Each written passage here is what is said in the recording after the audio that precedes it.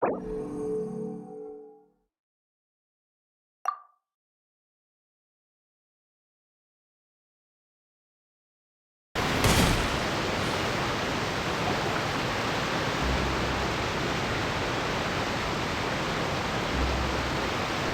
time flies!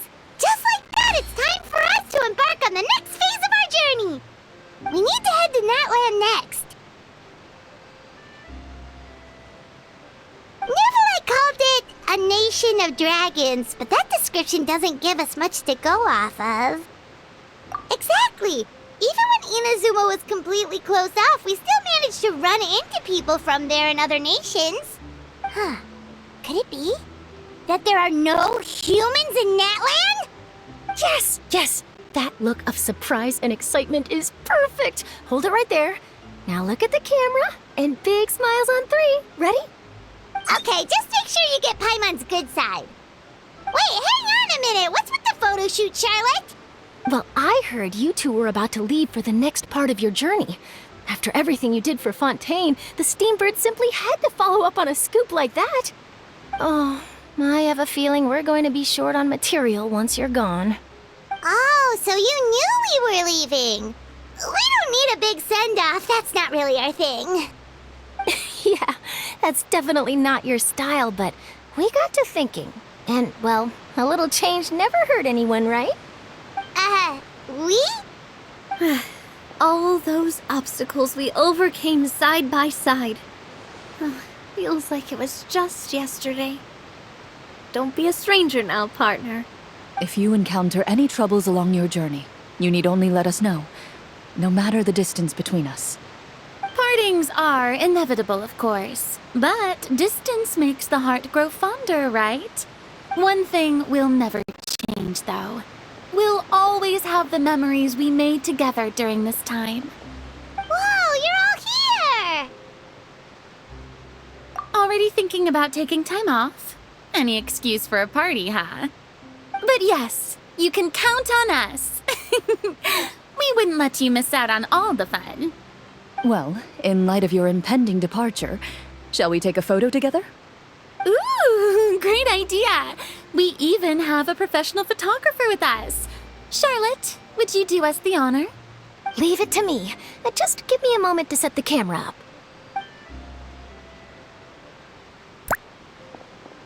Oh, by the way, you're overthinking the whole Natlan issue, Paimon. Natlan has human inhabitants and its own unique culture, just like Fontaine. It's just that, because of their local customs, the native people choose not to leave. They're not unwelcoming to outsiders, though. People travel there for business and leisure alike, and usually return with nothing but good things to say.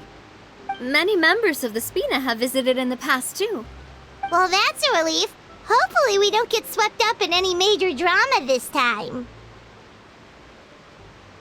Well, given your experience and skill in that regard, I have no doubt you'll be able to overcome anything that comes your way.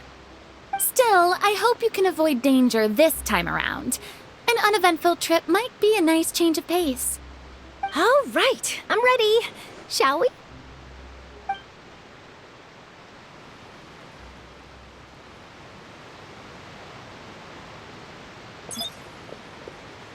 Well then, traveler. Bon voyage!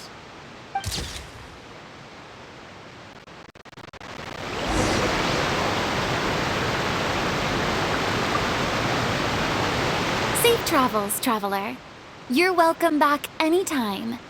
If you let us know in advance, we could arrange even more people to greet you when you return. That would be quite the lively affair.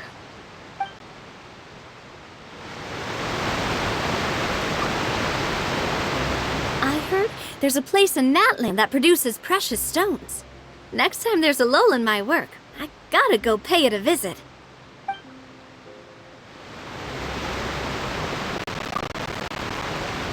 One picture to publish and one to keep for myself. Perfect.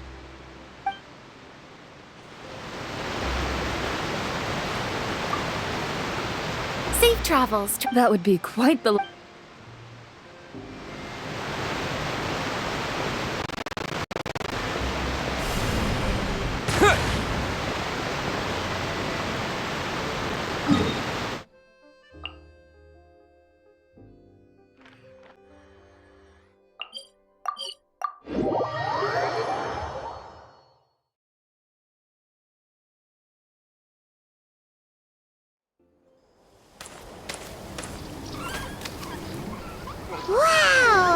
So this is Natlan!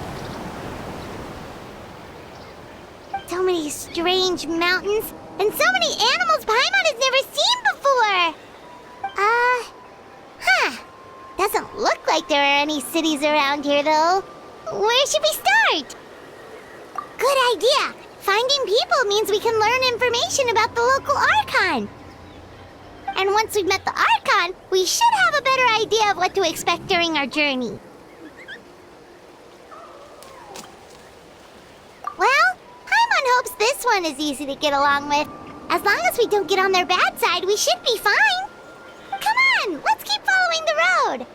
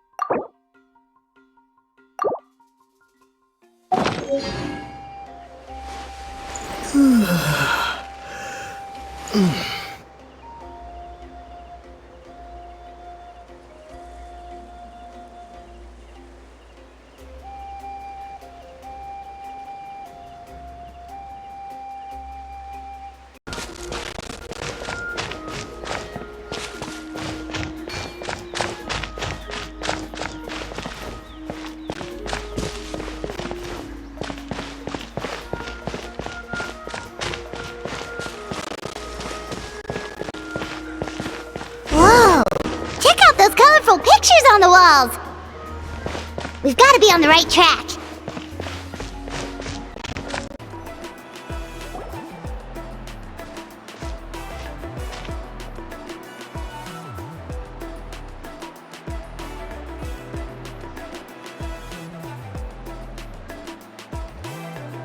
I'm sorry, Kachina. I know it's not right for us to go back on our word like this, but Kempoa and I have to do well during this pilgrimage. You can't seem to find other people to join our team, and we don't have time to sit around and wait. But if you two leave, I'll be the only one left. We really are sorry, but you still have plenty of chances. You're young, and you bear an ancient name on top of that. We're just ordinary tribal warriors with years of battle under our belt and no glory to show for it. Not to mention the physical toll of all that fighting. We're no longer in our prime. We barely had a chance last time, remember? We can't expect a better result with even fewer people. Pilgrimage registration closes tonight. This is our last chance to switch teams. Well, alright. I guess it is what it is. I just wish I was stronger. I'm nothing compared to the other ancient name bearers. But never mind. I guess this is just par for the course as Uthabiti, huh? I'm sure I'll figure something out. Well, if we do well this time, there's still a spot for you at the victory feast. Yeah, even though we're not participating in the competition together, we're still friends, aren't we? Of course.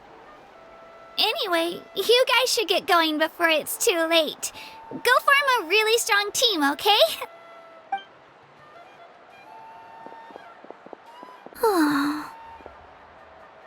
Guess I'll have to wait until the next pilgrimage. Looks like that little girl over there was just abandoned. Wonder what happened. Oh, she looks so sad, too. Huh?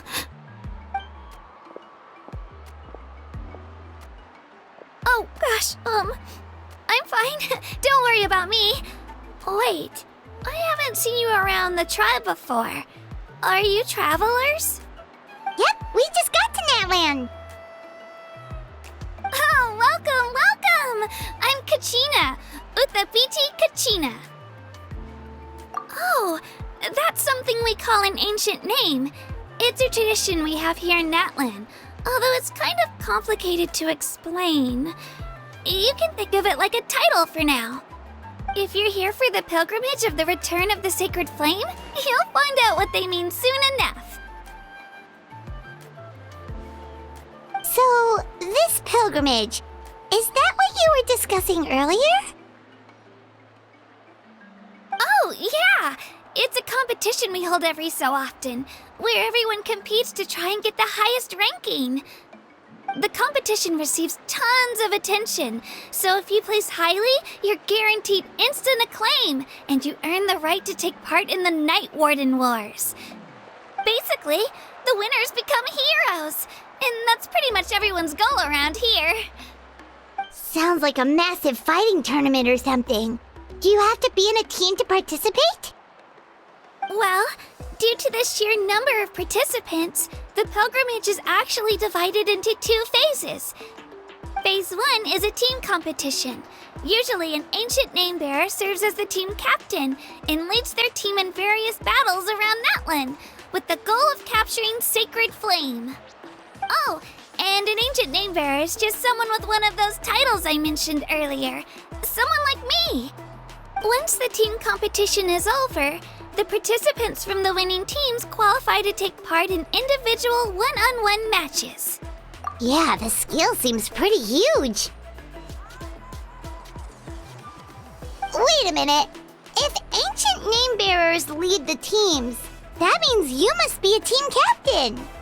Sure am. Although, I don't exactly have any team members anymore. The key to winning is in the strength of the team captain. That's what everyone says. But, the difference in strength between bearers can practically be night and day. So, their decision does make sense. I'd feel the same way if I were in their shoes. All ancient name bearers have to take part. It's our duty. So if no one wants to be on my team, then I'll just go it alone. At worst, I'm looking at a few extra scrapes and scratches. I'm not great at fighting, but I always manage to get back on my feet in no time. Psst, Traveler. Based on the direction of this conversation, Paimon thinks it might be time for us to do our thing. Yep. Time for the next phase of our journey to start for real!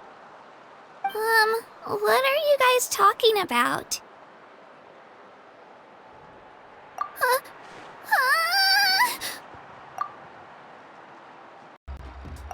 Sorry, didn't mean to freak out on you. I just, how should I put this?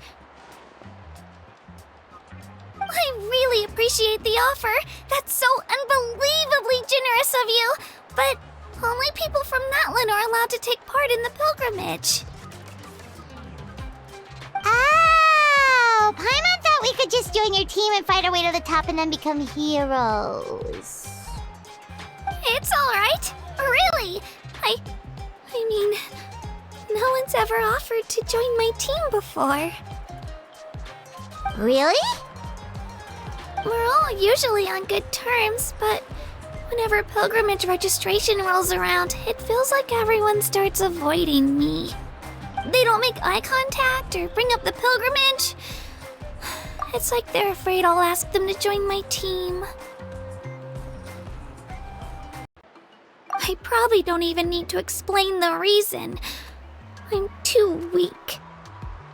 It's pretty obvious there's nothing to gain from being on my team. That really doesn't matter to you? Oh, don't you worry. The Traveler's strong enough for the three of us. Gods, dragons, giant narwhals. He can give them all a run for their Mora. Oh, I get it. You were able to overlook my lack of strength because you're confident in your own skills. That's right. We always try to help people out during our travels. That's what makes a true adventurer. A true adventurer. You guys are really special. You know you're strong, but you don't take yourselves too seriously. That's exactly the kind of person I want to become. You're planning on staying in Natlan for a little while, right? Mind if I try to learn from you while you're here? Learn from us? Yeah, you know, like a disciple or a sidekick. You don't even have to teach me anything. I'll just observe. I promise I won't be in the way. Besides, I can take you to see the sights and introduce you to Natlan in the meantime. What do you think, Traveler? Seems like she really looks up to you. Oh, right! Didn't those people from earlier say the registration period was about to end? You don't need to focus on finding new teammates? Don't worry about it. I wouldn't be able to manage it this close to the deadline anyway. I lose all the time. I'm used to it. Everyone around me is used to it. So it's fine. No one expects anything out of me. But if I manage to learn a thing or two from you, I might just pull off a win next time. Oh, of course. I'm just glad you agreed. Well, come with me, you two. I'll show you where I grew up and introduce you to our tribe, the Children of Echoes. Hello, I'm Kachina, a member of the Children of Echoes. I adore green fruits and would love to become more strong, even though I'm still not much of a fighter. I should probably save all that for later, right? Then, are you hoping to go somewhere? I'm pretty familiar with these parts, so I can show you the way.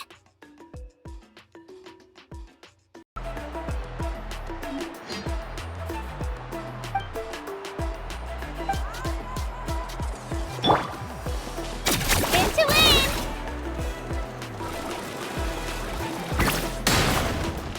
Whoa. That thing over there looks super intimidating. You sure it's not gonna fall off? Don't worry. Our tribe works closely with stone. That's one of our symbols, actually. It's not going anywhere, I promise you. Bishops?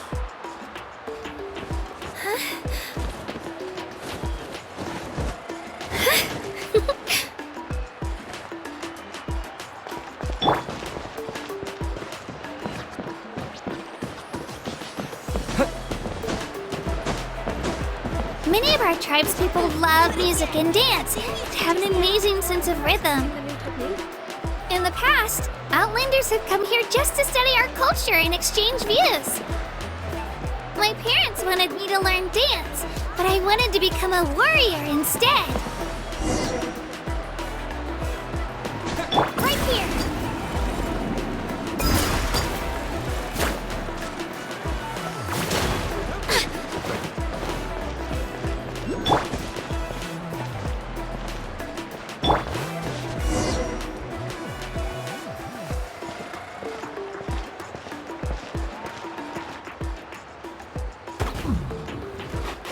It's Io! Come on, over here!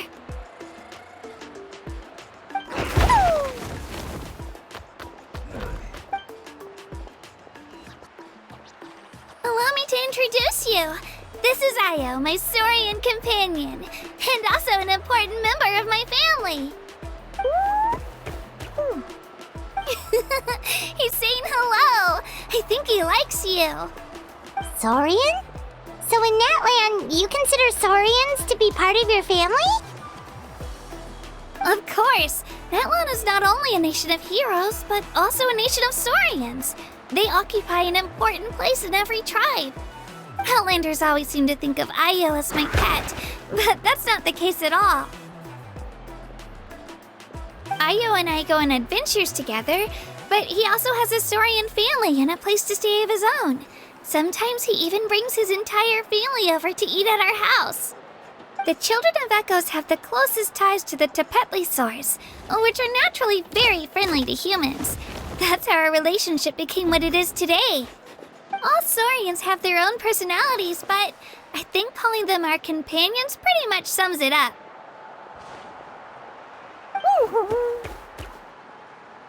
See? Io agrees with me. Oh! You're here too! No way! You have a Saurian companion too! Oh, what a sweet little thing! I think your friend here will get along with Io just fine. Alright, you two go have fun. I've got some important business to handle, and then I'll be right back. No mischief, okay? And you better not go leading your new friend astray, or I'm telling your parents.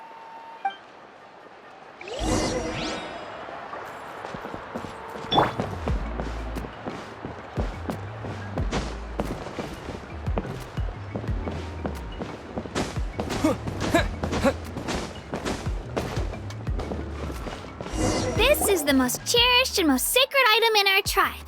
It symbolizes the Wayab that protects us and grants us blessings. Wayab? Is that a god of some sort? Sort of. We believe the Wayab dwell beneath the earth, while the Pyro Archon hails from above. We hold regular gatherings here, actually. Our chief recounts and interprets dreams relating to our Wayab to decipher its will. The Wayab know the past and can foresee the future. Isn't that extraordinary? Huh. Kachina, what are you doing here? Chief! Oh, let me introduce you. This is Pakal, the chief of our tribe. Chief, These two just arrived in Natlan. They're super accomplished adventurers, and they're letting me stick by them so I can learn a thing or two.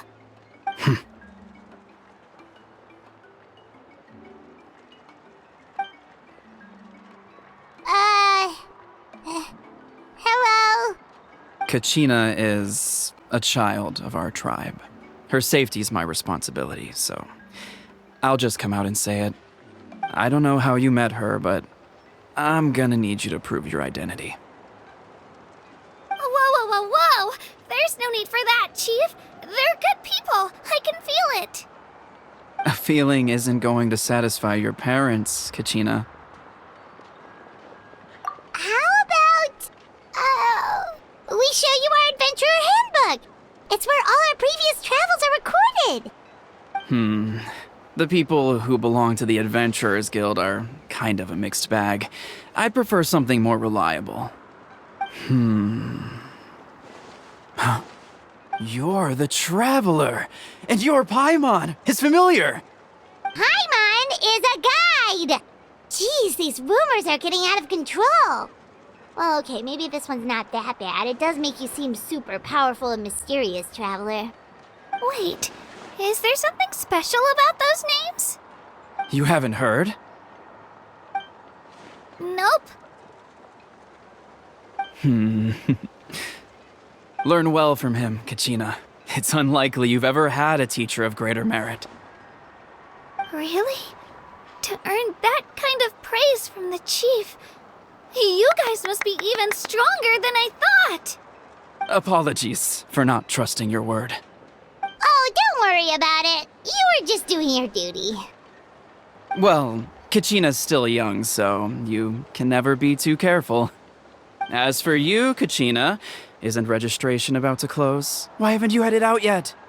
Don't worry, Chief. I told my teammates to go ahead. I'll catch up with them in a bit. I may not be much of a fighter, but I am quick on my feet.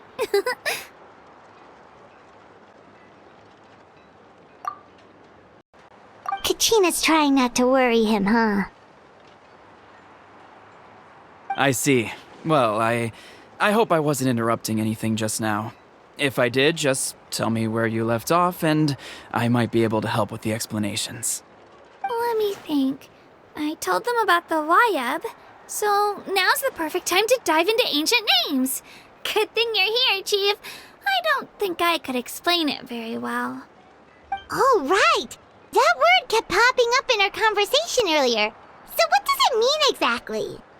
Well, Natlan is a nation of heroes whose valiant deeds are preserved and passed down over time in the form of stories. You can think of an ancient name almost like a label for these stories. By mentioning an ancient name, we remind ourselves of the epic sagas of heroes past. For example, the most famous bearer of my ancient name fought in 27 Night Warden Wars. By the time he fought in his last one, he was already over 60 years old. Even though he wasn't quite where he used to be physically speaking, he still managed to achieve top rankings during the pilgrimage. Impressive, right? Ancient names allow us to preserve the stories of the past, but they're also much more than that. Think of an ancient name almost like an heirloom passed down from generation to generation. Do you have your stone on you, Kachina? Of course. Here, take a look. Whoa, that black stone looks so mysterious. It's like there's something shiny inside it. The Wayab decide who is deserving of inheriting an ancient name. Once a successor is selected, the name becomes theirs to bear, and their deeds are then preserved within it. As time passes, ancient names come to represent the heroic deeds of more and more bearers, and their value becomes even more profound. In turn, the accomplishments preserved within it serve as an inspiration for the next generation of successors. Just like me. I'm still not sure why our Wayab chose me of all people. But if I didn't know the stories of all the past heroes, how they never stopped fighting, I probably would have given up a long time ago. Then you're saying this stone doesn't have any actual power? Like it's not gonna make Paimon super strong or smart? None at all. And that is precisely how it exercises its unique value. Think of it this way. If you become a hero because the heavens granted you strength, are your triumphs earned or given? Oh, Paimon gets it! If people start to ask those kinds of questions, the stories suddenly become a lot less inspirational. Someone had this to say about ancient names. Our forebears carved miracles into obsidian rock, yet future bearers looked upon them and saw strength. The miracles of the past become the motivations of the present. The limitations of the past become the breakthroughs of today. That's more or less the gist of it. So there's no rush, Kachina. Many people struggle to understand the Wyab's judgment after receiving an ancient name. As long as you never stop trying to improve your abilities and surpass yourself, your time will come. Thank you, Chief. I'll get it together, just you watch. Well, it's getting late. I've got to get to the Stadium of the Sacred Flame. Oh, right. I'm not sure where you're headed, but mind taking a detour with me? Is that where the pilgrimage is taking place? Yep. And outside of competition season, it's the place where our intertribal gatherings are held. Of course. She's the most important figure in the entire event. Sounds like a plan then. Let's go! Well, if the Traveler and Paimon are with you, then I don't need to worry about your safety. Be on your way now. All right, we're off. See you later, Chief.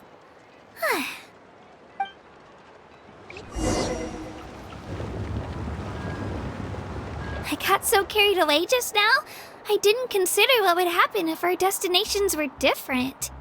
Luckily, that's not the case. Or, well, I guess we just have to meet up after the tournament. You sure it's okay you didn't tell the chief about your team? Chief Pakal's a really nice guy. If he knew the truth, he might even ask to join me. But he's not as young as he used to be, and he's got some old injuries that still bother him. He's not cut out for any more attempts. He'll find out what really happened when he sees me compete. I'm sure I'll get an earful for lying, but this is for the best. Yeah, your teammates left you high and dry and you made sure they didn't feel guilty about it. It's not their fault, really. The pilgrimage is extremely important to the people of Natlan. We all grow up listening to stories about the heroes of the past and dream of becoming warriors with the strength to defend our nation. Not out of a selfish desire for glory, but to lend our strength to a greater cause. Anyway, don't worry about it for now. Once you witness the spectacle for yourself, maybe it'll all start to make more sense.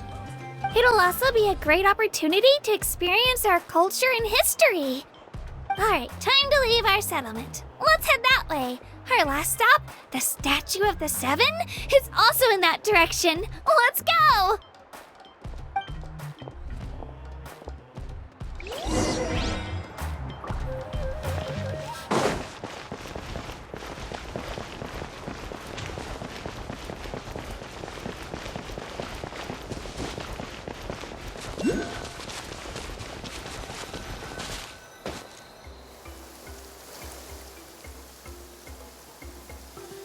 The statue is so pretty.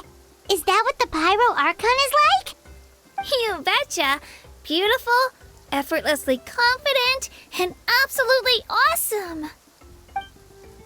Oh, since we're here, you might as well go get your shiny new elemental powers, Traveler. Huh? You can get elemental power from the Statue of the Seven? Oh, just you watch, Kachina.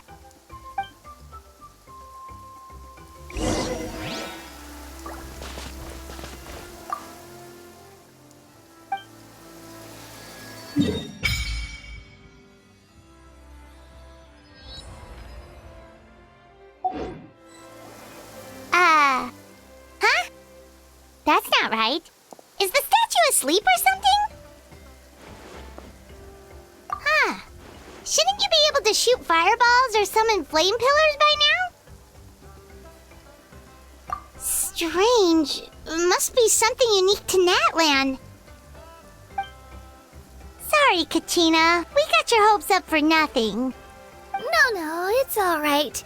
If anything, I'm even more curious now. Were you really able to gain elemental powers just by touching the Statue of the Seven? That's something only vision bearers can use.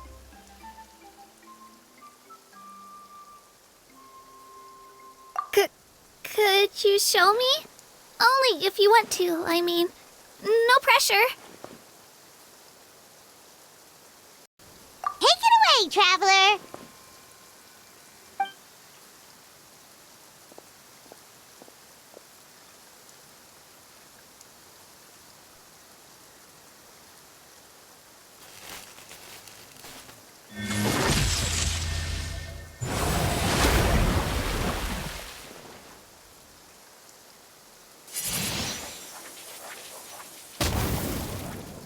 Wow!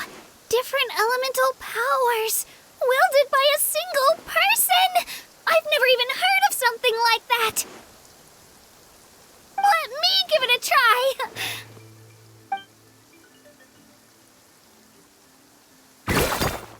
Nope. Still just Geo. Anyway, I was right! You really are something special! Just wait until you hear about our previous adventures.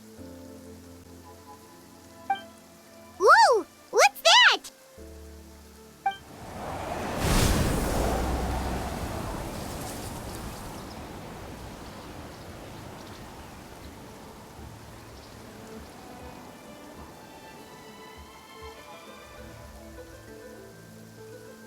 Oh, that's a cuckoo soar.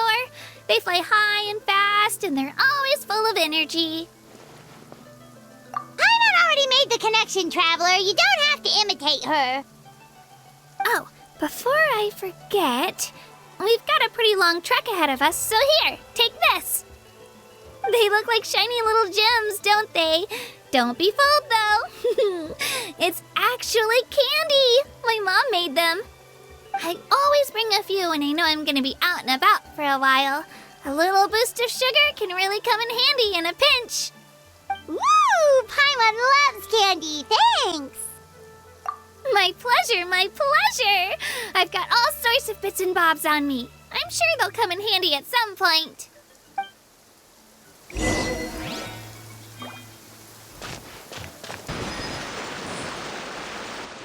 We've come a long way. How does a break sound? Great idea! All this sightseeing is making Paimon hungry. Oh, are you all out of candy? I've got some more if you want. I've also got bread, drinks, fried rice, roasted apples. Whoa, you're practically a walking cafeteria! I just like bringing a lot of stuff with me. As my mom always says, it pays to be prepared. They only come in handy every so often. But hey, better late than never, right? Huh? Is everything okay, traveler? Seems like you've got something on your mind. Yeah, that was so weird. It has to mean something, don't you think? Actually, you know what? It could be because our Archon is different from the rest. Different how? Well, I heard that other nations' Archons live a long time and belong to a class of extremely powerful beings known as gods. And that's not the case in Natlan? Not at all. Every Pyro Archon in Natlan was an ordinary person before taking on the role. Huh? A human serving as an Archon? Is that even possible? You find it hard to believe too, huh? So that's not normal then? I guess I've just gotten used to how things are here in Natlan. Well, based on what we've seen, that's not usually how it works. It can't be that easy for a human to become an Archon, right? Pretty sure the Pyro Archon's the only one who can answer that. I do know this, though. Even after becoming the Pyro Archon, the person in the position still grows old and requires rest. The statue of the Seven may look a lot like our current Archon, but that has to be a coincidence. Countless people have held that title over the years. Oh, I should also mention, the pilgrimage is actually how we select the Pyro Archon. Anyone can claim the title, you just have to prove your strength. So the contest is all about how strong you are. That's right. We believe performance in battle is the most comprehensive test for a future Archon. Plus, when someone emerges victorious, it's hard to argue with the results. Our current Archon achieved an overwhelming victory. The result was obvious from the beginning. Don't just take my word for it, though. Even the tribe elders said they've never seen an Archon with such strength before. But it's just as Chief Pakal said. Today's limits are tomorrow's breakthroughs. Our future Archons will go from strength to strength. Okay, Paimon's gonna ignore the whole human becoming an Archon thing for now. It's just, if she's really that strong, do you think that's a good thing or a bad thing for us? If we think back to what happened in Inazuma... I wouldn't worry about it. Our Archon's a wonderful person and very welcoming to guests. I think you'll get along great. Yeah, you're right. It's not like we're planning on causing trouble either. It'll all work out. You'll meet her soon enough. Alright, Paimon's just about ready to... Huh? What's that? Oh, we call this a phlogiston chisleth. Good things happen if you infuse it with phlogiston. Sorry to disappoint, but only people from Natlan can use that power.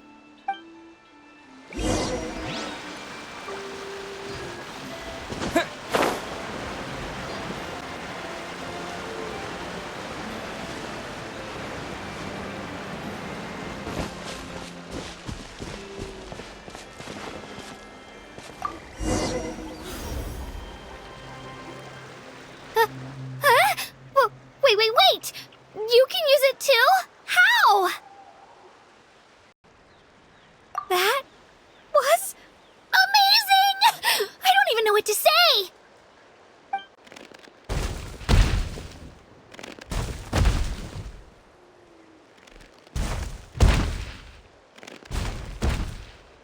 Wait, look behind you! Something's coming! What do we do? Is something after us? Should we get ready to fight? We're fine. This here is Toto. Hiya, Toto. It's me, Kachina.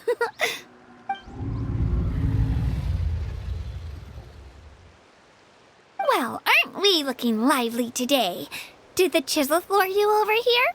Warm, isn't it?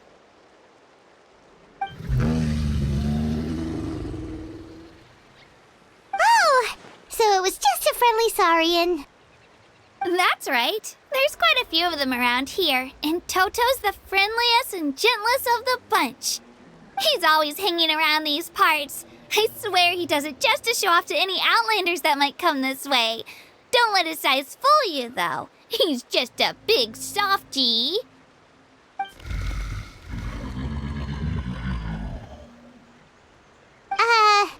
What does the crouching mean? That's an invitation. He's offering us a ride. Paimon's not so sure about this. It's kind of scary, don't you think? He's huge! Oh, good point. You guys have fun with that then. Paimon will just float alongside.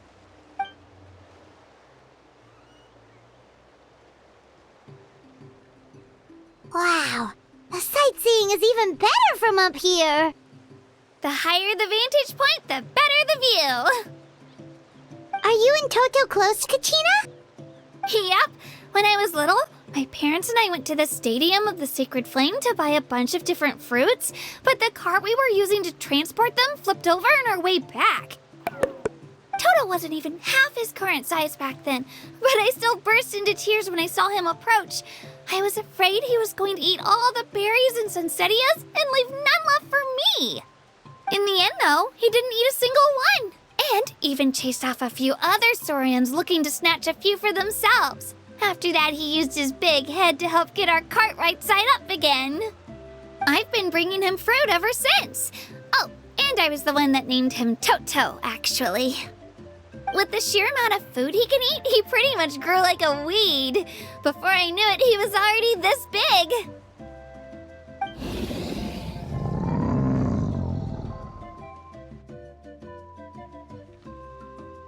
Oh, look over there! That's our destination! The Stadium of the Sacred Flame. You can let us off here, Toto. Thanks for the lift.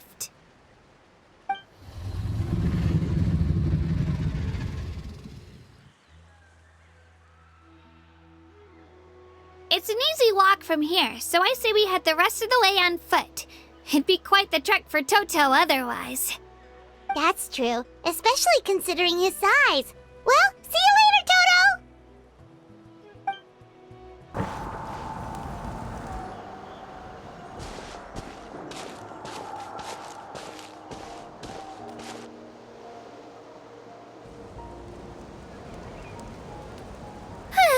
We made it! I'm supposed to meet some friends here, but... I don't see them anywhere. Maybe they're not here yet. Open your eyes, Slowpoke! Ugh, we've been here this entire time. I've already lost track of how long you've kept us waiting. Listen here, you. It's not just Kanish and Moalani's time you're wasting, but mine, too! Mine! What the heck? That's a strange-looking Saurian. Or, wait, is it even a Saurian? Take it down a notch, all right? You don't even know some of these people. Just because Kachina's too nice to get mad at you doesn't give you an excuse to be rude to her. And what are you gonna do about it? You think you're the boss of... Hey! Oh, what do you think you're doing? All right, I've put him in a timeout for now. Sorry about that. Aw, you didn't have to do that. Hal just doesn't have much of a filter, that's all. I don't mind. He got what he deserved. Let's just hope the lesson sticks this time. Moalani, there you are. Looks like you made some new friends. And here I was worried you ran into trouble on your way here. Hello, Paimon's Paimon.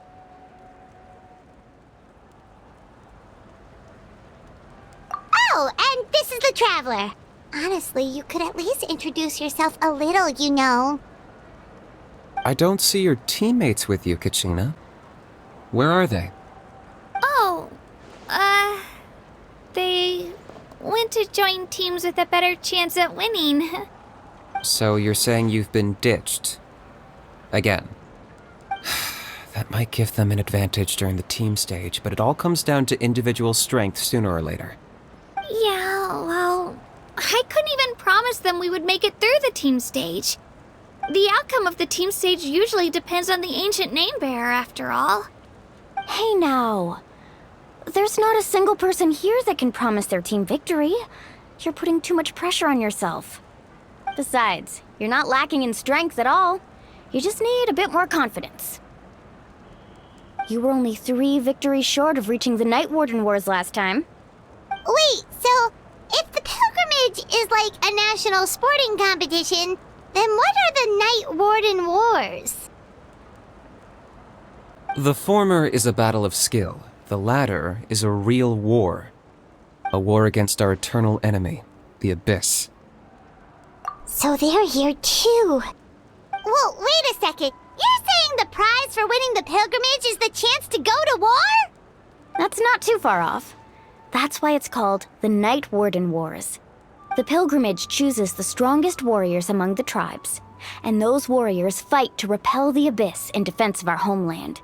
Their names and deeds are then recorded in epic tales passed down over time.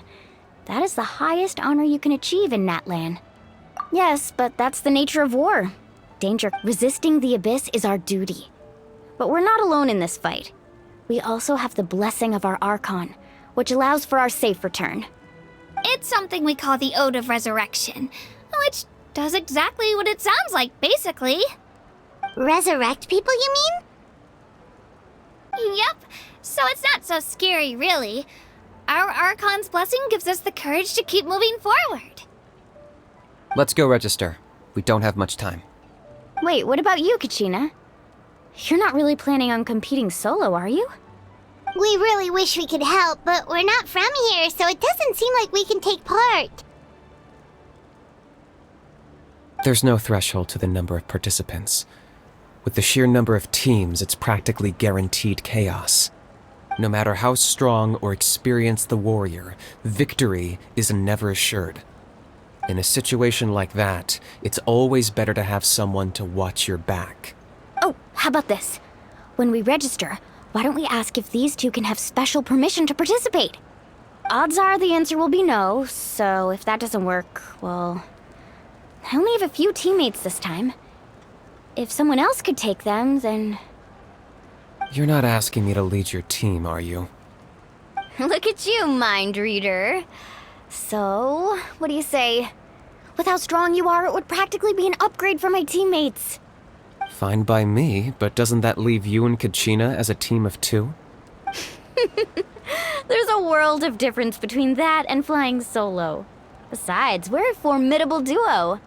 I bet our new friends here will agree that 2's always better than 1, right? Oh, you mean us? Haha, you're right! 2 is definitely better than 1!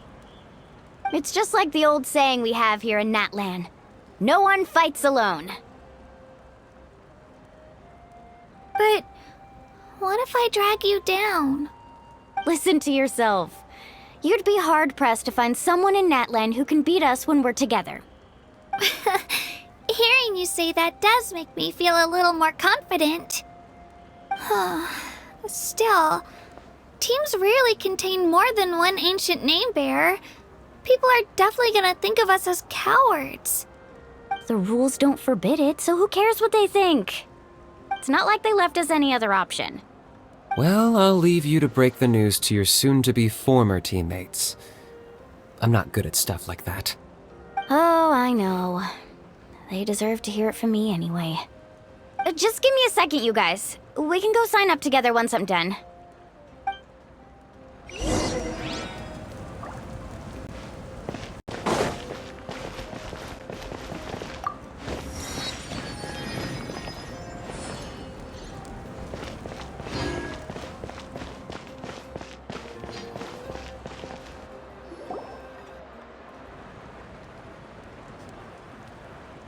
This is the place.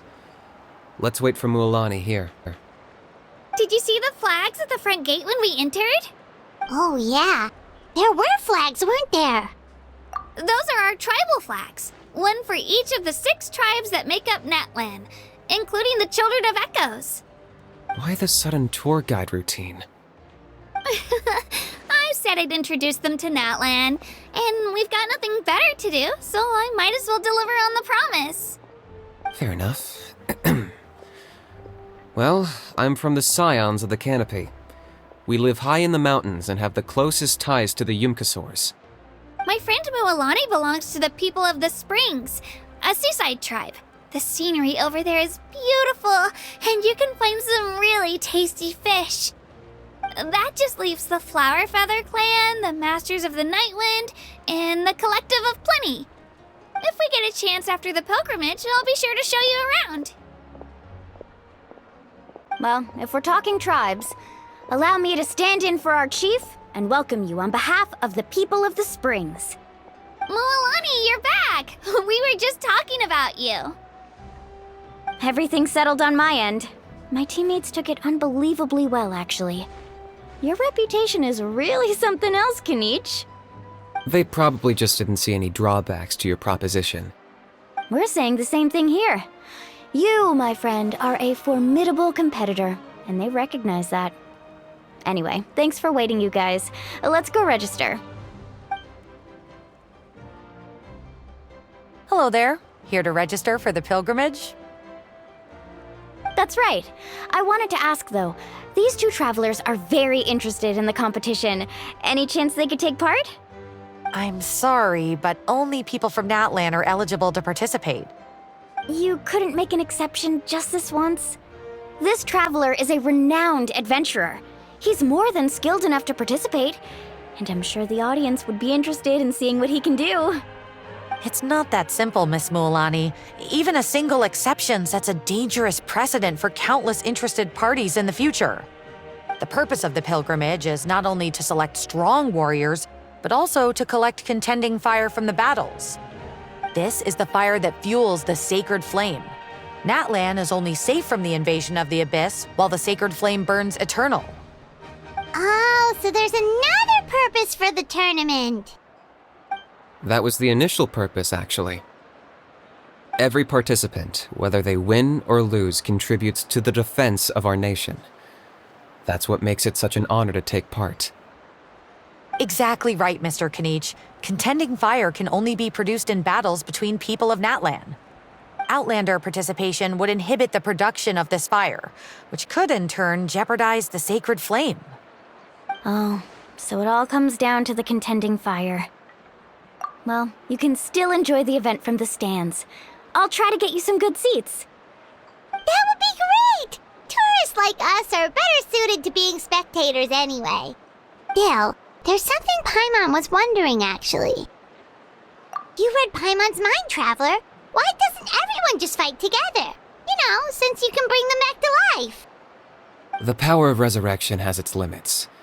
For starters, the ode only works on those who bear an ancient name. That's also why ordinary people who emerge victorious in the pilgrimage aren't sent to fight the Abyss. It's for their own protection. Although, they're still afforded the same honor as those who triumph over the Abyss in battle. That brings us to the other condition for resurrection. Not much to this one, actually. Just one word: victory. Victory? The victors shall burn bright, while the losers must turn to ash. Only those who triumph over the Abyss earn the right to be revived. Defeat in battle not only means death, but also the destruction of your ancient name, preventing it from ever being inherited again. The tales of the vanquished are eventually forgotten, and an ancient name cannot survive when the stories of its bearers are lost to time. Yeah, they won, right? Isn't it the defeated ones who need reviving? You have to think about it at the team level. For example, 5 representatives will be sent to repel the Abyss this time. Even if 4 of them were to perish, the Ode of Resurrection would still take effect. All you need is for 1 person to return victorious. Because every victory is a building block of our legacy. Of course, the team needs to be strong enough for that to be the case. Otherwise, the price of failure is still very high. That's why the first stage of the pilgrimage is divided into teams, to instill in us the importance of working together. No one fights alone. That is what we believe. A lone warrior is one whose defeat is final. This all sounds pretty dangerous. Well, that axiom is meant to be a warning as much as a source of inspiration. Danger is always present, but together, we can move forward, united in the knowledge that behind every hero charging into battle lies the support of all of Natlan as well as our Archon. Not to mention, the Abyss isn't an enemy with a concrete form. We're often just dealing with the fallout of its scheming. I've actually fallen in battle before. I spent some time wandering the realm of the Wyab. It was unlike anything I'd ever experienced before. The realm of the Wyab? Does that mean the Wyab exists somewhere in Natlan? Hard to say. The realm's not somewhere you can access by ordinary means, and very few people are capable of establishing a mental connection with the Wyab. We call this realm the Night Kingdom, a mysterious liminal space between the body and mind, life and death. The fact that you were resurrected at all is the worst thing in the world. Then releasing you from your timeout has gotta come in at a close second. You would do well to speak with reverence of the almighty Dragon Lord Kahula-How, lest you live to regret it. If you're done arguing, your registration is now complete. It all went fairly quickly, considering we all know each other. Now, I just need to register your team members according to their name cards, and you'll be all set. In the meantime, you can all go rest at the hotel. As usual, dinner and lodging for tonight are free. Nice. Oh yeah, I forgot to mention, All food and entertainment before tomorrow's matches are on the house, courtesy of our Archon. Family and friends included, which means you both get in on it.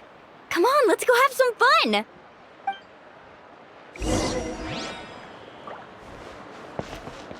Get a good rest, everyone. I wish you all the best in tomorrow's competition.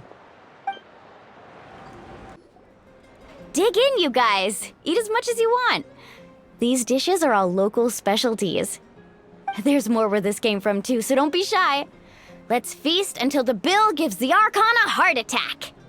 Don't be dramatic. The Pyro Archon is very generous, even if it does cause some trouble for all the hotel workers and volunteers. Speaking of trouble, I've locked a How away for now, so you don't have to worry about him being a nuisance. Wait, isn't that a little harsh? Nah, Kenichi and How are always like that. Everyone has their own unique way of getting along with their Saurian companion. What's got you all down in the dumps, Kachina? You don't have to worry about tomorrow. I'll be with you every step of the way. I know. Everything's fine, really. I'm just nervous. I can't keep using my age as an excuse. I have to get stronger. I have to prove to people that I'm not trying to avoid the Night Warden Wars. You don't have to prove anything to anyone. You know your own heart. So stop beating yourself up over other people's opinions. If they don't think you deserve to bear your ancient name, they can take it up with the Wyub. Trust me, Kachina. The Wyub see something special in you. I just hope it's not the fact that I can take a few punches. Yeah, I'm on a 7 or 8 pilgrimage losing streak. My ranking has been improving little by little, but still no wins. To be honest, losing 7 or 8 times isn't even a lot. Maybe other people can't see your improvement, but your performance still isn't something to scoff at. Yeah, didn't you say you got really close before? It's just, what if I don't even make it through the team stage this time? Hey, have a little faith, will you? You've got me on your team. Stumble, and I'll be there to get you back on your feet. Run into someone you can't beat, and we'll face them together. I know you've never tasted victory, but you trust me, don't you? Alani, you're the best. I trust you. I definitely do. And you're right. I've got to pull myself together. I still don't know why the Wyub chose me to inherit an ancient name. But I can't be the only bear who's ever felt this way. If they can keep at it, so can I. Not to mention, the fact that your ancient name has survived until now means all your forebears managed to honor its meaning. Otherwise, it would be lost to us by now, shattered by defeat in battle. That's right! And you'll have us rooting for you too! No. It should be the other way around. I was clearly the one who asked to learn from you. But still, thanks, you guys. Geez, now I'm crying again. Everyone has been so nice to me today. I'll win this time for sure. I won't let your support go to waste. Oh, right. I should eat something. My mom said I need to keep up my strength for tomorrow. Nice to see your game face back, Kachina. Thanks for encouraging her, you two. It's easy for people to only see how she has a lot to learn, so it isn't often that she meets people willing to treat her with patience. Don't you worry. We've seen how kind and hardworking she is. We can already tell she's a wonderful person. Take it easy. You're getting tears in your food. I'll pour you all some drinks. I brought some homemade fruit juice. Let me just go grab some cups. She even travels with homemade juice? Kachina's backpack is practically a bottomless pit. It's got everything. That's true, but she definitely only offered us some so she could go find somewhere to cry for a little while. Seems like you two really look out for her. She's like a little sister to me, you know? She's already so talented. She just needs that one decisive win to convince her of it. And I have a feeling this is the one. This could be the win that finally gives her that confidence.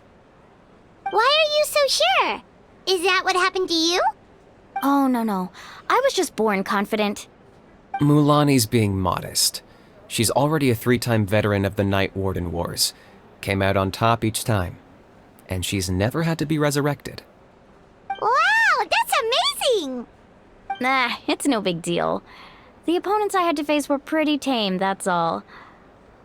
Ooh, no wait, that makes it sound too unimpressive. Either way, the challenges haven't been that difficult so far. But I'd love to fight alongside Kachina and experience the glory of victory together. The flowers, the applause. Paimon gets it! That's how Paimon and the Traveler are too. Of course! Just think about it, Traveler! Where would you be without your guide? Drinks are here. Better try them while they're still fresh. Feeling better now, Kachina? Me? I'm totally fine. Really, I promise. That was just nerves earlier. I'm gonna get some meat in my system, then head out to get some exercise. Wanna be nice and loose for the tournament tomorrow. I'll come with you. Just don't go overboard, okay? The last thing we need is for someone to oversleep. We've got an early day tomorrow. If only we had a friend who never oversleeps. All right, fine. I'll make sure you guys are up on time. Attaboy. I knew you'd catch on. So full. I'm so sleepy. We should get a good night's sleep before the competition tomorrow. I'm still a little worried about Kachina, though.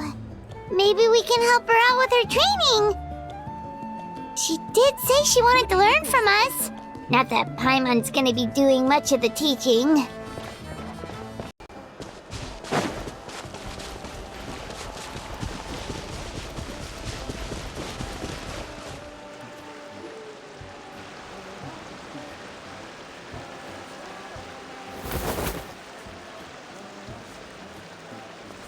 Kachina! Oh, it's you two. I just finished training with Mililani. What's up? Well, you worked so hard to introduce us to Natlan, we wanted to return the favor. Wow, you guys are exactly like Kachina described. No wonder she's already your biggest fan. Guess I should make myself scarce, though. Kachina was the one who helped you out all day, so I don't want to intrude on your secret teachings. Huh? What do you mean? Observation? Yeah, the person who hits the hardest isn't always the one who wins. Oh, I think I get it. You're saying, fight smarter, not harder. Having the strength to win is just as important as knowing the right strategy. Atta girl, Kachina! Exploit your opponent's weaknesses while maximizing your own strengths, and you're sure to find opportunities to turn the tides in your favor. You're right. I just need to focus. When I get nervous, I forget to assess the situation and end up rushing in without a plan. Mind sticking around a little longer, Mililani? I want to try out some new moves. Sure. Thanks for taking the time to teach me, you two. I won't let you down. Just give it your best shot.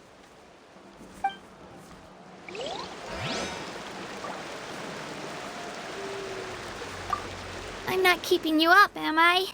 You sure you'll be fine tomorrow? Oh, I'm bursting with energy. Couldn't sleep if I wanted to.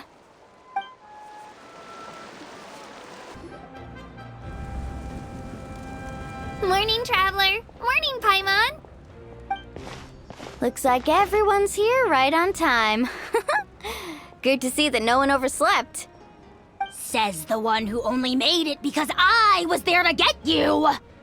Wow, not so loud. You're gonna give me a headache. Well, If you don't do well today, we know who to blame now, don't we? See how your friends talk to me, Kanich? I help you wake them up, make sure everyone's on time, and do I get a thank you, a how? No! I get told off! Mualani's right, though. Hopeless. Every last one of you. Alright, moving on. How did you sleep last night, Kachina? I had some nerves at first, but my bed was great. I fell asleep the minute my head hit the pillow. That's good to hear. Maybe you handle stress better than you know. The competition's about to start. Did everyone eat something? A little. Didn't want to overdo it. Oh no! We were so busy focusing on the tournament we forgot to buy something! I thought that might happen. Here, I brought you some. No thanks necessary. I'll treat you to something even better once... Attention everyone! The tournament is about to begin. All contestants proceed to the venue. I repeat, all contestants proceed to the venue. Well, I'd say more, but that's our cue. The opening ceremony is what kicks everything off. You should be able to see Kachina and me from the stands. We're counting on you to cheer us on. Don't you worry! Paimon's gonna cheer so loud, you'll hear it across the stadium! Thanks, you two. I'll be sure to keep an ear out. Well, we should get going. See you later. Okay, bye-bye!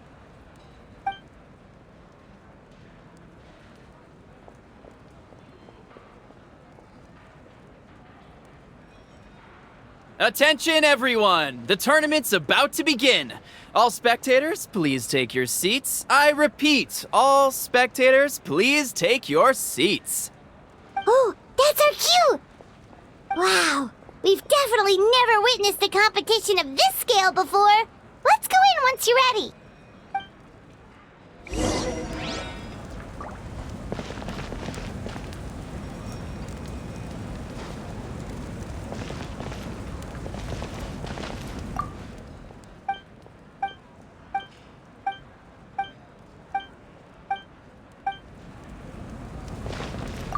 Entering the Stadium of the Sacred Flame, you won't be able to leave the arena once the tournament begins.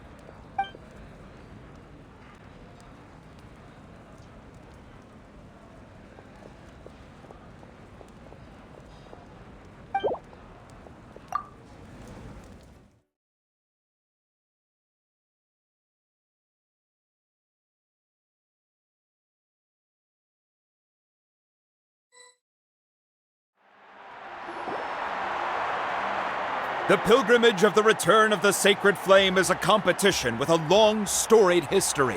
Countless hopefuls have gathered here today, each vying for the same prize, the right to serve their homeland in the Night Warden Wars.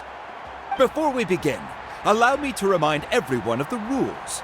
Today's tournament begins with the team stage, before advancing into individual competition. Each team will board a hot air balloon, which will land at a random location. Contestants must search for fire towers within the contest grounds, accumulate contending fire through combat, and bring a sufficient amount back to the stadium. Defeat in combat, departure from the contest grounds, and running out of time all lead to elimination. Only the strongest teams will be able to withstand the onslaught of battle and return to the arena, blazing fire in hand. Only those who emerge triumphant in the team stage earn the right to take part in the individual battles. The outcome of these one-on-one matches not only affects the contestants' individual scores, but also determines their next opponent. After many rounds of battle, the contestants with the top 5 rankings will get the chance to take part in the Night Warden Wars. Now, let us welcome our Archon as she delivers the opening address!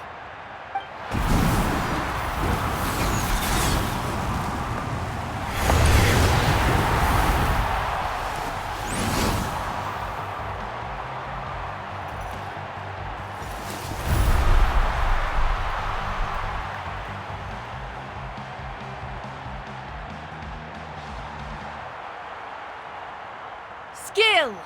Strategy, Fortune, form. Many factors influence strength, but victory never lies.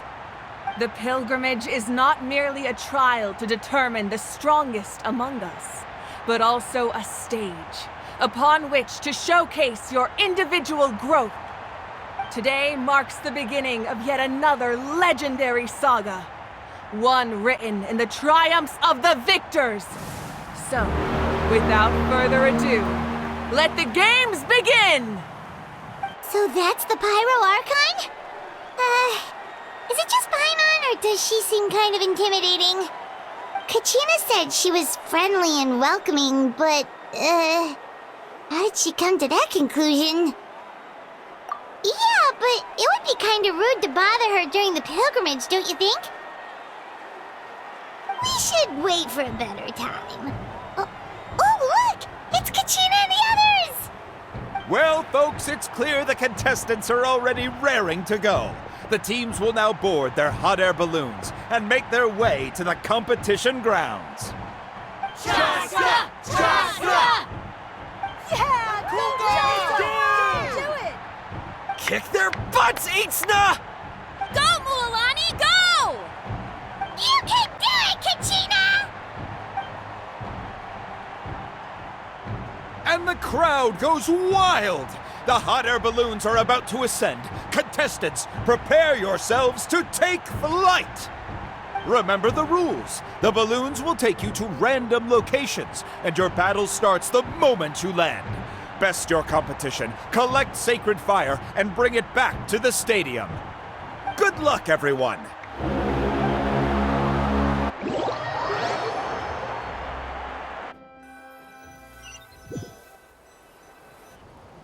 Guess this is where we're starting. Let me see. It seems pretty quiet around here. Looks like we get to ease ourselves into combat today. Let's head that way. We don't need to worry about avoiding other teams. Anyone that crosses our path can kiss their chances goodbye. Okay, I'll follow your lead. Just remember, don't hesitate. The team matches are all about keeping the energy up. So let's do it! And with that, the pilgrimage is now underway. Time for the contestants to give it their all! Oh, a fire tower! And an unoccupied one from the looks of it. Be on the lookout for an ambush. Careful, we've got company! Kachina. Let's hope we put up a good fight. Looks like we've got ourselves an easy start. Perfect timing. We've got to fight to generate contending fire in the first place. So let's go. Winner takes all, loser gets lost. Let's round them up! That was quick. Let's ride! Out of the way or just... That was Right here!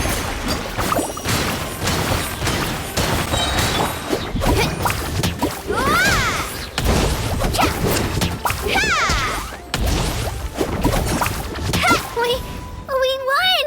We're just getting started. Grab the fire and let's head to the next spot. Currently in the lead, we have Chaska, one of the contestants from the Flower Feather clan, really leaving her competitors in the dust. Amaru has taken out 6 contestants in a row! What a legendary competitor! But can his hot streak continue?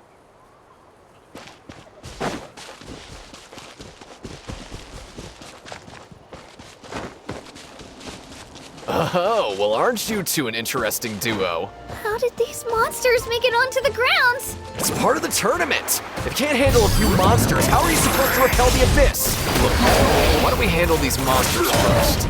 Then we can battle it out between ourselves.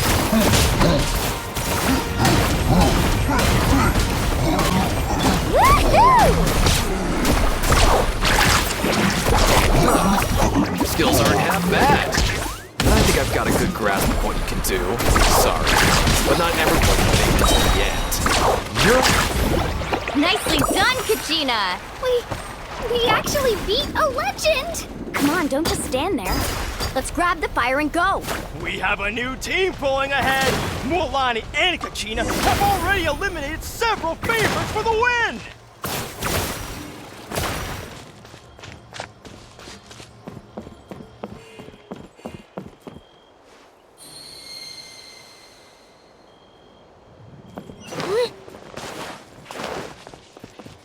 knew someone would show up!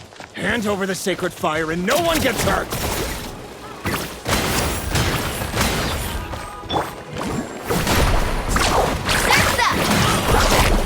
This was new.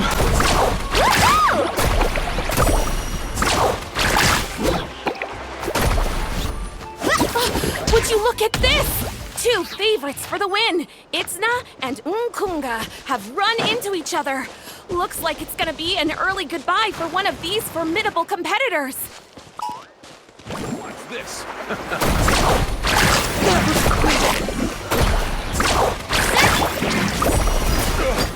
Forget it!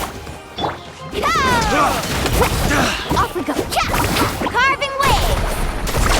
Amazing. You pretty good.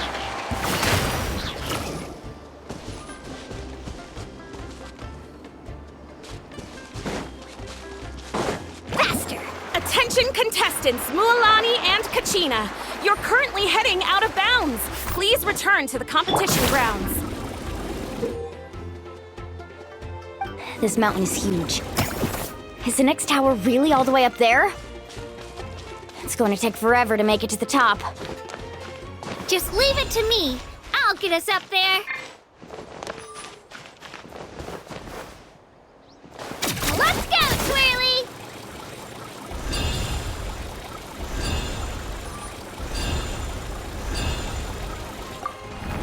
Ah, we made it!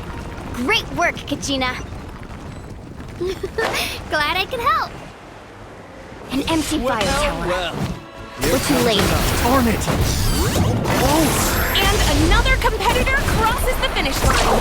Beyond from the Collective of Plenty, certainly living up to some lofty expectations.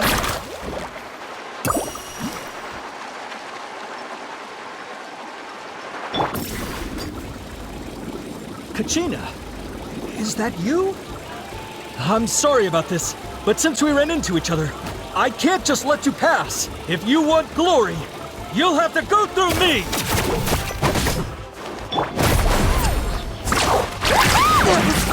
Every minute that passes, fewer and fewer contestants remain in play.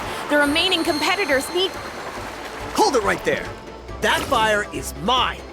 In your dreams, I think someone needs a reality check, and I'm more than happy to oblige. They're going up. Let's hope you put up with it. I'd like to see her try. Hey, let's work together. Good idea. No way I'm letting them pull the rug out. Let's go. That was quick.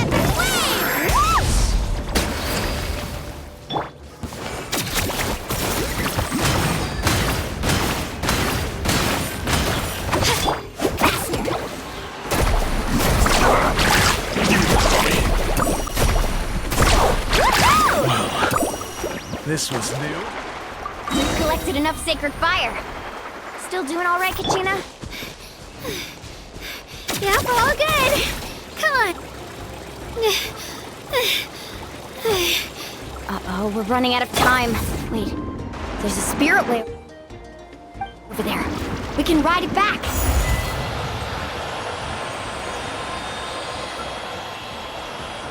Oh, we really lucked out. Just grab onto me, Kachina. I'm not sure if you remember, but people from my tribe can ride spirit ways over great distances. It's all smooth sailing from here. Thanks, Mualani. Hey, what are you thanking me for? We won as a team. There's no way I could have taken on that many people without you. Have a little faith in yourself. You're already a great warrior.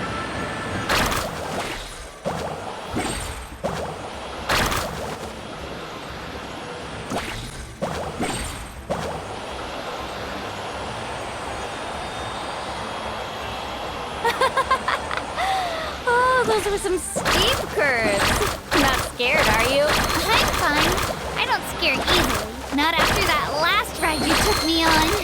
Oh, yeah. Back when we first met, right? I accidentally knocked over your piece of cake, then offered to take you spirit way surfing to make up for it. Actually, I was feeling pretty down that day. My training didn't go well, and... Anyway, you really cheered me up. Mualani, I really want to win this time. I want to win this pilgrimage and become a true warrior. That's what I like to hear. Let's meet each other at the top and fight in the Night Warden Wars together. If your team has gathered enough fire, please proceed to the stadium as quickly as possible. I repeat, as quickly as possible.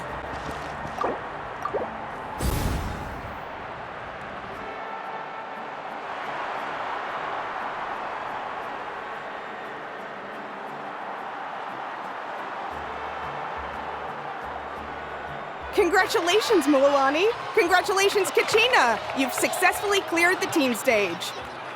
Amazing! Congratulations!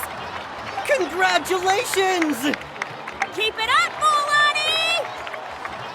Kachina! Mualani! Kachina! Mualani! Woo! Kachina! Mualani! You two can take a short break while the team stage comes to a close. We'll draw names to determine the individual matchups in a moment. After that, we'll proceed to the next stage of the competition. I wish you both the best. You two are assigned to different lounge areas. If you'll follow me, please, Kachina. Solo battles next. And I was 3 wins short last time. I've got to do better. Just calm down, Kachina. You're in good form. You can do this. Hold it right there. This is the contestants' lounge. Unauthorized access is prohibited. We're contestants too. Let us through. According to my list, you're not among the individual match contenders, nor are you related to any of the remaining candidates. Well, we'd still be candidates if it was just based on strength. We only lost because 2 other contestants snuck up on us like cowards. If you could just go contact the referee, we'll wait right here for you to... Ugh. Wait, you two are... Well, look who we have here. Remember us? Your little trick got us disqualified. Since we've crossed paths again, let's settle this once and for all. We'll see who truly deserves to advance to the next stage. Fight us! Right now? Don't mind him, Kachina. Tournament rules place you under no obligation to honor that request. A loss is a loss, and that's final. You! Don't just stand there! Get security over here now! Forget the rules. Isn't the pilgrimage about picking the strongest warriors? She just happened to catch us off guard. It was all luck. Exactly. Now's our chance to duke it out fair and square.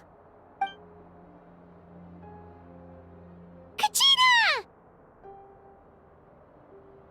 Who are you? Traveler! Paimon! What are you doing here? We just came to have a chat, and then all of a sudden these guys were threatening you! Huh, you're not bullying Kachina on our watch! Thanks, you guys. I don't know your names, but if you really want to face me, I'll allow it. It has to wait until after the tournament, though. I need to focus on the upcoming matches. I don't want to let my parents down, or any of the friends who helped me get this far. That's enough, you two. Being caught off guard is not an excuse. You think you can cry foul play when you face the abyss? If this behavior persists, you may find yourselves barred from future competition. Whatever. Let's go.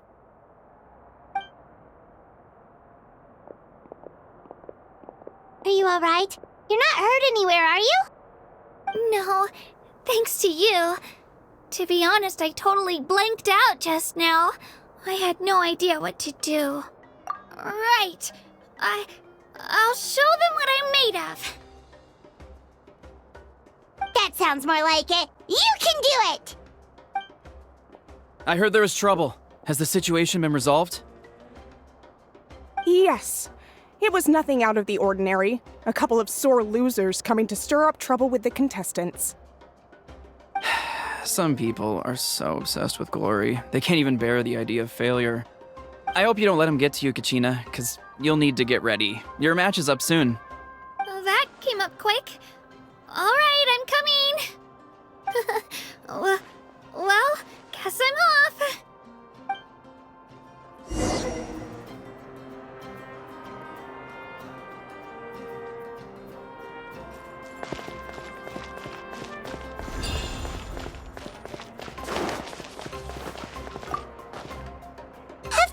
yourself, Kachina, and don't get too tense.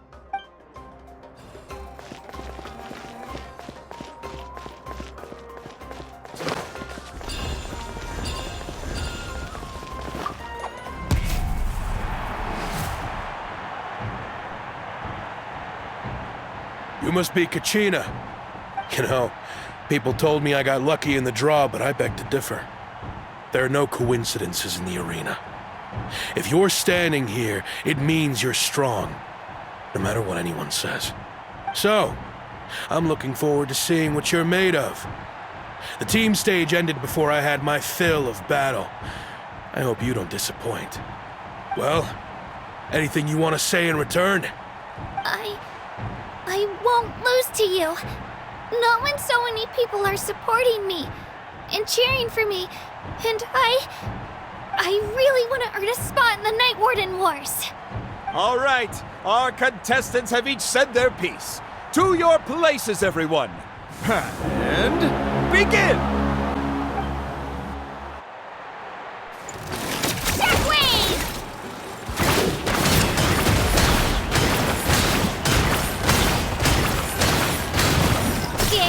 Come on, you can do better!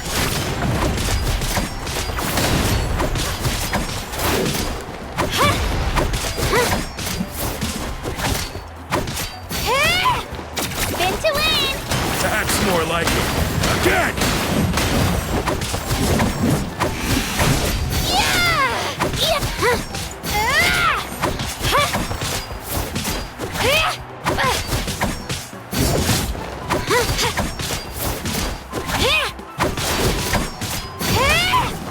Let's go, Twirly!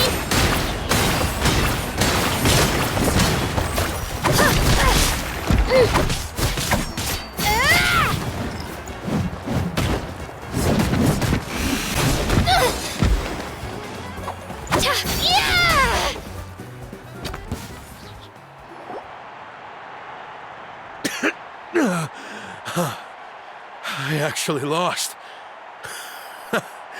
Knew I had an eye for the good ones. Guess that means I was right about you all along.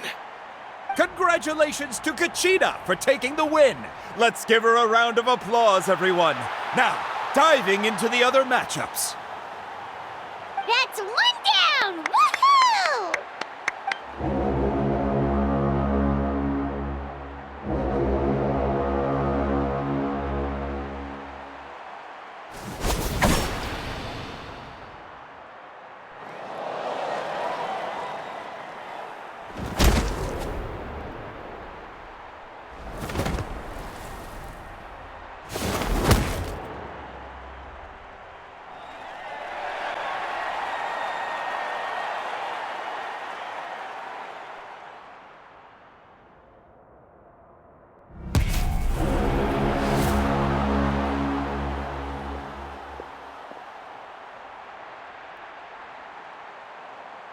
Where do you come from, kid?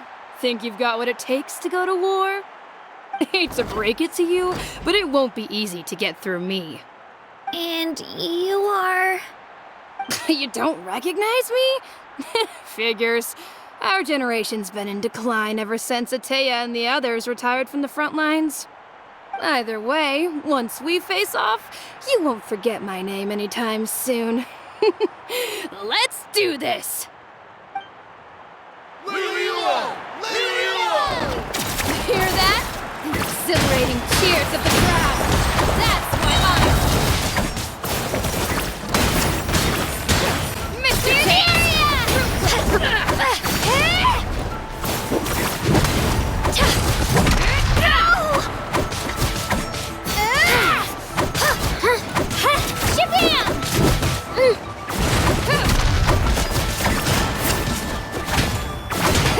Mr. Chase!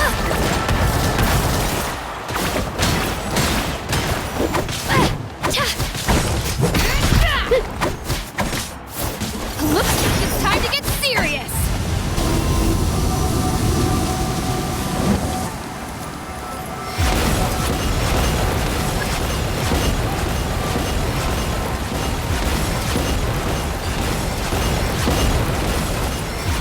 Let's go, Twirly!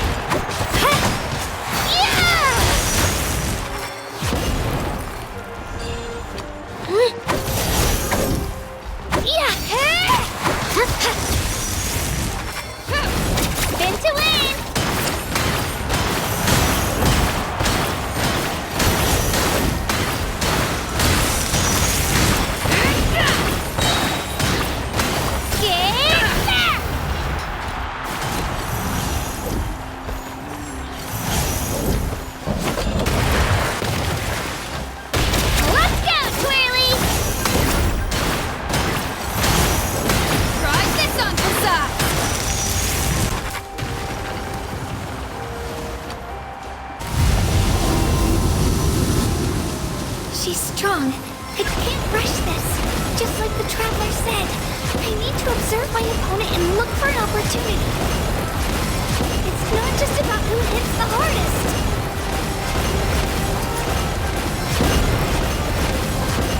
Shockwave! Come on, Kachina, you can do it!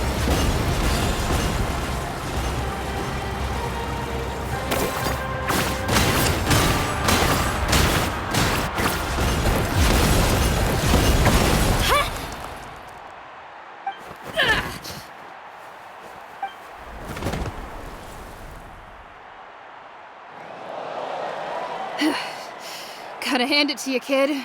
You really impressed me. I take back what I said before our match. You've got what it takes, Kachina. Youngsters like you, you'll forge your own miracles. And it's Kachina for the win! We'll now head into a short break as our contestants prepare for the final round of competition.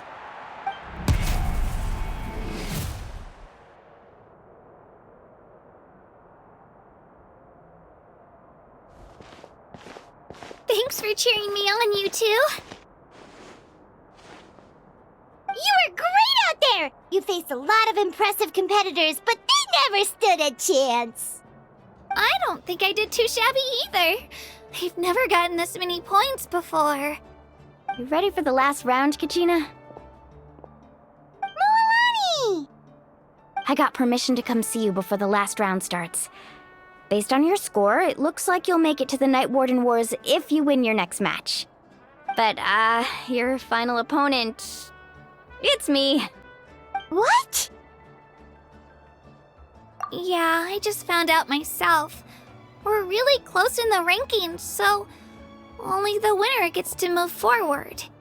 But I wanted to fight alongside you. I did too, but it is what it is. People with similar scores tend to get matched against each other. But we just have to get past it. War is cruel, and the Abyss certainly isn't going to go easy on us. Only Natlan's strongest deserve to stand against them. So, I'm going to give this battle my all, Kachina. And I hope you do the same. To hand victory to your opponent is to take pity on them. But no one's asking for pity here, yeah? So, you ready? I'll do my best! Atta girl. So, if one of you has to lose, who should we cheer for then?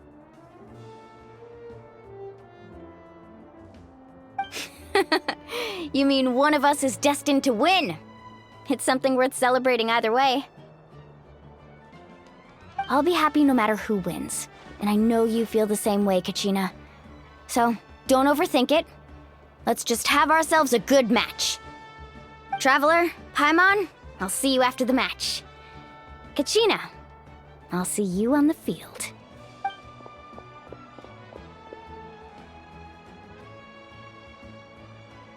I've been training so long for this, and Moalani's helped so much.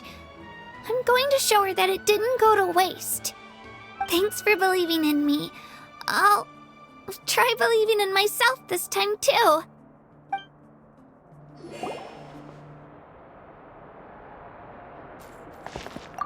Cheerleaders 1 and 2 are here for you, no matter what!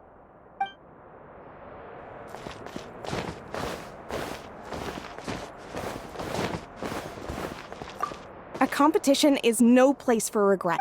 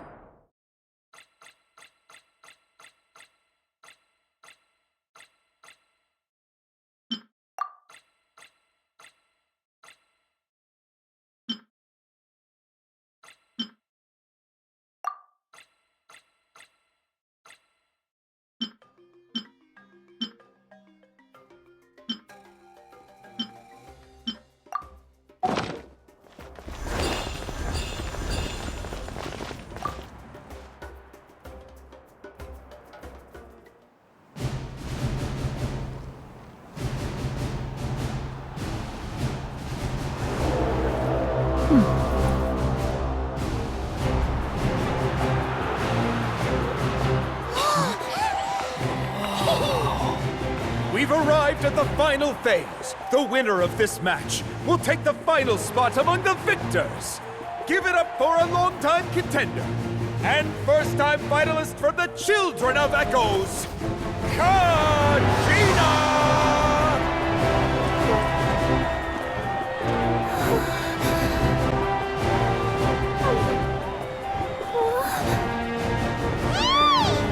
You get this, Kachina!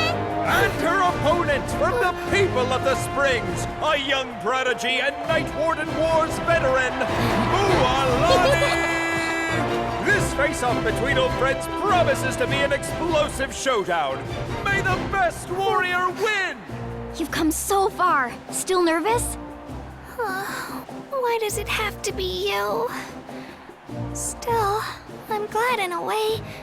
Even if I lose, I won't have any regrets. Come on!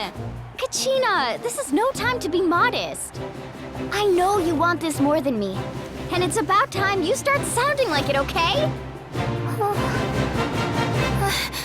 I want to win. Mualani, this one's mine!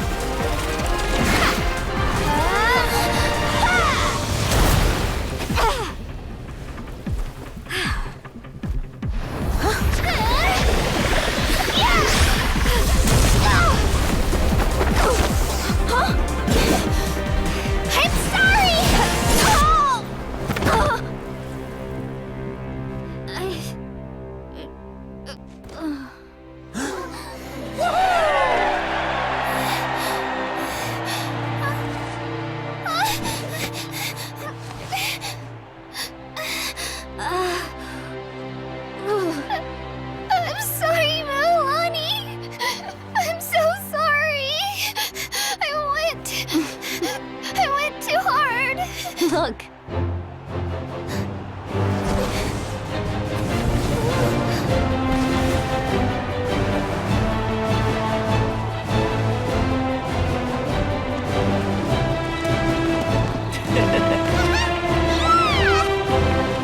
The winner is, from the Children of Echoes, Kachina!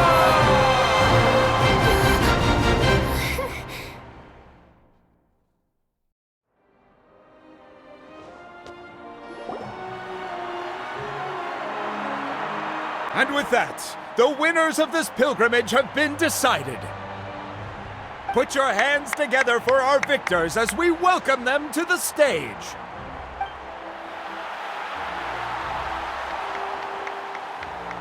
With her 6th consecutive win, Cheska of the Flower Feather Clan. She managed to turn the tides all by herself. Ian-san of the Collective of Plenty. With an explosive comeback 10 years in the making, Kayulani of the People of the Springs. A seasoned and renowned warrior, Kibungu of the Scions of the Canopy. Last but not least, finally living up to her true potential, Kachina of the Children of Echoes. Woo! Over here, Kachina!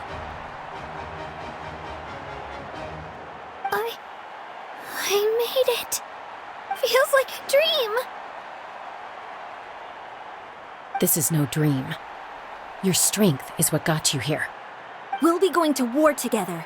It's an honor to fight alongside you, Kachina. No matter how many pilgrimages I witness, I'm always overwhelmed with pride in this moment. Pride for you, my brave warriors. You give me faith that our innumerable sacrifices are not in vain, that the future of Natlan shall burn with the brilliance of a blazing fire. Brave warriors, the following is an order, and also a personal request. Go forth and crush the abyss! Seize victory and glory for Natlan! As you command. As you command.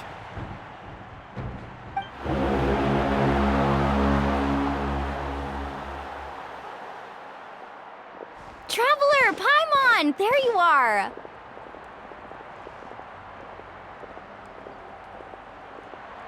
I wanted to thank you for supporting Kachina back there.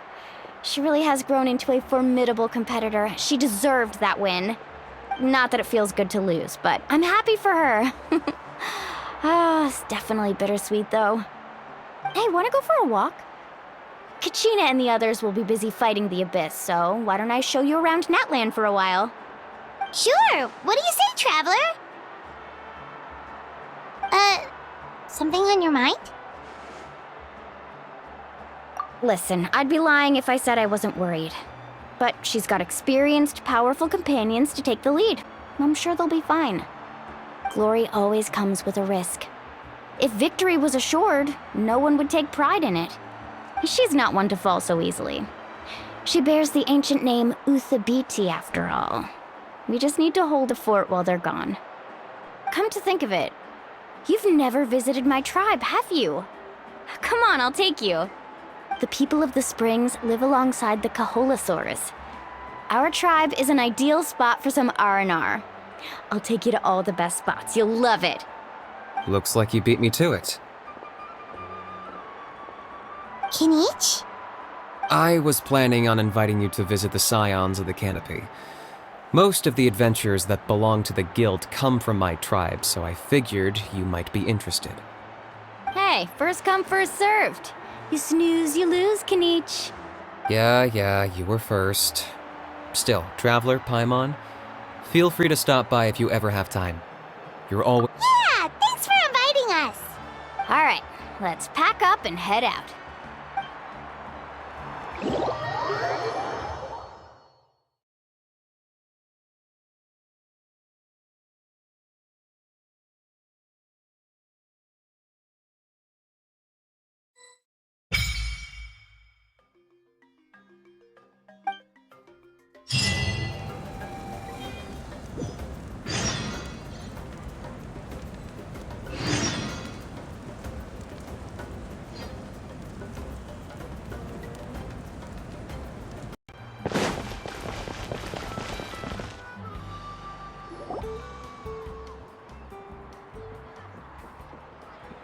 Oh, we're finally here! So this is your home, Mualani? Paimon can't wait to have a look around.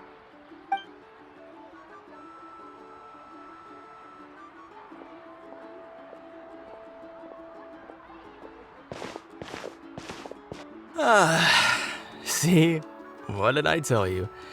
A dip in the hot springs after a battle is just the best. Fetch me a bottle of wine, would you, dear? Just one? Let's get another. It's still early in the day, isn't it? Want to go to Golden Dusk later? Now this is a vacation. Absolutely amazing.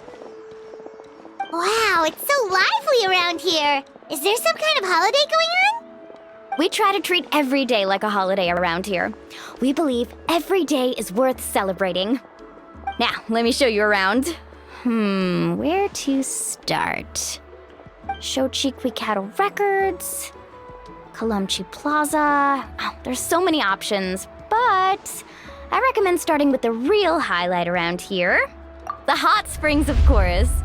Natural hot springs have tons of health benefits. Go for a nice long soak and you're guaranteed a good night's sleep.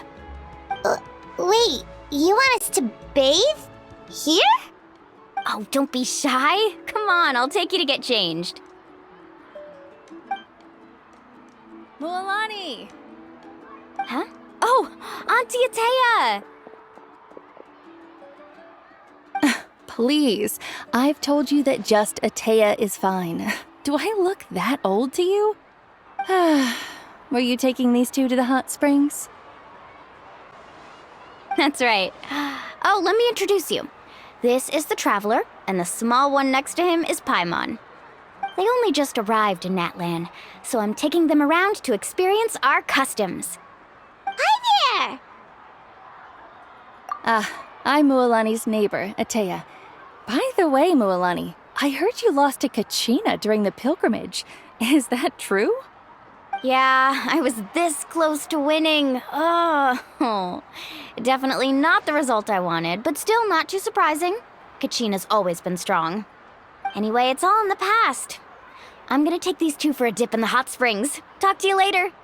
Oh, wait. You'll need swimsuits first. I'm sure I can find you something lying around the shop. I'll go look. Hold it right there, young lady. Have you forgotten the rule about bathing in the hot springs? Rule? Oh, wait, you mean... There's a rule about bathing in the hot springs? That's right. Outlanders have to complete a trial at an artificial hot spring before they're allowed access to the natural ones. It's not nearly as scary as it sounds. Basically, natural hot springs have higher temperatures that not everyone can withstand. A few travelers have gotten scalded by the water in the past, so now we have an unwritten rule. All Outlanders need to adapt to the lower temperature artificial springs first. But seriously, Auntie Atea, do we have to be so strict? These two are formidable adventurers. I know they can handle it. Famous last words. The hot springs are not to be underestimated. You can never be too careful. Besides, the environment's been unstable lately. Could be a sign that the abyss is about to attack. Oh, that sounds dangerous. You know, Paimon's really not all that formidable, so careful is good. Exactly. There will be no excessive risk-taking on my watch. Mualani, take them to the artificial spring first. Okay. That's more like it. And don't try anything funny. I'm heading to the artificial spring in a bit, and if I don't see you there, your days of copping free meals at my place are done. Relax. Oh, by the way, Atea, how have you been feeling lately? Much better. How else would I have the energy to keep an eye on all you rascals? Hey, you over there! How many times have I told you no roughhousing near the hot springs? Oh, shoot! That weird lady's back again! Run!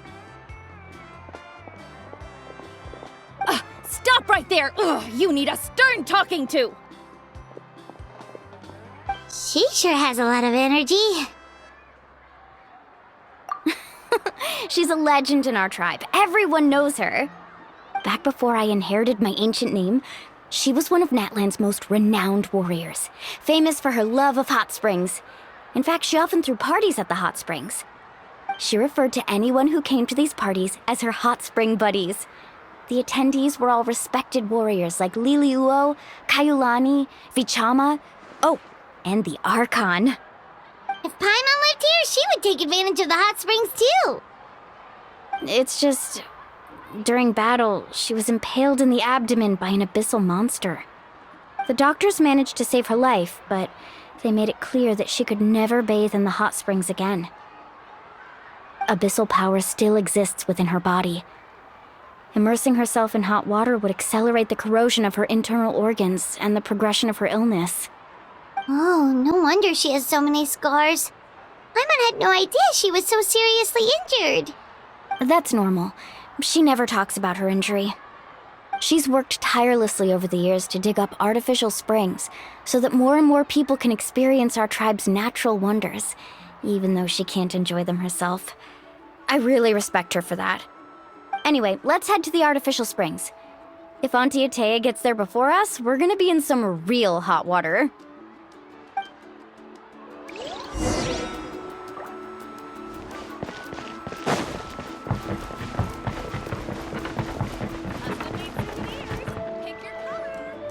Oh, I see.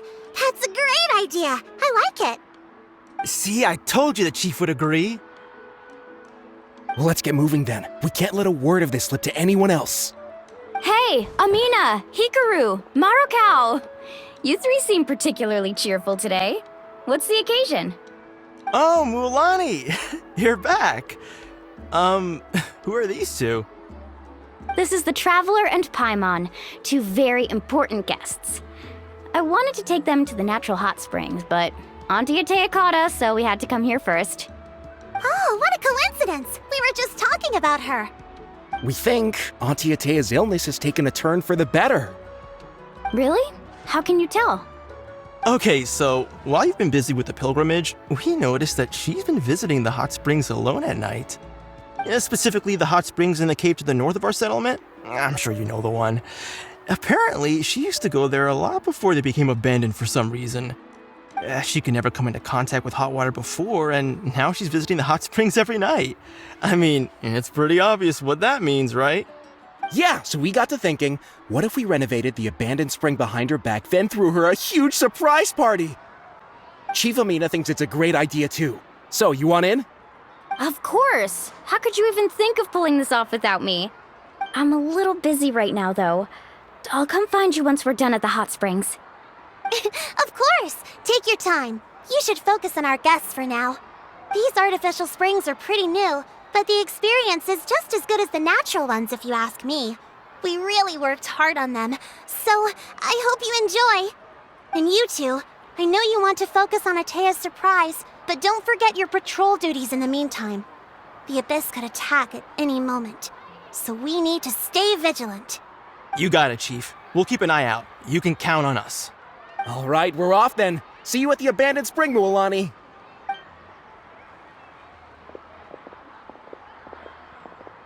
I'm also gonna head out. Have fun!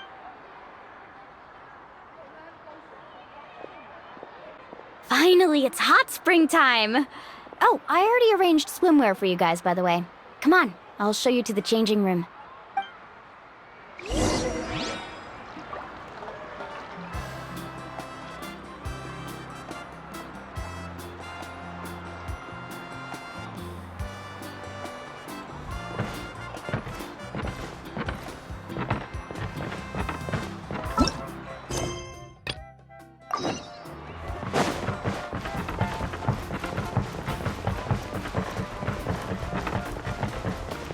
Right here!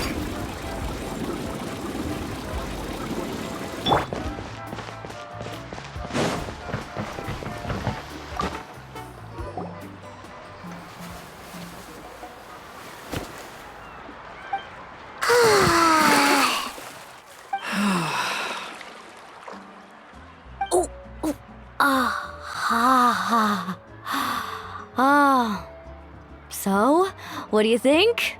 Can you feel the warmth relax every muscle in your body? Yeah, it's so nice. The steam is warm too. The first time I came to the hot springs, there was no calming effect whatsoever. I was such a little ball of energy, the moment my parents looked away, I ran off to the high temperature pools. It was actually pretty funny looking back on it. They were absolutely frantic, looking for me all over, until finally they saw my head slowly poke out from under the water. I was too young to remember the whole ordeal, but my parents told me all about it. A natural-born swimmer, my mother called me. Just like her, I taught myself how to dive underwater the first time I ever went swimming.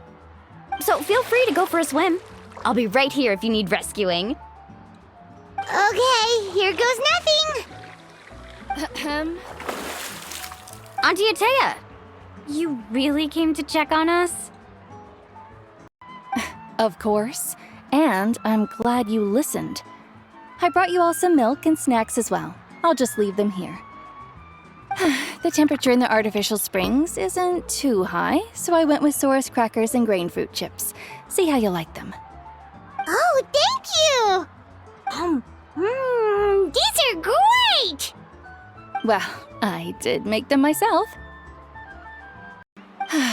Very few young people know how to truly appreciate hot springs, so listen carefully. The temperature of the hot spring not only determines the type of snacks you should choose, but also the amount of time you should spend in the water. To bathe in a hot spring is to completely empty your mind. As such, swimming around the pool is incredibly disruptive and impolite, and something you should absolutely not learn from Mualani. Hey! All right, looks like you were able to adapt to the temperature, no problem.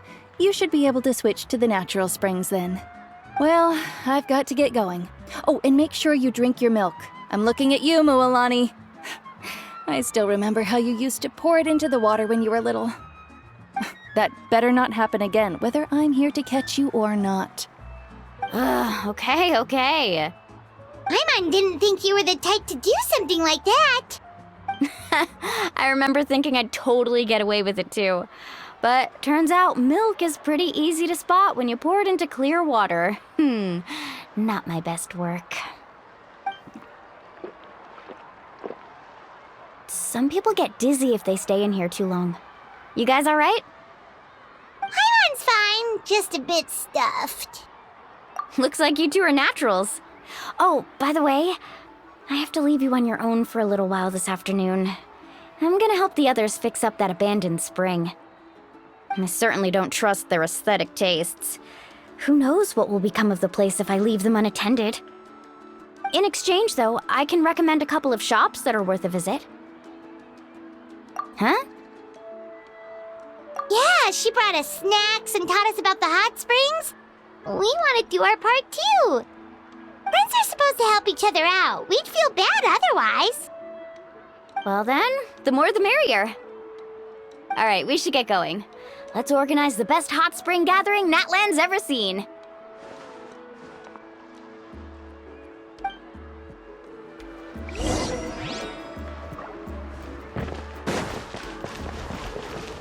Right here!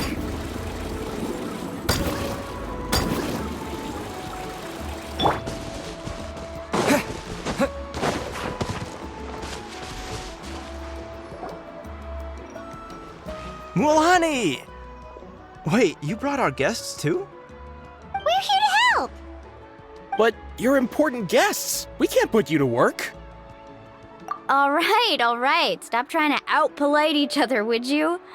The sooner we get this party started, the sooner we get to enjoy the real party.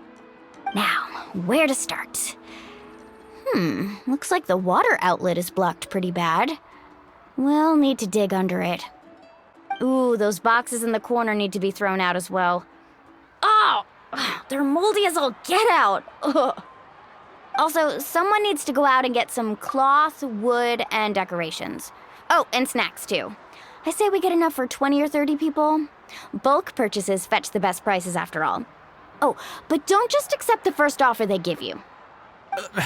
I'm not good at haggling. Why don't you go? Hey, I'm not any better, and I wouldn't even know what to buy. How about we handle things here while you three deal with the shopping? Yeah, that works too. I can introduce you to all the shops while we're at it. All right, let's meet back here later. To digging then? Let's go! Right here!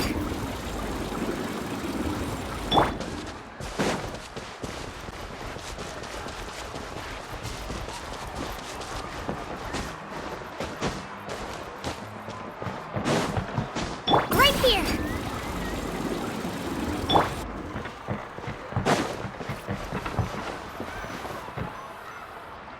Hey there, Yellowpath. Hope business has been going well. Well, if it isn't Mualani, back from the pilgrimage? That's right. Didn't make the cut this year, though. Well, it wouldn't be a competition if everyone got to win. So what'll it be today? Here, it's all on the list. Quite a sizable order, as you can see. So, can we expect a discount? Wow, that is a large order. What's it all for? A party? That's right. Keep this between us for now, but we're throwing a hot spring party for Auntie Atea. Wait, you're saying she can go in the hot springs again? That's great news! How about this? You can have the decorations on the house, and I'll give you 20% off the cloth and wood. Come on, I know you can sweeten the deal. That pile of wood's been sitting there since I left for the pilgrimage. At this rate, you need to get rid of it or it's gonna go moldy. All right. Such a handful. Just give me a moment while I pack all this up for you. Wow, that was amazing, Mualani! All in a day's work. By the way, Yellowfath, are these 2 stones for sale? Interested? They won't come cheap. I'm not planning to haggle this time, I promise. Package them separately, would you? Nope. Kachina likes shiny little trinkets, so whenever I come across something like that, I always buy it for her. I'll hold on to them for now. It'll be a nice little surprise for her when she returns victorious from battle. I'm sure she'll like it. All right, that should be everything. If you could just double check, make sure nothing's missing. Let me see. Huh? What's this crate of juice doing here? That's on the house. 7 years ago, when the Abyss attacked our tribe, Atea saved my brother's life. She never asked for anything in return, but I could never forget what she did for my family that day. So, send her my regards, would you? And have fun! Oh, we will. It's gonna be a party to remember. Thanks a lot, Yellowfath. Well, that's our shopping done. Let's head back.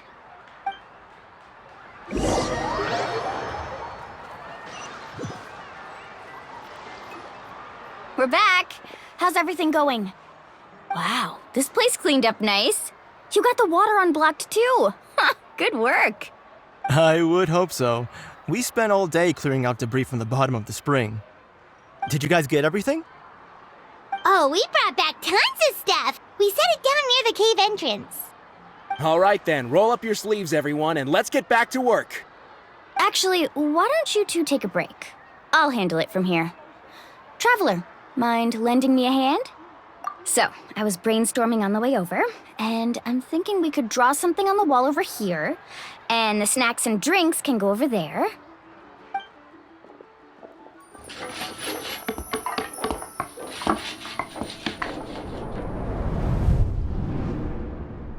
So, what do you think? Not bad, right? It looks amazing! Paimon had no idea you were such a great designer!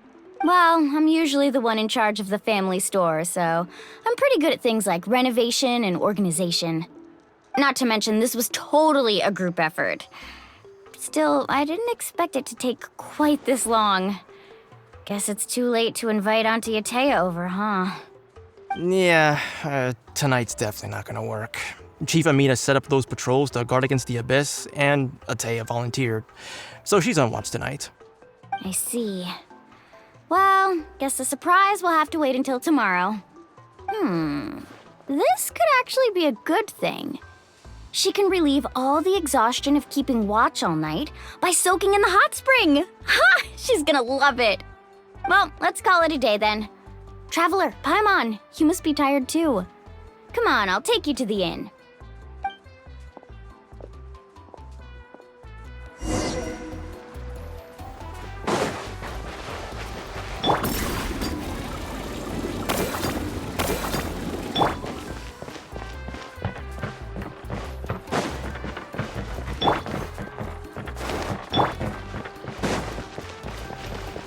Right here!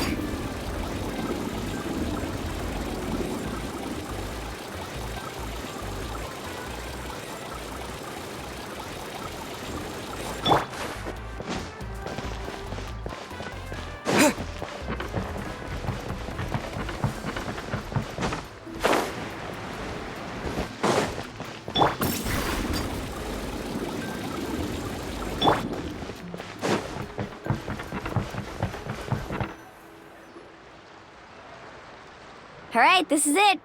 Get a good night's sleep, okay? I'll see you tomorrow. Yep, good night!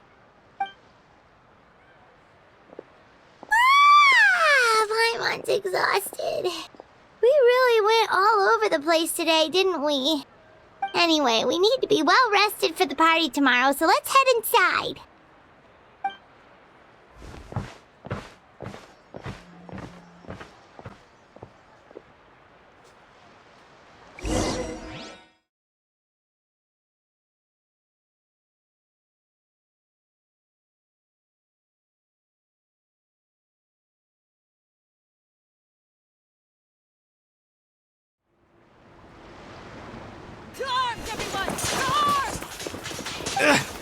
Why now? Hi? What's with all the noise? Traveler, Paimon, wake up! Mualani? What's going on? Where did all these monsters come from? It's the Abyss. Our patrols are trying to drive them back as we speak. Come with me. I'll take you somewhere safe. Mualani, a little help over here. We can't hold them back much longer. One moment. I'll be right there. Couldn't have said it better myself. Hang in there. We're here to help.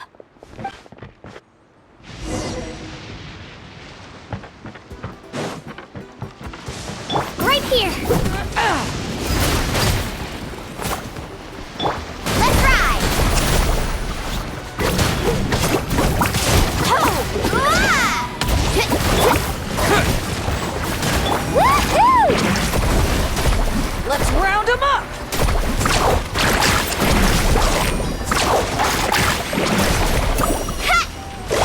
Tide rises! Yeah!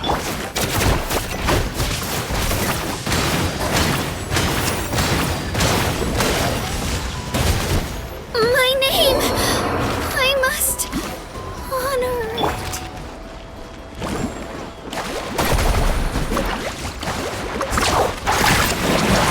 Oh, have they been contaminated by the Abyss?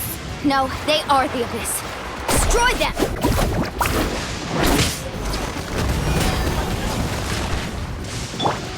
Awfully fast!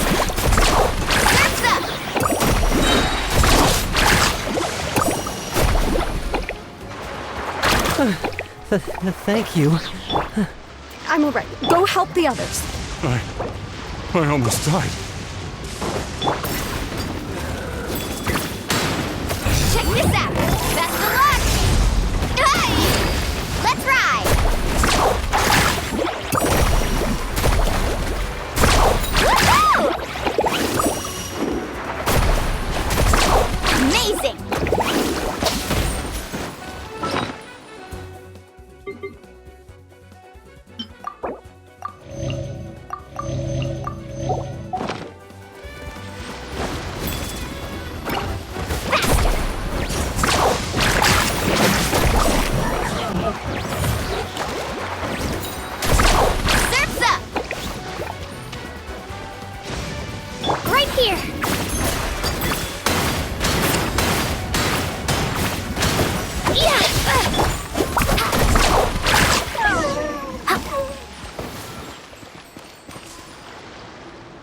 We've cleared out most of the monsters over here. Thanks for your help. It would have taken me ages on my own. Looks like we're still in for a long night, though. We still have no idea where these creatures are coming from. Let's go ask Amina. She'll have a better handle on the situation.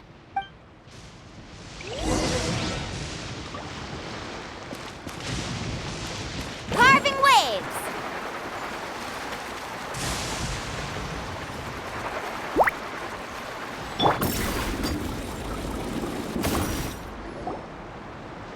Amina!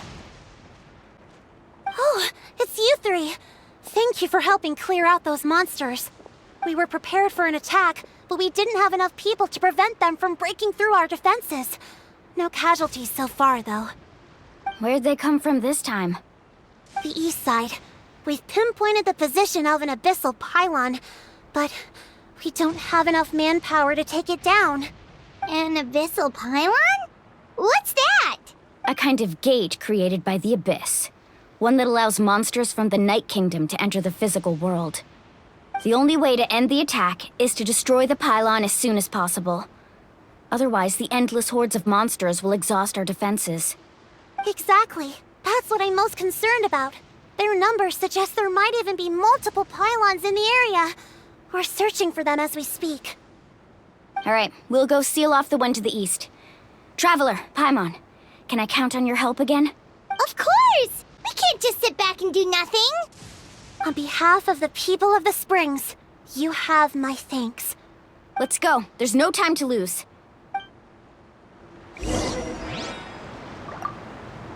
On behalf of the people of the Springs, you have my thanks.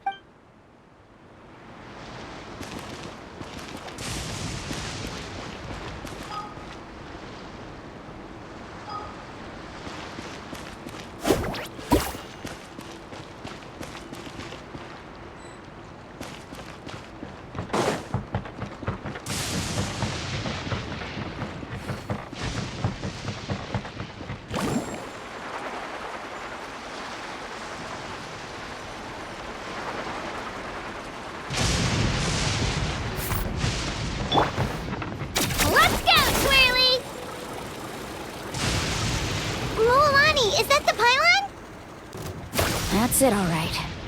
Come on, let's get rid of...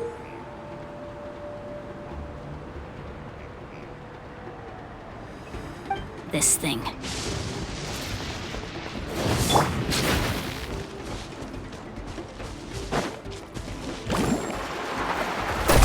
Amazing!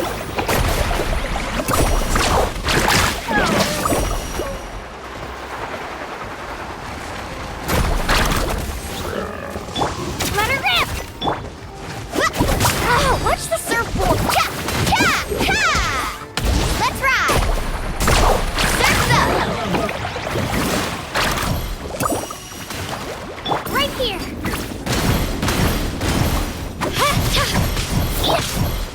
Terra Smash!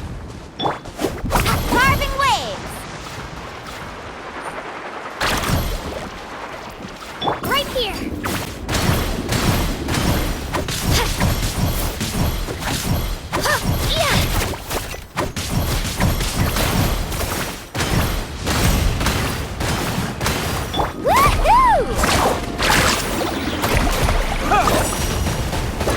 Catch an epic wave! Whoosh!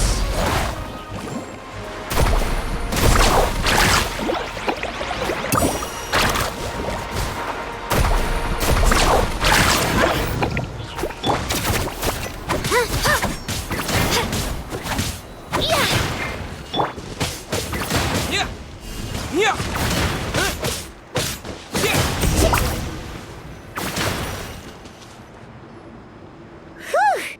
That should do it, right? I don't see any more monsters, so... looks like we're in the clear. Do these attacks happen a lot? Must be hard on your tribe. Yeah, it makes things hard sometimes, but that's how our ancestors have always lived. Besides, the Abyss doesn't care how difficult our lives are. Fighting back is the only option. Come on, we should head back. Huh?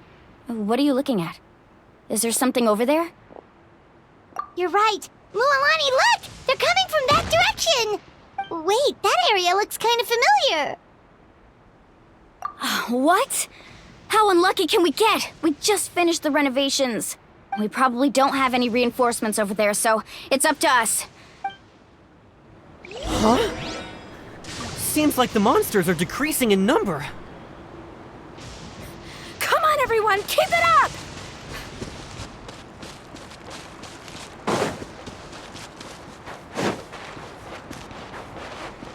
Let's ride!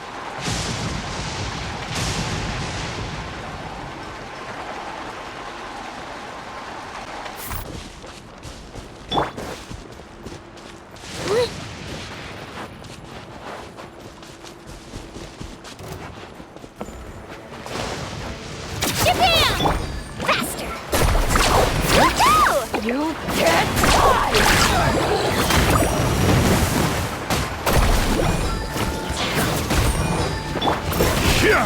Sorry, I pushed myself too hard.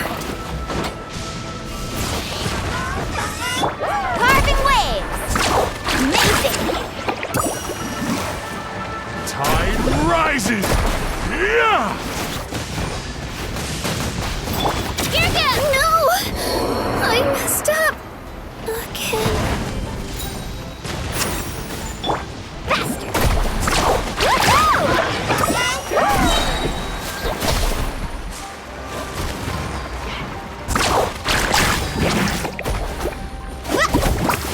You can't hide! Let's ride! Surf's up!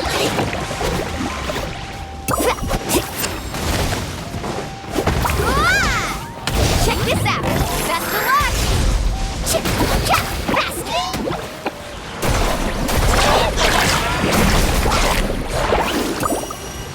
To dust! Yeah! Yeah! Let's ride! Woohoo!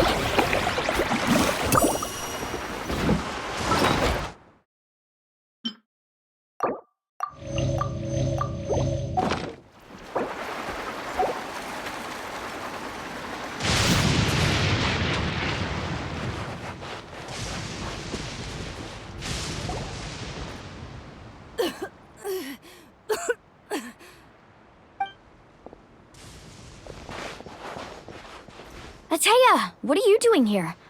Where's the pylon? Where do you think?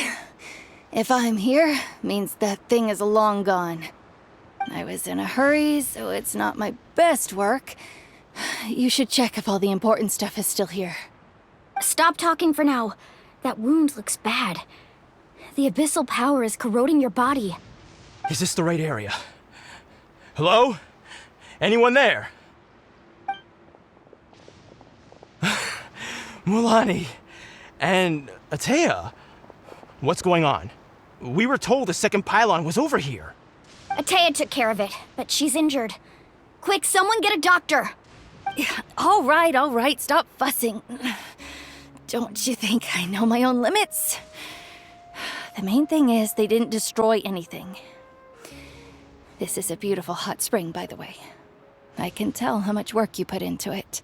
Wait, no! This was meant to be a surprise. For me, right? I know. Atea! You think I couldn't tell you were avoiding me on purpose? Not one of you stopped to say hello today. It couldn't be more obvious that you were hiding something. And you, Mualani, were you the one that brought the snacks? How many times have I told you, you have to choose them based on the temperature of the water? Oh, forget about that. The doctor's almost here, and you're gonna get all better. Then we can have a meal together, and I'll help you make whatever you want, okay? You just have to hold on.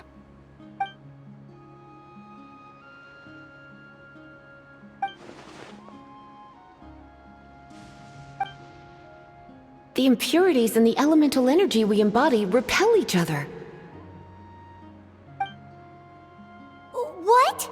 The crystal has been purified? When? The anguish he feels has brought him to tears.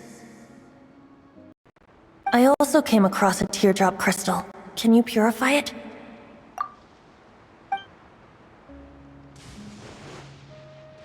Atea! Atea! Wait, what do you mean?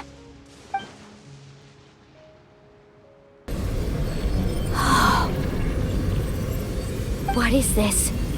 Some sort of purification? The abyssal power, it's being cleansed away! How can that be? I never knew that was even possible. Atea!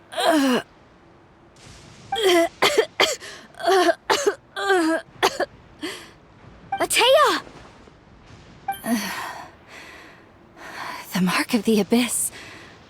It's gone. Yes, thanks to the Traveler. By the way, Traveler, are you alright? I just saw you purify abyssal power from Atea's body. That didn't injure you in any way, did it? You're sure? Good. Good. Oh, thank goodness. You scared us all half to death just now.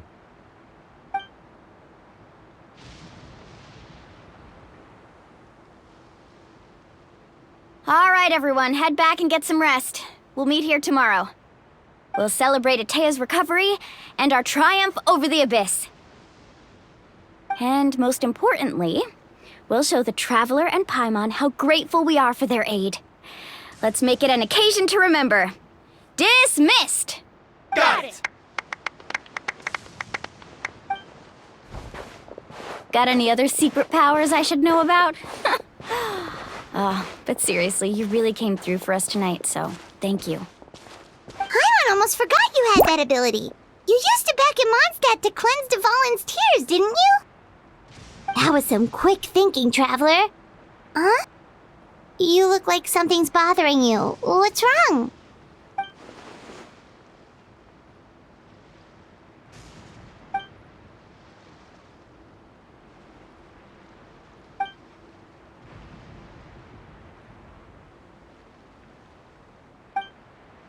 Abyssal power still exists within her body. Immersing herself in hot water would accelerate the corrosion of her internal organs and the progression of her illness. We think Auntie Atea's illness has taken a turn for the better. She could never come into contact with hot water before, and now she's visiting the hot springs every night. I mean, it's pretty obvious what that means, right?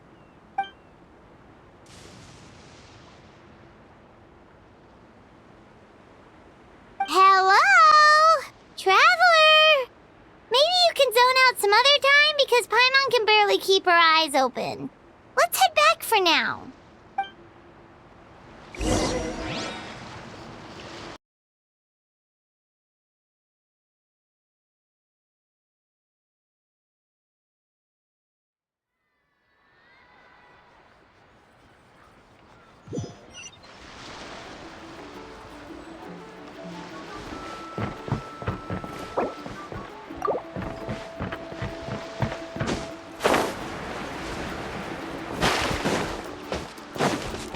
Right here.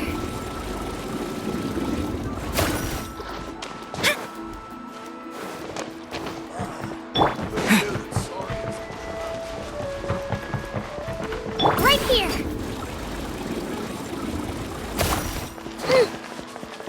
Fit to win.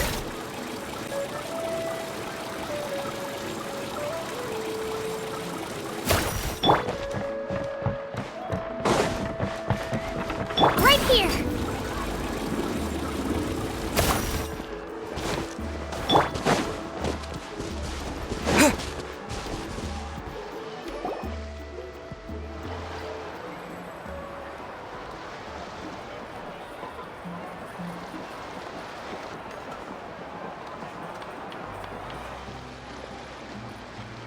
Not interested in hanging out with the other kids?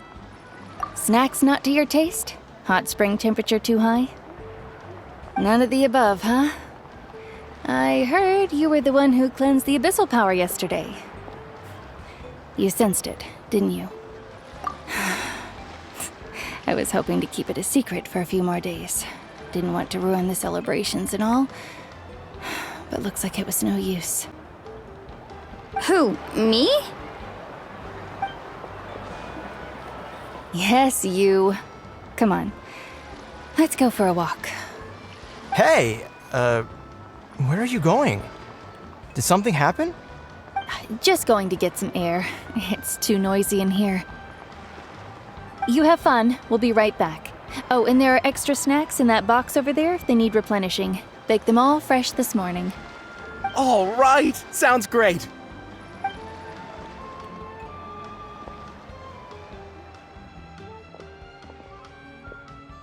Mualani.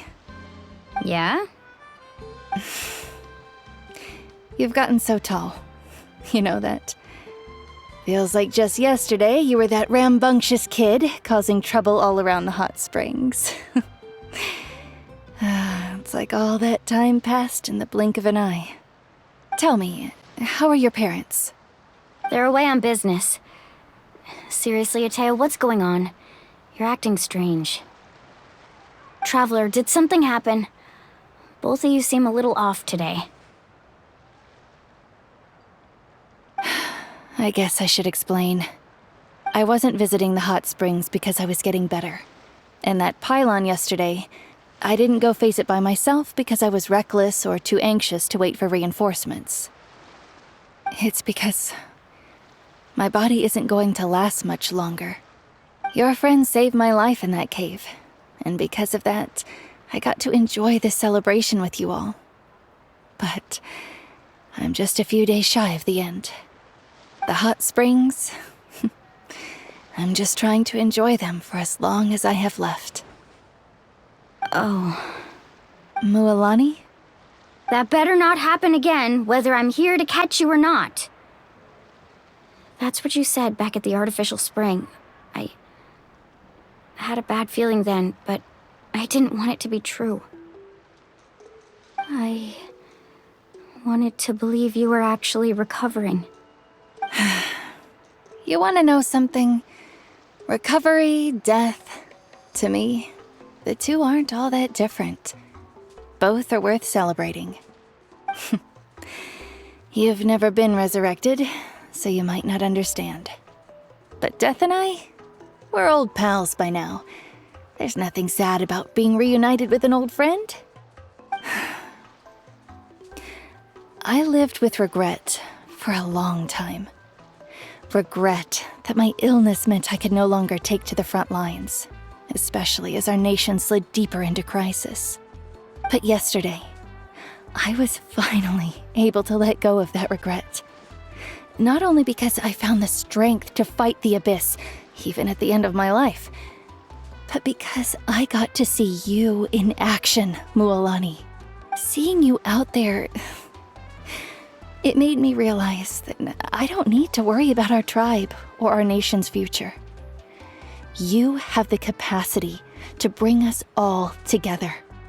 Even if I was never injured, old age would still take me one day. But I've done what I needed to do. The future is in your hands now. Just remember, whether in life or death, I am always with you. I understand. Seems like you've given this a lot of thought, Atea. Thank you for telling me all this. I'll do everything in my power to protect our tribe, our nation, and live up to the example you set for me. Good. Oh, and if any of you have the chance to meet with the Archon, could you give this to her for me? A talisman I've carried with me my whole life. It may seem strange to say while I'm still alive, but just think of it as a relic I'm leaving for her. It's brought me good fortune in battle. Even after I became too sick to fight, I never took it off. Just tell her it embodies fond memories and my strength of will. She'll know what I'm trying to say. Don't worry. We'll make sure she gets it. All right. That's all I wanted to say. Let's head back to the party. No use spending what little time I have left being sad.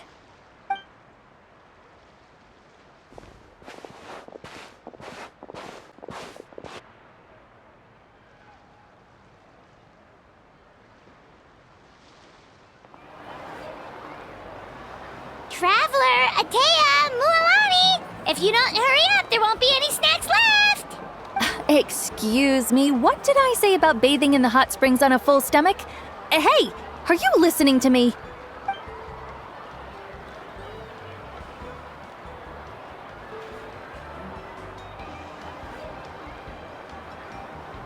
Life is a journey in which there's no turning back. So forge ahead and don't hold back.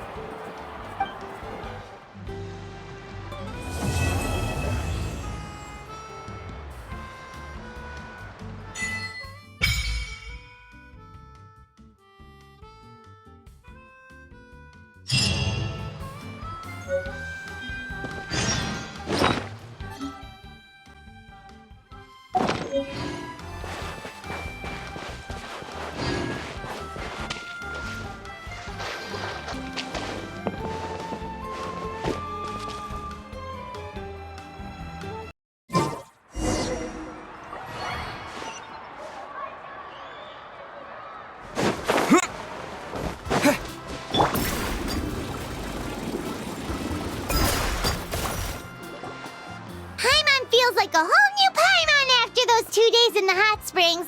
The abyss kind of threw a wrench in our relaxation, though. Still, spending time here really has felt like a vacation. The Kaholasaurs are so nice and so fun to play with. Their bellies are super bouncy. Oh, and Atea's snacks were so delicious. She gave Paimon some for the road just this morning, actually. Yelling at some kids who got caught throwing stones in the hot springs, so not much has changed since we first met her.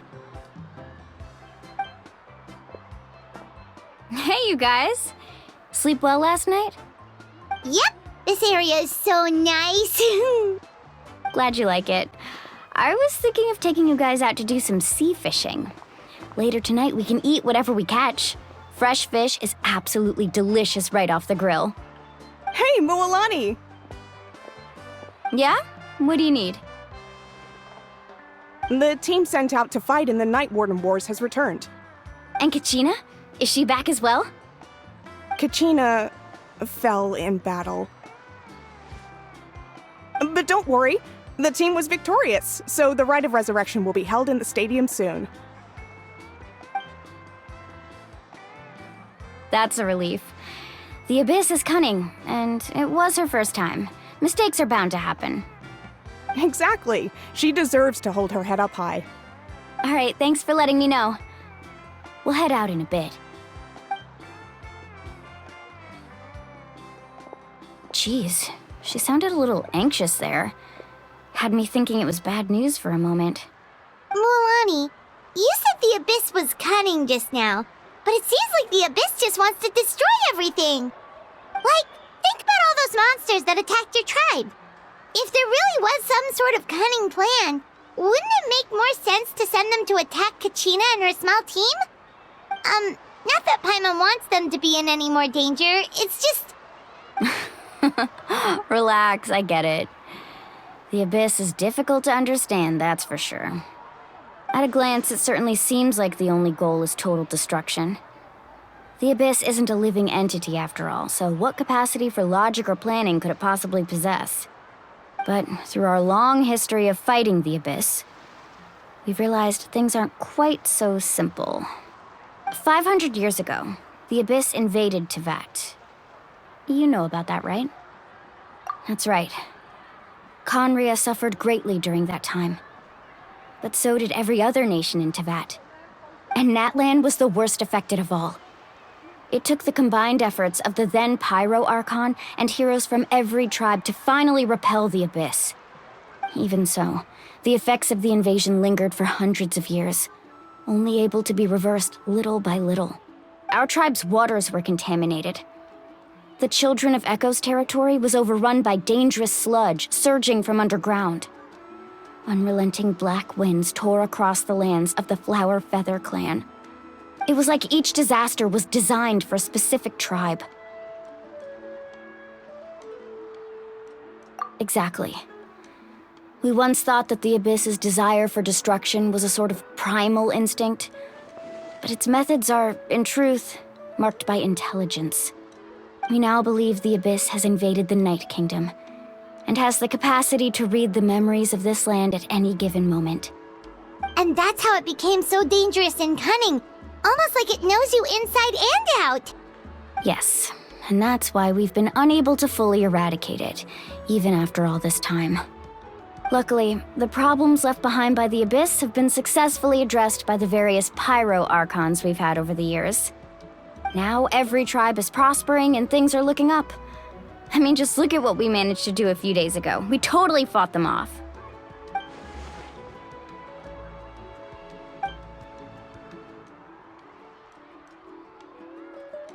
You must have had to sacrifice a lot to get to this point.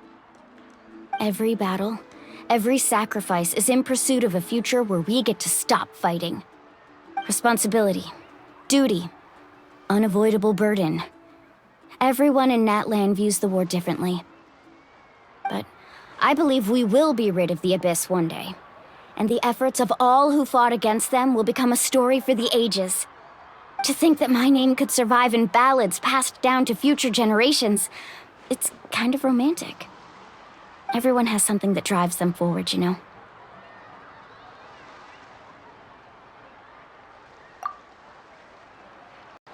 We have to. Not only for ourselves, but for our future. Anyway, let's head to the stadium. Our fishing trip can wait until Kachina's back with us. The sea's not going anywhere.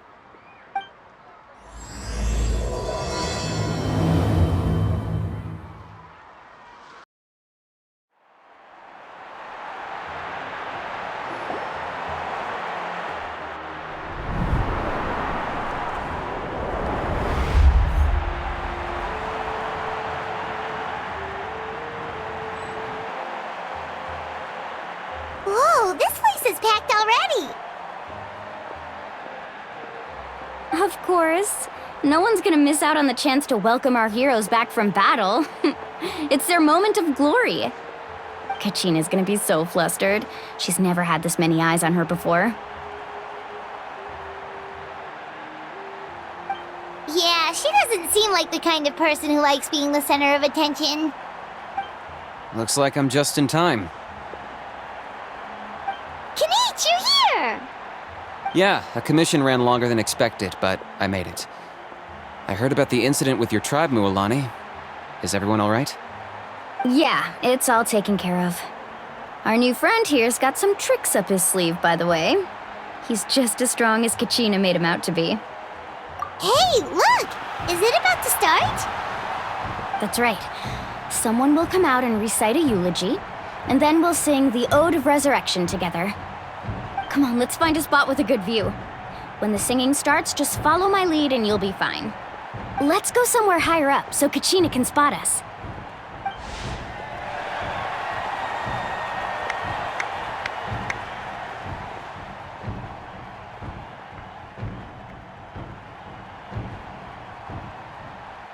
Warriors of Natlan, heed the call of life. We are the inheritors of memory and legend. Those who grew alongside sun and wind. Those who forged our own destiny and future. That is Natlan's fire, the lifeblood of our nation.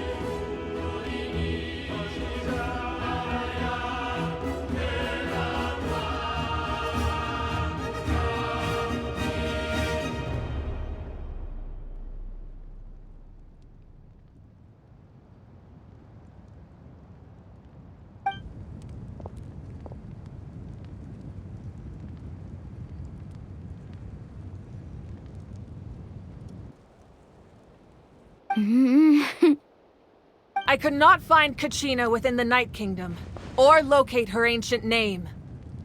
What? What does that even mean? Usually once the ode is complete, the Pyro Archon and resurrected person will emerge from the flames.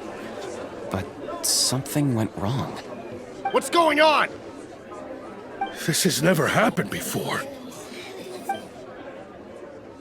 Well, I think it's pretty obvious. Clearly, the team sent to fight the Abyss didn't win after all. Think about it. The Ode rekindles all victors. We've witnessed it countless times. Since the Archon couldn't find Kachina in the Night Kingdom, that must mean there's more to this victory than meets the eye. Hey! You just haven't gotten over the fact that Kachina beat you in the pilgrimage! Pathetic. The both of you.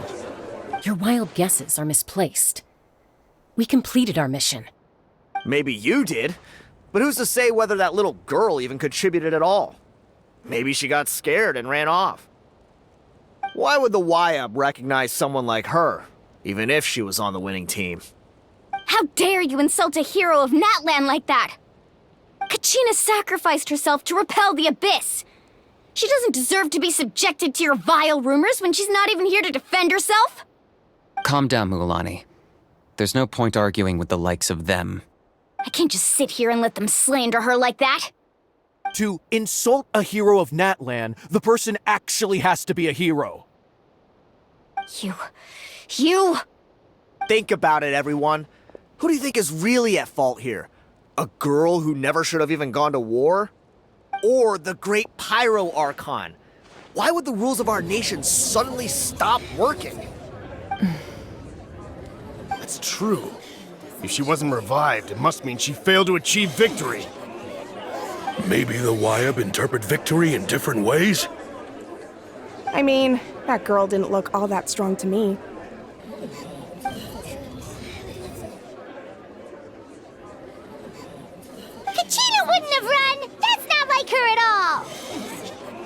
No! She's been waiting for this moment for too long. No matter how daunting the situation, no matter how scared she might feel, she's always the first person to stand up and face it head on. We don't even know what happened, so don't you dare try to use this as an excuse to vent your anger or slander her reputation. Fine. We'll find out what happens soon enough. Then, we'll see who truly deserves glory. That's enough. There is no doubt about today's victory, or Kachina's part in it. She is a hero worthy of our admiration and celebration. However, the failure of today's ceremony is undeniable. Kachina has not been rekindled, and I offer you all my deepest apologies as I continue to investigate this matter. To prevent further casualties, I have decided to suspend the pilgrimage until this matter is resolved. What? No one is all-knowing. No one is infallible, not even myself. But doubt is a means by which we seek the truth, not a weapon we wield against others. I didn't mean it that way, Archon. I just... If there are things you wish to clarify, then ask me directly. Doubt my answer if you wish, but now's your chance. You have concerns? State them. No, of course not. Even though I have said nothing to change your mind, then it would seem the truth never mattered to you at all. That guy doesn't even have the courage to answer the Pyro Archon's question. So much for all that glory talk earlier. I have a question, Archon. My friend Kachina. Do you have any idea where she is? It's extremely important to me. I know you said you were investigating the situation, but I'm sorry, that's not enough. I've already shared everything I know. If you want to learn the truth and rescue your friend sooner, you should join the investigation. So, what do you say? Of course I'll join. In that case, come see me in the speaker's chamber. We should join them. Oh, and if it's not too much trouble, could you drop by as well, Traveler? I'd like to have a chat. Rest assured, everyone, I'll keep the tribal chiefs informed on the progress of the investigation. Once again, I apologize for the outcome of this ceremony. If there are no further questions, let's part for now. Did she just ask us to come along? I believe she did. Let's go. I'd like to know what's going on myself.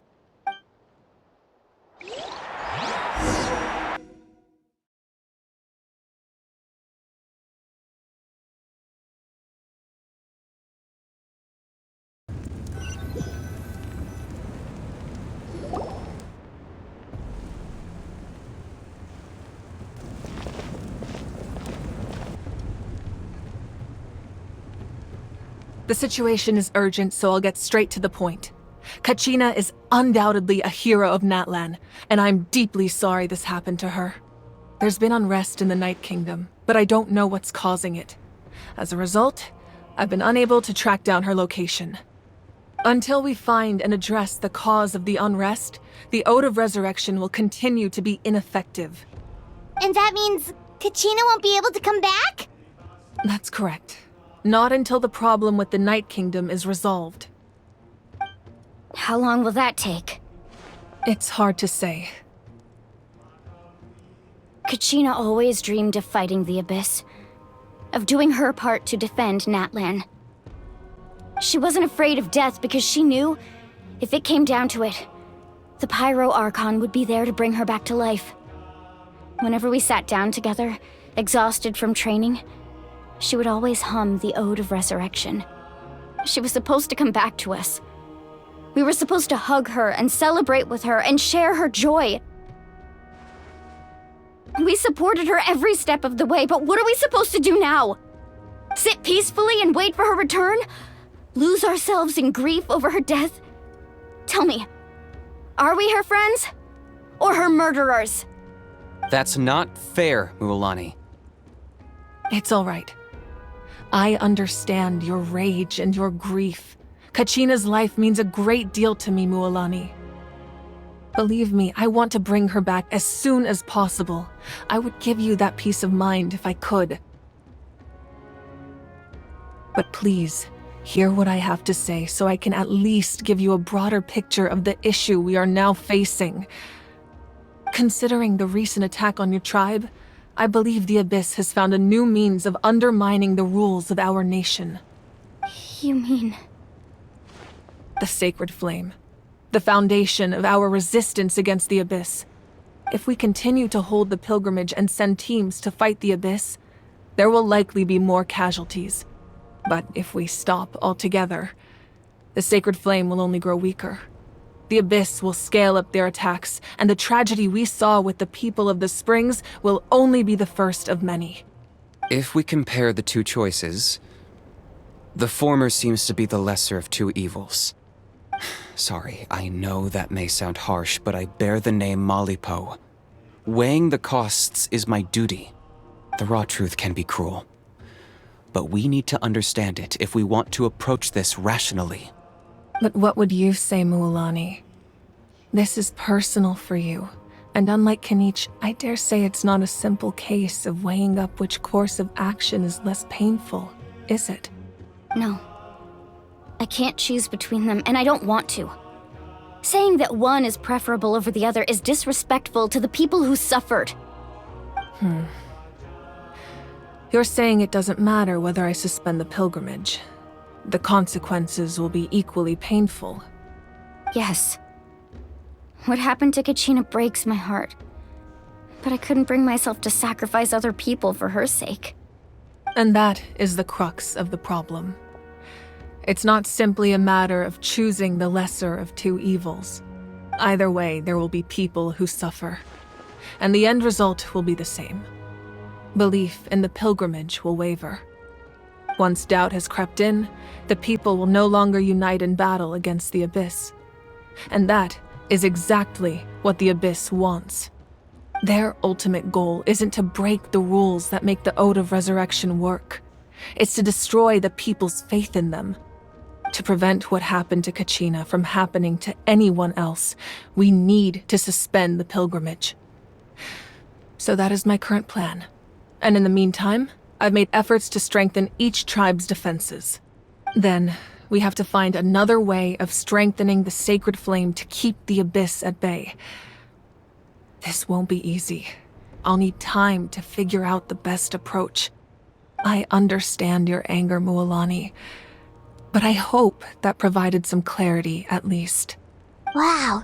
Hyman thought things were gonna get heated for a second, but the Pyro Archon took the time to explain everything so patiently. I owe you an apology, Archon. I let myself get carried away earlier, and I'm sorry. You're right. We need to focus on finding solutions. We could always hold the pilgrimage without sending a team to fight in the Night Warden Wars. That way, we would still be able to fuel the Sacred Flame. I've considered that, but the two events have nearly always been linked. Without the chance to fight the Abyss, pilgrimage rankings lose their prestige, and competitor numbers will drop. With fewer participants, the amount of contending fire produced will decrease, and the vicious cycle will continue indefinitely. So, essentially, the Abyss has taken Kachina hostage. You've learned about the concept of ley lines during your travels, yes? The Night Kingdom is something similar. Staying there for a short period of time shouldn't have an effect on the person. But with the Abyss in the picture, it's a different story. Your sense of self will be devoured, until eventually you become one with the sea of souls. Imagine pouring a cup of water into a rushing river. You can try to scoop up another cup, but there's no chance it will be the same water you had before. I won't sugarcoat it. That is the danger Kachina is currently facing. Just like you said, Archon. Both of these problems need to be addressed. You can focus all your efforts on dealing with the Sacred Flame. I will go search for Kachina. The Abyss poses the same threat to you as it does to her. It is very possible you will not return. Knowing that, do you still choose to go? Kachina's waiting for us to rescue her. That's all that matters. I failed to protect her during our campaign, but I can make it up to her now. I choose to go as well. Traveler? What do you think? Understood. Then I'll support you in any way I can. The Masters of the Nightwind have a technique that can extract an ancient name from the ley lines. If we can find Kachina's ancient name, I can use the link between them to pinpoint her position within the Night Kingdom. Then comes the hard part. You need to visit the Night Kingdom in person and rescue her. But isn't the Night Kingdom a land of souls? Can we even go there? Under normal circumstances, only the consciousness can enter. But there is a way to go there in person. However, know that the Night Kingdom will attempt to repel you, and the Abyss certainly won't leave you be. That's fine by me. Same here. Fighting the Abyss is nothing new for me. So, Paimon's the only one who's scared? Well, if you're going, Traveler, Paimon's going too. Citlali of the Masters of the Nightwind once created an artifact that can be used to communicate with the Wyab. It was originally used as a ceremonial artifact wielded by the tribal chiefs, but that spiritual quality also means it can be used to search for an ancient name. That was the artifact I delivered to the Scions of the Canopy a few days ago. Didn't think I'd be hearing about it again so soon. Thank you so much for your help, everyone. Your thanks are unnecessary. I will offer you whatever aid I can, but your fellowship and courage are what will truly decide the success of this operation. Besides, you're the ones helping me. I can only focus on one thing at a time, after all. Traveler, I certainly didn't expect our first conversation to be so serious. I've heard all about your accomplishments. Ever since you arrived, I've been hoping to meet you and offer you Natlan's highest level of hospitality. Why? Why? Is that not what happened in the other nations you visited? Yeah, things were pretty complicated at the start. And, in the middle. But our reputation's solid nowadays. That's more like it. After all, I've heard you're someone who transcends fate. Perhaps even more than you can imagine. But we can talk about that some other time. Ideally, this would be the perfect night for a drink and some musical ambiance. But there are important things to be done. Oh, I almost forgot. Atea was wounded in the fight against the Abyss. She wanted us to give this to you. It embodies fond memories and my strength of will. That's what she asked us to tell you. She said you'd know what that means. I didn't think this day would come so soon. The flames of her life force. I can feel them flowing within the talisman. If things were different, the two of us could have enjoyed the hot springs together while she gave this to me in person. We're supposed to be hot spring buddies after all. But don't worry. This talisman means a great deal to me. I'll take good care of it, and once this is all over, I'll pay Atea a visit.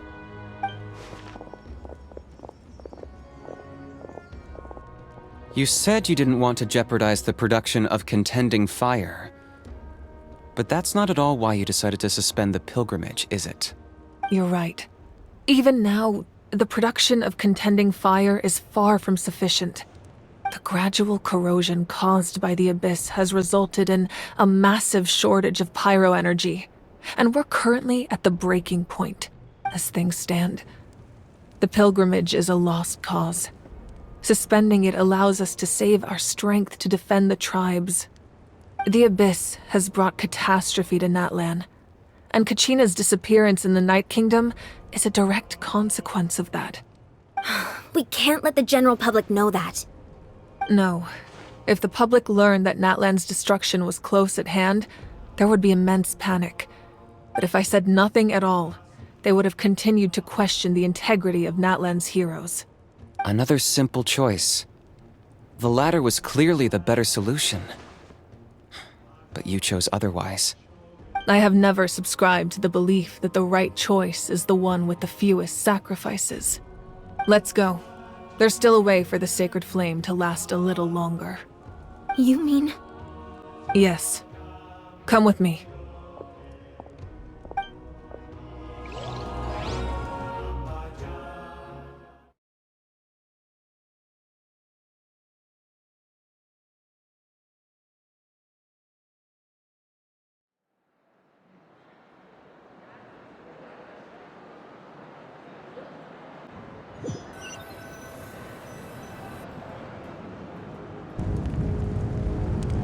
The sacred flame must never go out. Not only does it strike fear in the abyss, but it's also the pillar of Natlan's stability. So until our heroes are ready, I will sacrifice my power to keep it burning. But that can only last so long. I think we should focus on the remaining ancient name bearers. Don't let desperation cloud your judgment. Those chosen by the Wyeb have already embarked on their destined path. It is for them to decide how that journey ends, not us. All we can do is support them. Even so, for you to make this sacrifice, it's not right. If not me, then who? No other is capable of sustaining the sacred flame. I possess great strength, but I'm not above my people.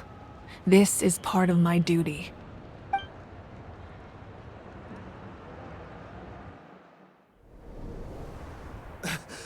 Archon, it's the Fatui!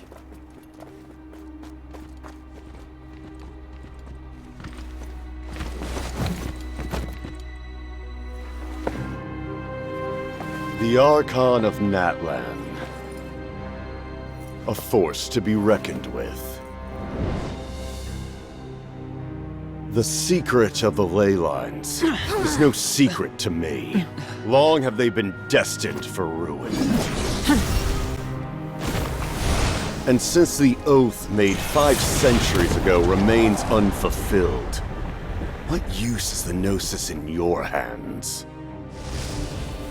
I don't know what you mean. But it sounds like this is about more than the Tsaritsa. In times of crisis, someone must pick up the mantle of salvation.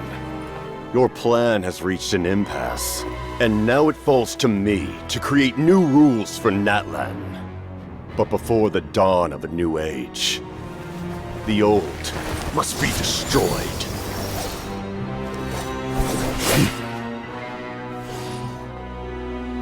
I assume that's the end of your speech? Good.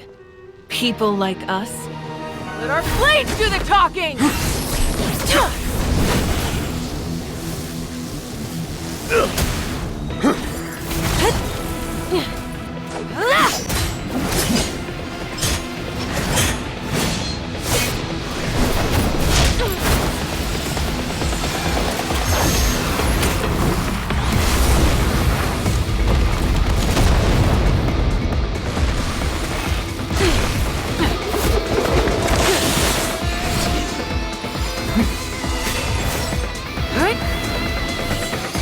Yeah.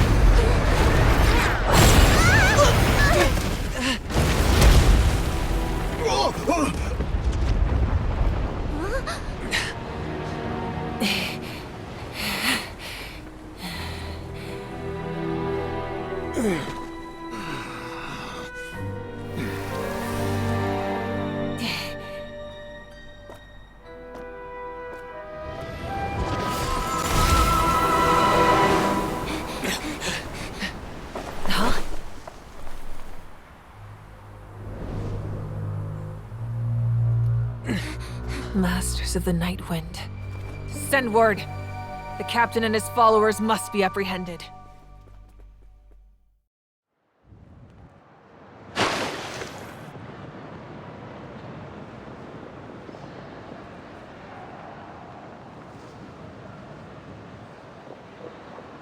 Are you alright, Archon? He was a formidable opponent. Exactly what I would expect from the first of the Fatui Harbingers. I never imagined someone could match you in combat. If the Tsaritsa sent him here, why would he bring up what happened 5 centuries ago? Yeah. And how much does he know about Natlan? The Harbingers are all driven by their own personal goals. The only purpose that unites them is collecting the Gnosis. But I'm sure the captain has his own reasons for being here as well. Whatever his motive, we should shift our focus to the Fatui. If they attack again and we're not prepared, we're done for. No, we're running out of time. The wound I inflicted should hold him back and weaken him for the time being. Besides, I'm sure you noticed, the power that came to his rescue just now came from the Masters of the Night Wind. In other words, there are traitors among us. Not necessarily. This could prove to be a very valuable turn of events. When we exchanged final blows, I sensed an unusual presence within him. I'll need to investigate further. Kenichi, go to the Masters of the Night Wind and look into who could have aided the captain. Speak to Lali. She should know. Of course, I'll head out right now. Do you still intend to... Yes, but fear not.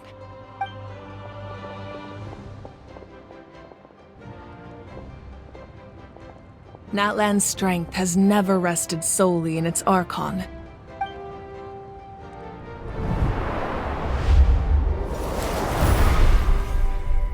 Together we foresaw the only path that leads to our nation's future. We must trust in that vision now.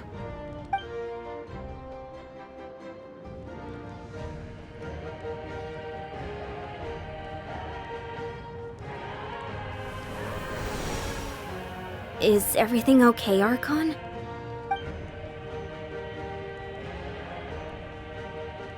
Completely fine. Just lamenting the fact that I never got a picture when I could still turn my hair into flames. Too late now. I just hope the others have a safe journey.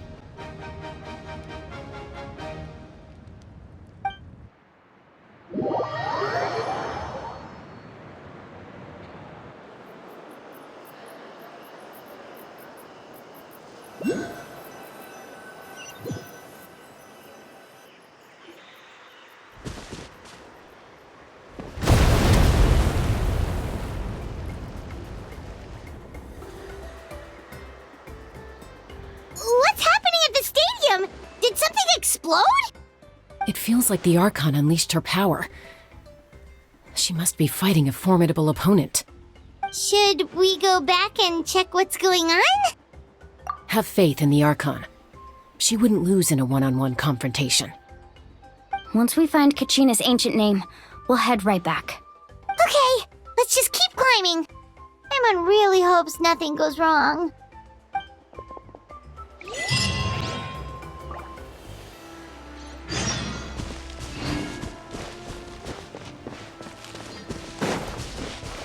People are very adventurous. Oh, kinda like us then. I'm not so sure. You don't strike me as the type to enjoy danger. The Scions of the Canopy are a bunch of thrill-seekers. They love extreme sports like rock climbing, rappelling, volcano parkour, or even bungee jumping without a rope while a Yunkasaur stands at the edge and uses its tongue to catch them. Sound like something you'd be interested in? Okay, that does sound different from our usual adventures. Paimon's not doing any of that. She can just cheer you on from the sidelines.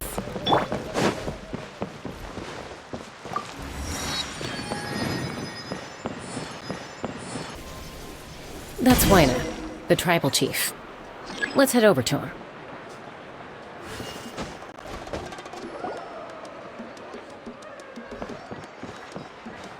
Chaska.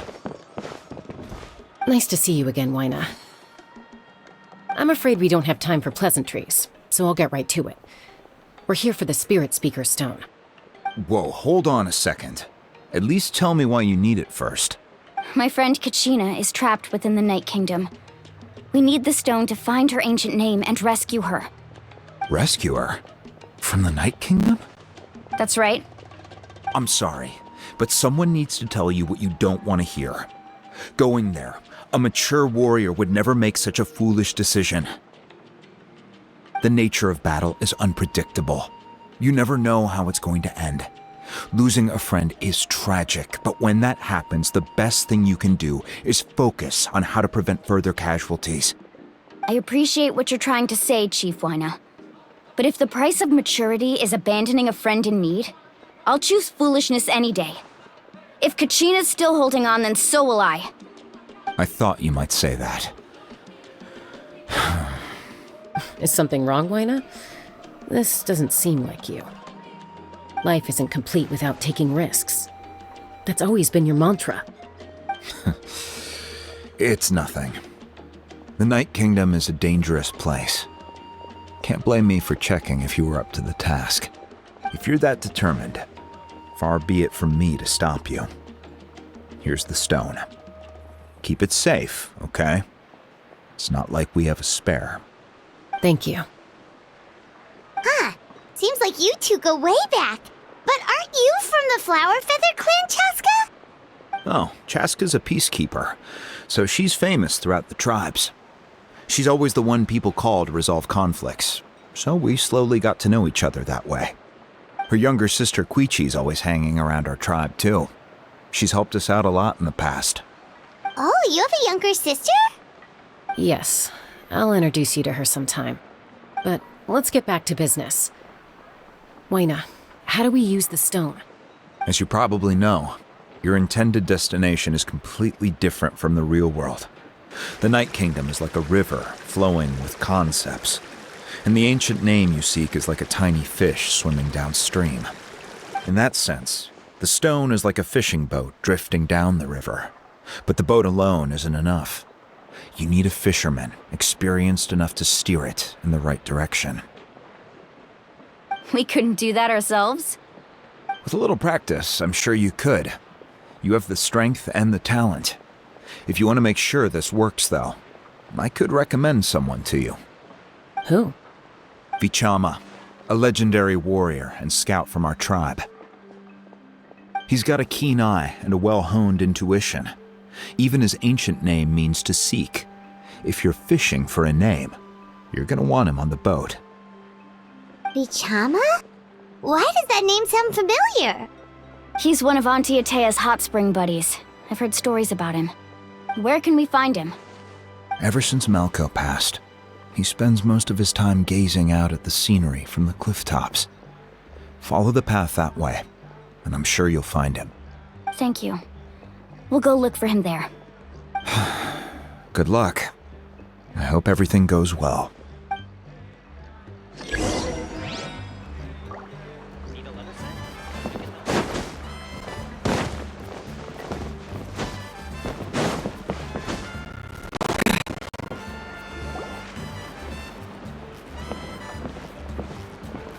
Someone admiring the scenery from the cliff tops. Ah! That must be him!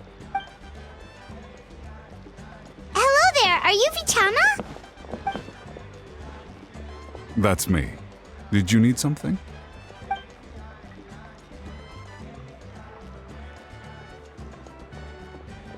What?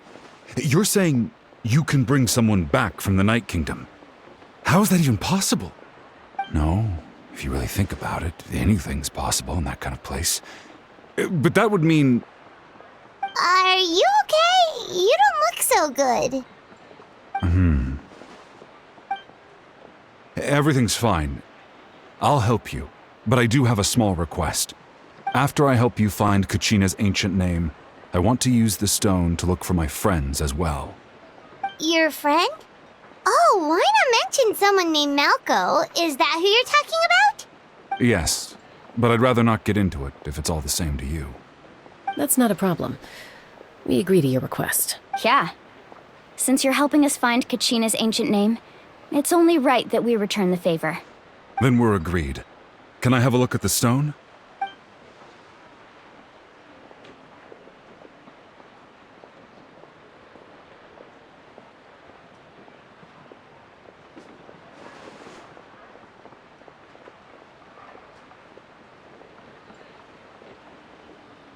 Huh. I see. From what I can tell, it functions almost like an abyssal pylon. Both connect the Night Kingdom to the living world. Once the connection is established, the abyss will come surging through the opening like a predator honing in on the scent of blood. So we have to be sure not to use it in a tribal settlement. Wow, you got all that just from looking at it? I just picked up on the basics, really. I still have no idea why it works. You said someone named Sitlali invented this. They must be a genius. I'll go find an open area and start setting things up. In the meantime, I need you to get 2 things for me. We'll go right away. What do you need? First, I'll need some hook ropes. Pretty much every store around here carries them, so no need to go anywhere special. Oh, and I need to build a net out of them, so make sure you get a good amount. Wait, are you saying you're going to use a real net to catch Kachina's ancient name? How does that work when one's tangible and one's not? By creating something tangible in our world, like a net, we can create a connection to a corresponding concept in the Night Kingdom. Basically, I'm going to use the concept of a net to catch something equally intangible, an ancient name. Oh, I see. What about the second thing you needed? Right. I need 2 chunks of obsidian. Once we bring the ancient names into our world, we'll need a place to store them. Normally, you can only get obsidian from the Children of Echoes, but I heard there's a traveling merchant from that tribe around here somewhere, so maybe you can try your luck there. Gotcha! All right, let's split up. See that clearing? Let's meet over there when you're done. Oh, and you can send someone with me if you want. In case you're worried I might take the stone for myself. What do you think, Chaska? There's no need. Lena spoke highly of you. That means you're trustworthy. I appreciate it, even though that doesn't mean much to me anymore. Anyway, it'll take some time to set everything up, so no need to rush. I'll see you in a bit.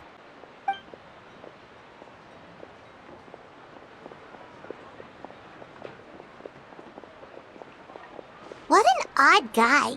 He seems so defeated, but also really invested in the stone at the same time. I don't have any more insight than you, Paimon. Let's just focus on the preparations for now. Hang on, Kachina. We're coming for you.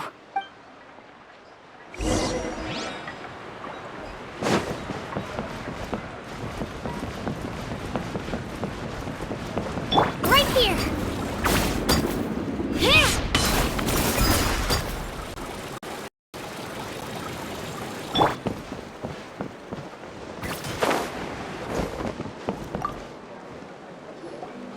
Hello. Do you have any hook ropes for sale? Hook ropes? As in rock climbing equipment? Yes. How much for your whole stock? Oh, the whole thing? Let me see. That would be 30,000 mora in total. Deal.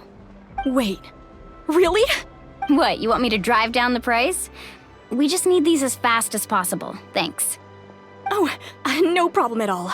I'll even pass along some information on the house. These ropes are usually used by rock climbing enthusiasts. If you want to learn, Roka's the person you want to ask. All right, that's everything. Here you go. Now we need the obsidian. Let's go talk to the traveling merchant Bichama mentioned.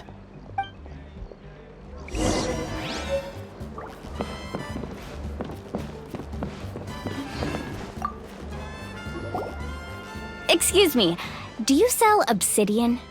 Why, yes. I've got a chunk for sale right over there. Perfect. Is that the only one, though? We actually need 2. That might be tough.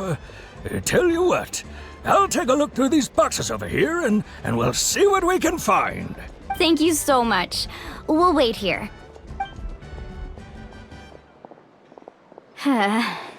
Relax. Everything's going according to plan. I know, it's just... I could tell Vichama feels the same way about his friend that I do about Kachina. I hope this chunk of obsidian isn't the only one. Kachina always carries all sorts of shiny stones with her. If I was the one trapped in the Night Kingdom, she'd have a whole pile of obsidian ready in a heartbeat. Well, would you look at that? I did bring an extra. Here you go, young lady. How does it look? Perfect! Thank you. How much do I owe you? If you hadn't shown up, these stones would have just sat here collecting dust. I'll take 3,000 mora for both. Here you go. By the way, I heard you mention Vichama just now. You running an errand for him then? How's he doing? Malco's been gone for 5 years now. It's about time he started to move forward. Do you know what happened between them? I heard about it in passing while I was out drinking one night, but I don't know all the details. Vichama and Malco grew up together, and even made a name for themselves together. Malco was an amazing fighter, capable of knocking out multiple opponents in a single hit, while Vichama excelled at scouting and analyzing the battlefield. 5 years ago, they both emerged triumphant in the pilgrimage and were placed on the same team to fight the Abyss. But on the eve of battle, the Abyss launched an attack on their tribe, and Vichama suffered an injury to his leg while attempting to rescue someone. Then what happened? The team agreed that he couldn't fight the Abyss in his condition. Vichama didn't argue. He knew going to the front lines with an injured leg would make him a burden in battle. So they raised the issue with the Pyro Archon, and she agreed to let him stay behind. It's just... Malco and the others ended up facing hordes of abyssal monsters in numbers that far exceeded anyone's expectations. The team made an error in judgment, and they fell to the onslaught. Vichama went into a deep depression after that. He blames himself for everything. Oh, you're not wrong. But it's possible he chooses to blame himself. Not because he did something wrong, but because he wasn't able to do anything at all. I've tried convincing him to move forward, to stop dwelling on the past. But the shadow of Malco's death hangs over him still. The Abyss has caused so much suffering, and some wounds never heal. I wish there was something he could do to make himself feel better. But anyway, that's the gist of it. Maybe you could help him talk things through sometime. I would really appreciate it.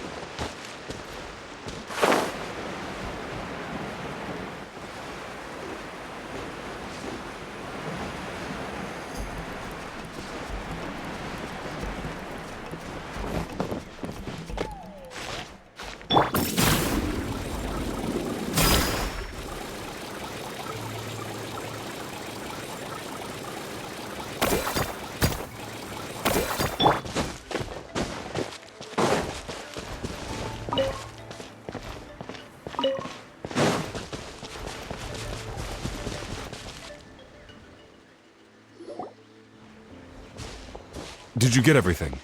Yep, it's all here. When do we start? I've made all the necessary adjustments, so we're good to go. As agreed, I'll help you find Kachina's ancient name, and then you return the favor. Go ahead.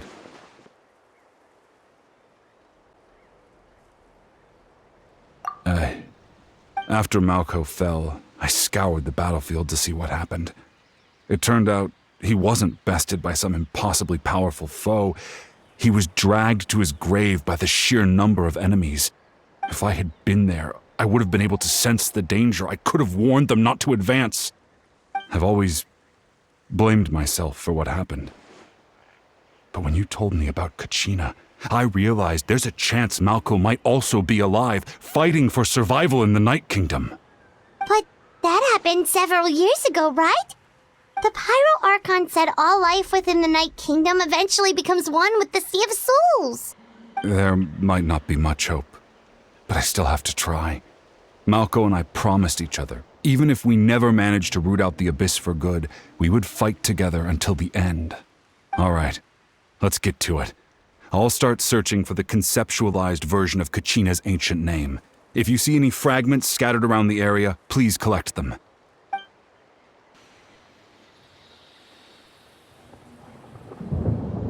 Make sure you prepare yourselves for battle. As I said, the stone will link the mortal realm to the Night Kingdom. The Abyss will likely emerge in response. Look at that golden thing! It must be one of those fragments Vichama mentioned. Let's get closer!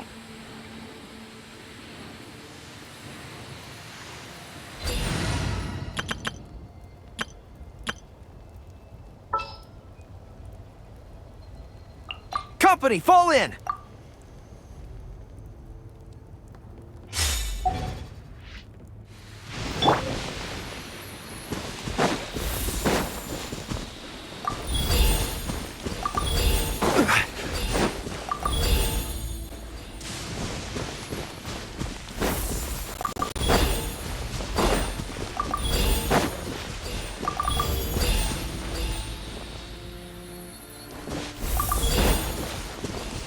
Whoa, monsters incoming! Watch out, everyone! Pull in! Oni coming through! Let's roll!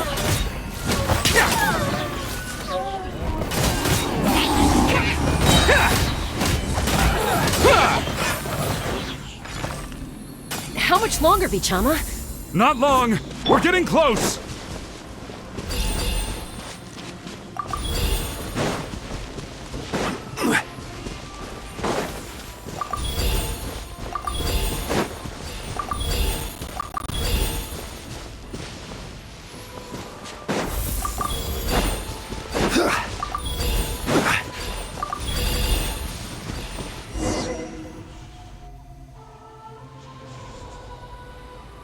Vichama!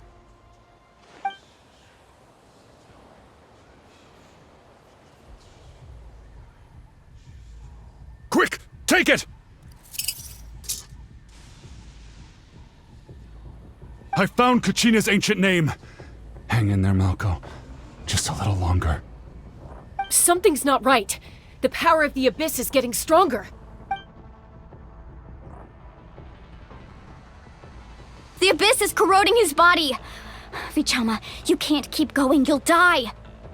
I should have died 5 years ago. I just need a little more time. Please, I'm almost there. Thank you.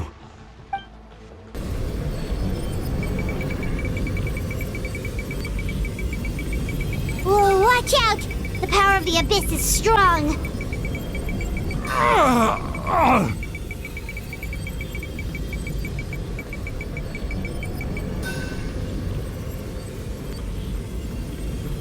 This power.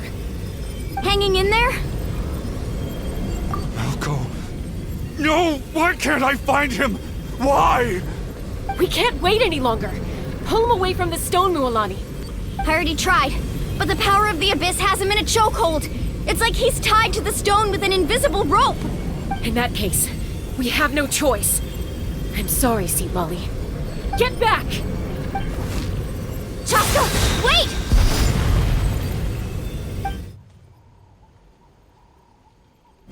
Ouch!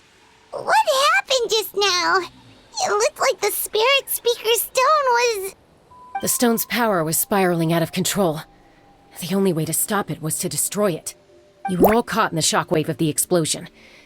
You might feel dizzy for a while, but that's normal. Give us a heads up next time, will you? You're lucky we managed to dodge it in time. I thought I said to get back. Yeah, barely a second before you made it go poof. Not everyone has your reflexes, Chaska. We were this close to getting dragged into the explosion. Okay, I'll be more careful next time. At least Kachina's ancient name is still in one piece. Wait, where's Vichama? Vichama! Vichama! I couldn't find Malco's ancient name. It must be completely gone by now. Once your ancient name disappears, there's no coming back. From the very beginning, I knew there was a slim chance, but still. And now... it's too late to save him. From the minute he left that day, it was already too late. Vichama. I'm sure he's heard enough condolences over the years. Let's just give him some space. Huh? What's that in your hands, Vichama? It looks like something's glowing! Huh? This is...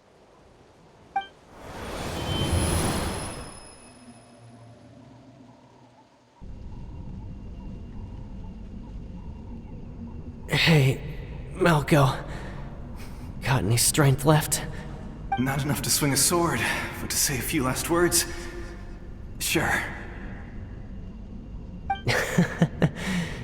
Too bad no one will get to hear them. I never thought I'd actually die on this mission. Not that I'm afraid to die. It's just hard thinking about my mom's face when she hears the news. Guess I have something to be thankful for then. My parents died a long time ago. They won't have to mourn me.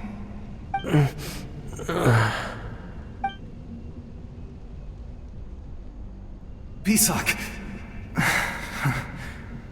Always had to beat me at everything, didn't you?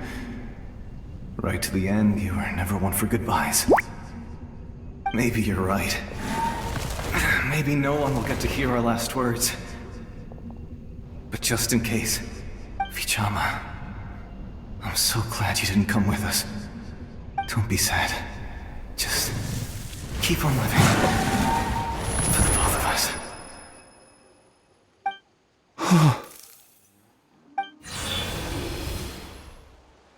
Was that a memory?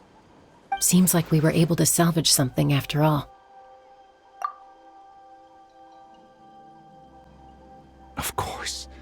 Seeing him, hearing his voice again, it makes me unbelievably happy. But it also brings with it an even deeper pain. A deeper pain? Why? Malco was always the type to put on a brave face. But in that memory just now, his hands were shaking, and his smile was forced. For all these years, I regretted not being able to fight alongside him to the end. And now I know, at the end of his life, he was thinking the same thing. Vichama.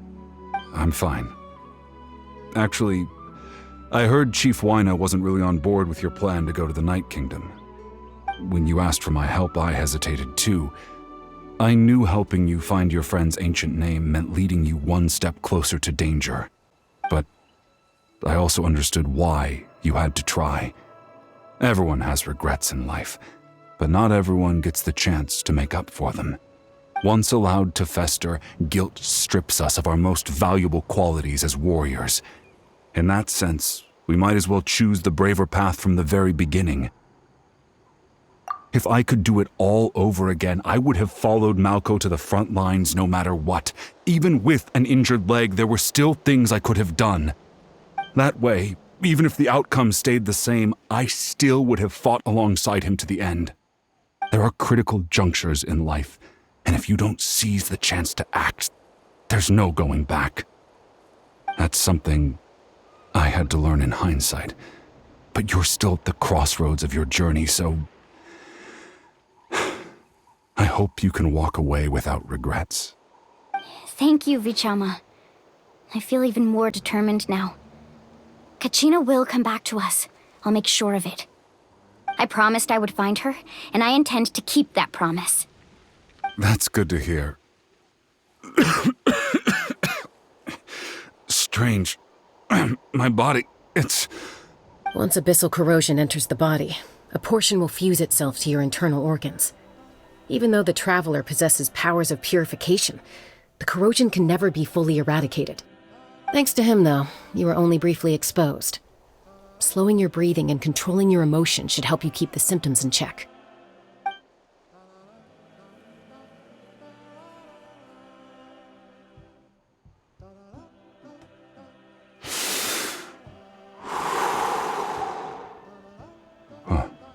That does make me feel better. You seem very knowledgeable about all this. Just speaking from experience, that's all. Anyway, we've recovered Kachina's ancient name, so we're off to a great start. Let's get Vichama back to his tribe and tell Wyneth the good news. Oh, and apologize for destroying the Spirit Speaker Stone. We had no choice, though, so he'll probably understand. Right?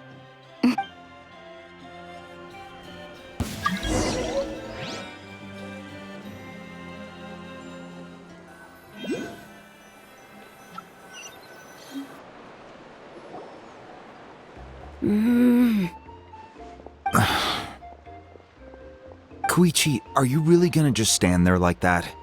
I don't know what you want from me. I think you know exactly what I'm trying to say, Uncle Wyna. I can hear it in your voice.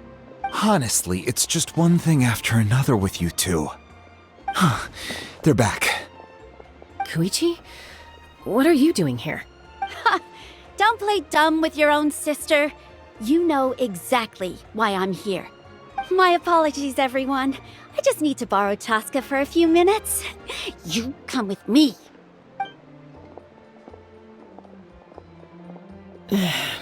I'll be just a moment. Who was that? Koichi, Chaska's younger sister. Although the two aren't actually related by blood, it's kind of a long story. It's not really my story to tell, but I guess it's not a secret. You see, Chaska was actually raised by cuckoo sores. She was afflicted with a rare disease when she was a child, and abandoned in the wild as a result. The Abyss found her out there, all on her own, and tried to devour her. But in the end, all that did was trigger her will to live. That strength of will pushed her to survive. But it also planted a seed of conflict within her. Eventually, she was adopted by the cuckoo sores. Wherever they went, she followed, getting into fights right and left. For some reason, Paimon can totally imagine that. Well, when Chaska finally returned to human society, it was Koichi's parents who adopted her. At the time, Chaska still had a habit of getting into fights, so Koichi was always taking her around, apologizing to everyone. Ah, I remember those days. One of those fights was definitely with me. But, you know, kids. You're fighting one minute and your friend's the next. Eventually, she found a way to rein in that desire to fight. And now she's who people call to resolve conflicts. She's known as the Peacemaker. It sounds like she still argues with Koichi, though. Don't siblings usually stop fighting when they get older? That's partly my fault. Koichi asked me to stop Chaska from doing anything dangerous, but you probably know by now, once Chaska makes up her mind, there's no changing it. Oh, I get it. No wonder you tried to talk us out of going to the Night Kingdom. Chaska even said that wasn't like you. I'm all for your adventure. You need to take risks when you're young, because by the time you're my age, you couldn't attempt something like that even if you wanted to. Better try now than live with regrets later. That's what Still, I can understand where Koichi's coming from. In the end, nobody wants to sit back and let a loved one put their life on the line.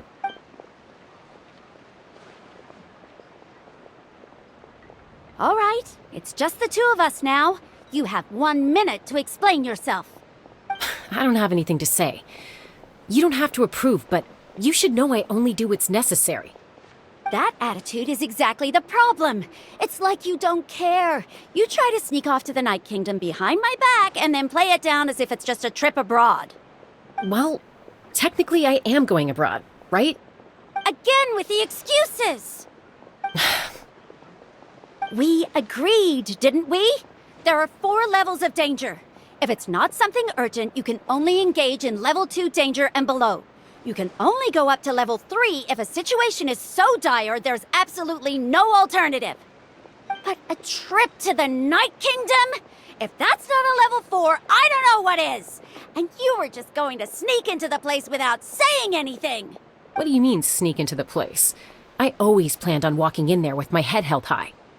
You bought off Uncle Wina, didn't you? He promised me he'd stop you from doing anything dangerous. Oh, it's like he didn't even try. You feel like he went back on his word. What if I told you my mind was made up, and there was nothing he could have done? Not even by force. Oh, I knew it! So he did try to say something, but you didn't listen. This is important. If you were in my shoes, you'd make the same decision. You don't know that? I'm a doctor, and I handle logistics. If you're going to waltz into a dangerous situation where you could lose control at any moment, it's my duty to say something. All right, whatever. Anything else? What do you mean, anything else? Why don't you reflect on what you've done and promise me you'll stay put? Time out. Is this one of our normal arguments or a serious one? Chaska, does it sound like I'm joking? Then, you need to know something. What happened to Kachina was partially my fault. I can't leave her there to die. That's not who I am. But the person you become when you lose control, that's also not who you are. That's a different issue. You said it yourself.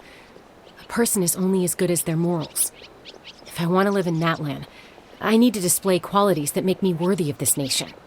I've also told you that managing your condition is equally important. Sometimes you have to make sacrifices. All right, let's stop this here.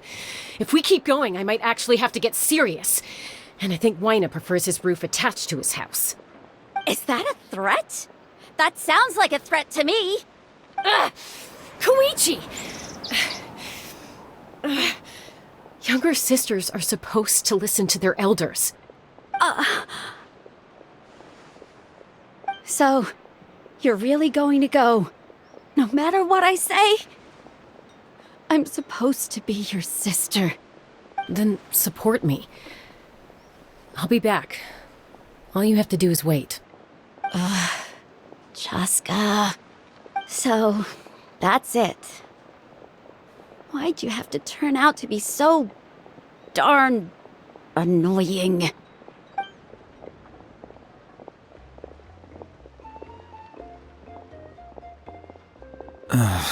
You two are something else. Something you wanted to say? I know you aren't related by blood, but you two sure are similar.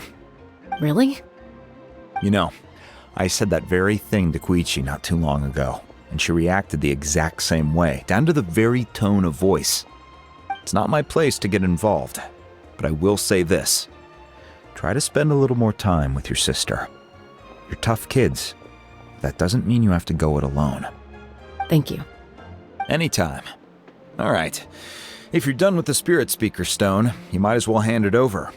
According to Kinich, it's an important ceremonial artifact, so it'd be safer to keep it with me. About that. If only Tone-Gift Bard was here, he could have repaired it just like the Holy Liar. It might be in a few more pieces than you remember. Huh?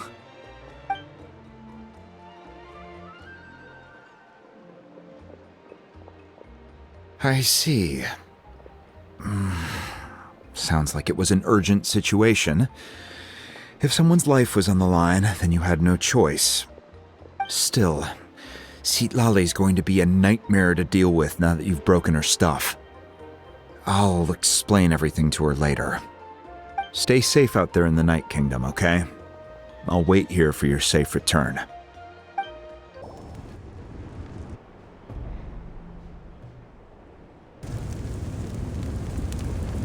We're back! We found Kachina's ancient name, too! Well, it's fairly complicated. Let me give you the condensed version.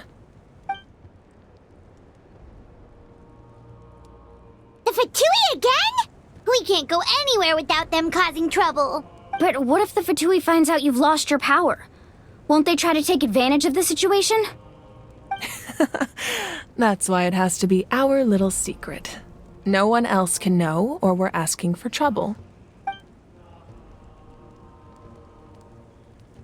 Look, I wish I could offer you some sort of consolation, but I won't lie to you. With multiple factions closing in, there's nothing comforting about the situation we're facing. Still, all you need to do is focus on your goal. You can leave the complicated matters to me. I can also step in on the Pyro Archon's behalf. There's a limit to what I can accomplish, but I'll help you however I can. There's no need to be so modest, Yan-san. Your incredible strength has long been a well-known fact. You're the pride of your tribe. Archon, I'm sorry about before.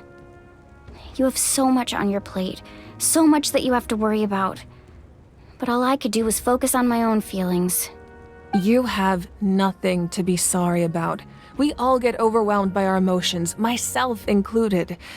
Your reaction to Kachina's disappearance, I understand that feeling very well. Well, now that we have Kachina's ancient name, let's go track her down. Follow me.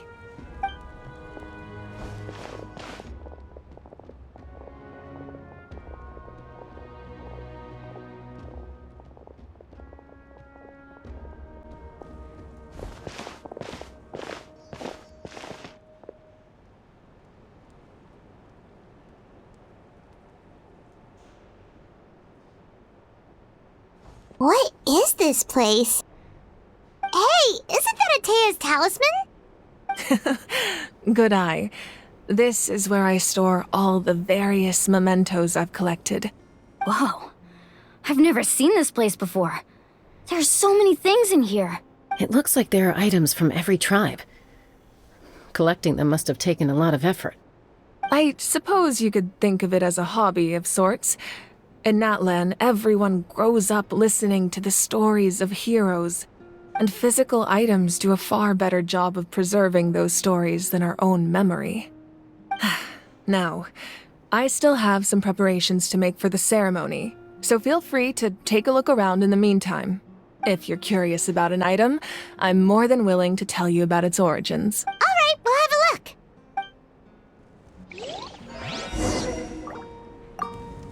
This flower looks like it's thriving. You must be good at taking care of plants, Archon.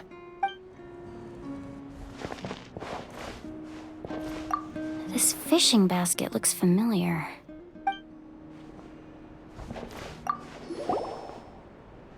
Hey, there's a fishing rod here. It must have belonged to the people of the springs. That's right. It belongs to a legendary fisherman named Matavaru. I have his entire set of fishing equipment, actually. He and I met in a tavern. He told me about a particular kind of giant fish and his meticulous plan to catch it. In his eyes, I saw a hunger and a strong fighting spirit. To him, the sea was the battlefield upon which he staked his honor. So, did he do it? The next time I saw him, he was covered in scars. It turned out the fish he sought had been corroded by the abyss. He managed to kill the fish, but sustained a serious injury in the process, which meant he could never go deep-sea fishing again. Can a fisherman claim victory if he fails to bring back his catch? Well, Paimon thinks he won.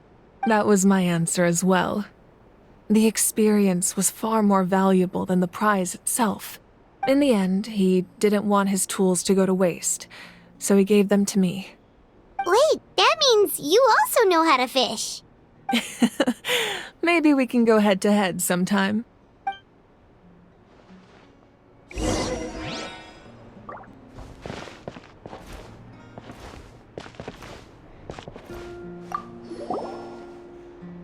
This is Atea's talisman. I'm sure you're familiar with this one already. Atea was rarely ever without it. The talisman brought her a lot of luck in battle.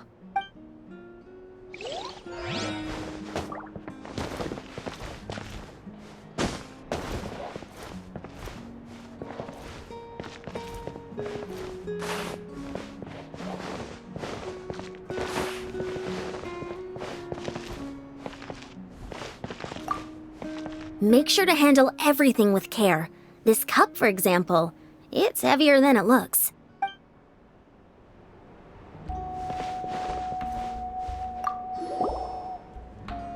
Whoa, that belt is bigger than Paimon's head! The Collective of Plenty are known for their bodybuilding competitions and contests of strength. This belt is a symbol of great honor within the tribe. The association with strength might also have been the reason the original belt was extremely heavy. It was difficult for even 2 people to lift. And even if a warrior had the strength to put it on, wearing it for any length of time would still leave them gasping for breath. Sounds like it. So the owner of the original belt, Kitera, commissioned a craftsman to make a copy identical in appearance but far lighter in weight. That is the belt you see before you. He would often wear this version when training in order to protect his waist. Or he made a lighter version so he could wear it all the time and show it off.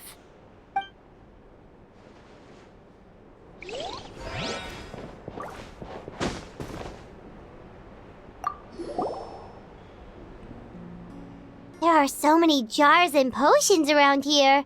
Do they have anything to do with alchemy? No, those belong to the Masters of the Night Wind. They're ceremonial tools used to amplify the ability to communicate with the Night Kingdom and the Wayab. Yamaya is an expert in this field, and she taught me a lot. Even though she appears stoic and serious, she actually has a keen sense of humor. The tools you see here are quite traditional. Her students found them outdated, so she passed them on to me. The contents of the jars aren't all that special. Oh, except the big jar in the middle. That's what she really wanted to give me. Ooh, must be something really cool. What's inside? Grape juice. Huh? It's quite tasty, although probably expired by now.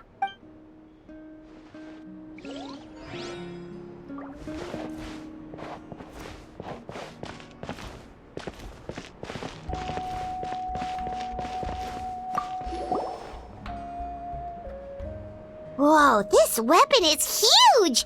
Which tribe did it belong to? Ah, that weapon belonged to Tenoch, a hero from 500 years ago. Strictly speaking, he didn't belong to any single tribe. That's because even before the disaster with the Abyss broke out, he had already been exiled. Exiled? It was a punishment imposed out of necessity, but he accepted it all the same. He believed it was what he deserved. When the Abyss attacked, the tribes found themselves in urgent need of a powerful figure to lead them into the battle, and there was no one more courageous or resolute than him. He united the 6 tribes and accomplished great feats throughout the war. Ultimately, he perished, and because he had already lost his ancient name, the Ode of Resurrection was unable to bring him back. And so, he was laid to rest, alongside the countless warriors and civilians who lost their lives, buried in the soil of his native land. Wow, he sounds like a true hero. Indeed, even now his story is told throughout the land.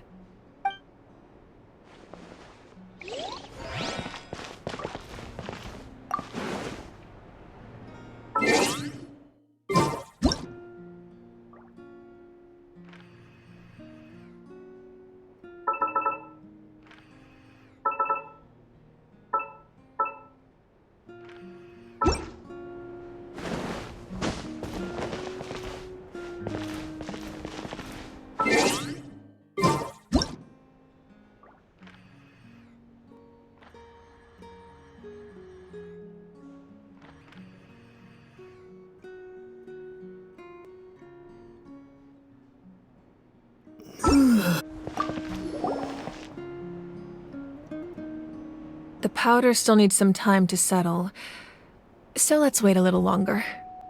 Well, what do you think of my collection? Do you feel like you have a better understanding of Natlan's culture now? Yeah, if each item represents a different story, seems like Natlan's really been through a lot. Does every item hold a special memory, just like Atea's talisman? That's right.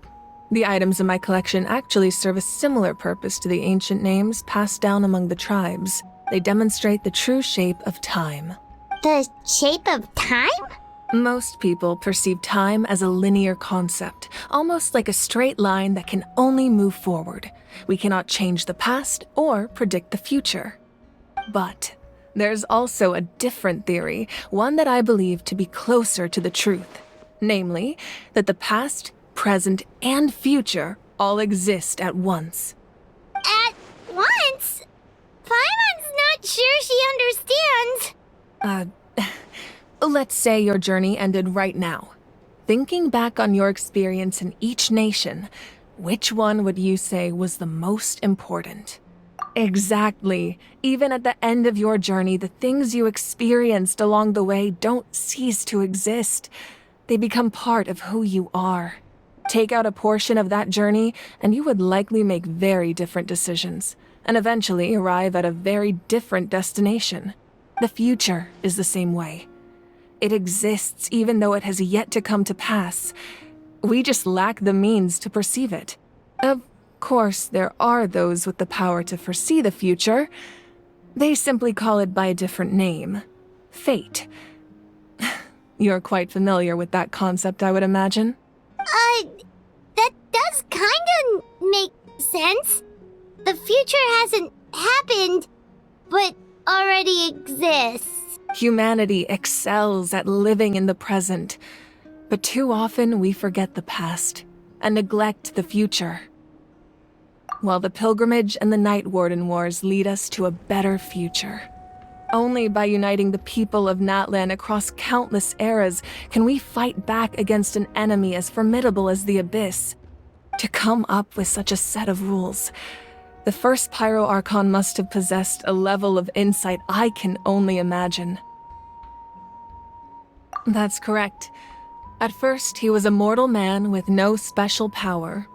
After he ascended to the Divine Throne, he used it to borrow power from the heavens and establish the rules of Natlan.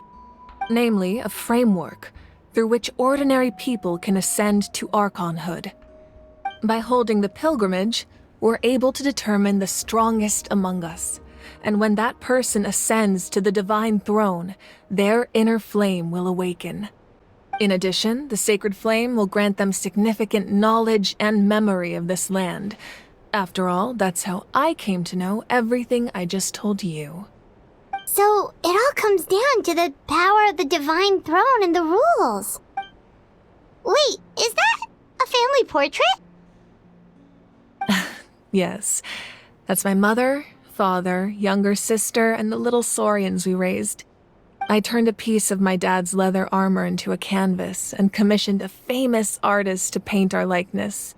Your sister is so cute! It looks like the two of you are really close. Paimon was having a hard time thinking of an Archon as an ordinary person, but seeing this portrait, it kinda makes sense now.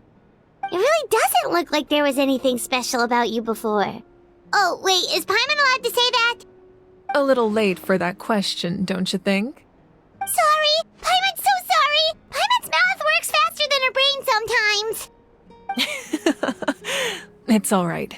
I'd never get upset over something like that. No matter what others may say, my past is a precious part of my identity. I'm forever proud of the life I used to lead. Becoming the Archon doesn't mean you sever ties with your family. The position just comes with a lot of responsibilities, so it impacts how often you get to see them. My father made the most delicious stew, so my sister would often bring me a large pot of his cooking, and we would sit on a blanket and eat it together. One time, we didn't close the door securely, and the saurians we were raising ran into the room and knocked over the entire pot. My sister immediately burst into tears. The two troublemakers were going for the meat, but when they saw my sister's distress, they froze on the spot.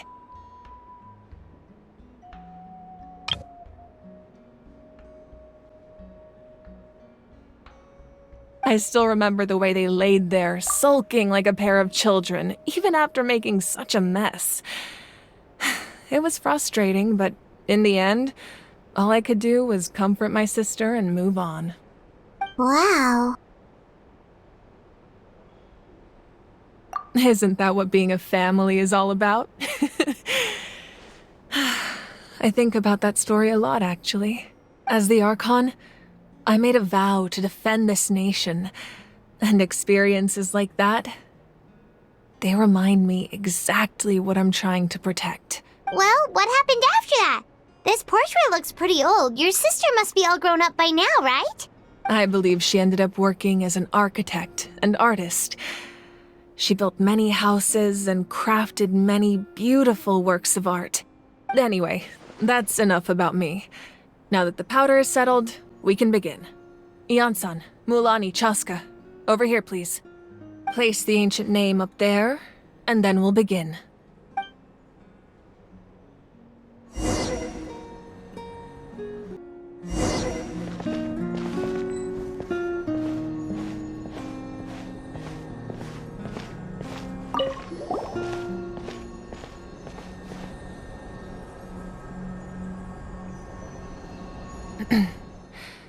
Surely as the echoes of life resound through heaven and earth, so too shall our stories remain eternal.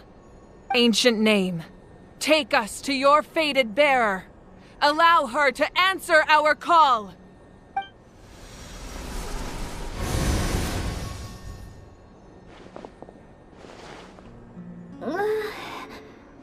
Am I hallucinating again? Kachina! Are you okay? Huh? I'm not seeing things, am I? Is the Abyss playing tricks on me again? It's okay, Kachina. It's just us. We're trying to find a way to bring you back. Everyone, you have to listen to me.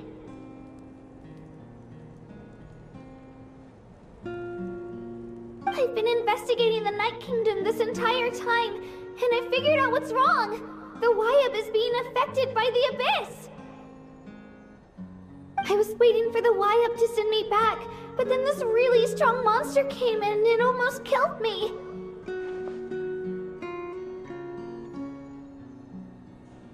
The Wyab saved me, even though its power is weakening, so I've been hiding from the monsters while trying to find a way to help. The Night Kingdom has become a huge mess, though. I keep hearing these awful sounds and seeing really horrible things. Don't listen to those sounds, Kachina. The Abyss is trying to strip you of your sanity. All you need to do is stay safe and wait for us. We'll be there shortly. It's okay. I feel so much better now that I've had the chance to talk to you guys. You don't need to worry about me. I've never been strong or special at all, really. So I don't blame anyone for forgetting about me or leaving me behind.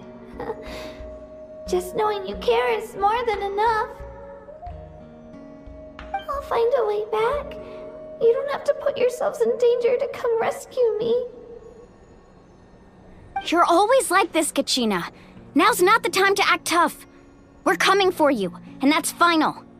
I don't know what lies the Abyss has been feeding you, but I'll tell you something right now. Nobody here sees you as a burden. You're a victor of the Night Warden Wars, a hero of Natlan. All you need to do is wait for us to rescue you, and you'll get all the applause and recognition you deserve.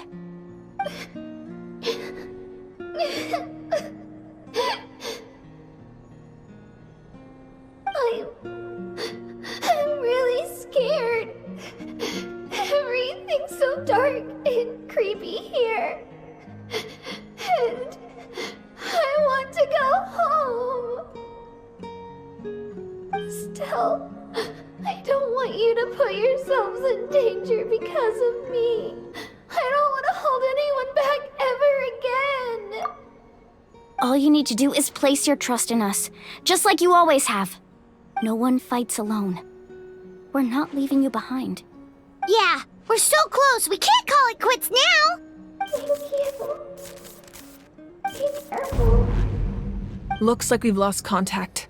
Now comes the most dangerous part. You have to traverse the Night Kingdom in your physical form. This entrance to the Night Kingdom was left behind after an abyssal invasion. Even a brief amount of time inside could expose you to corrosion. I know. I'm prepared for that possibility. All right. Then I wish you all the best. I'll tell Koichi to be ready just in case. She's very experienced in dealing with abyssal corruption. That face you just made. Don't tell me you two got into another argument. No, I just feel bad for creating more work for her. I'll go with them too, Archon. The more people, the stronger the party.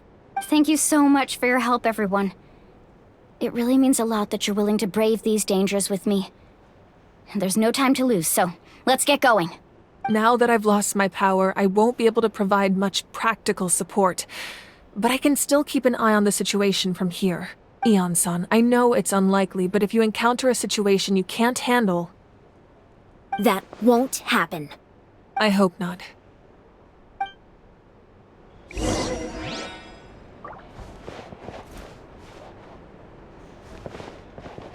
Be careful out there. I'll observe the situation from here.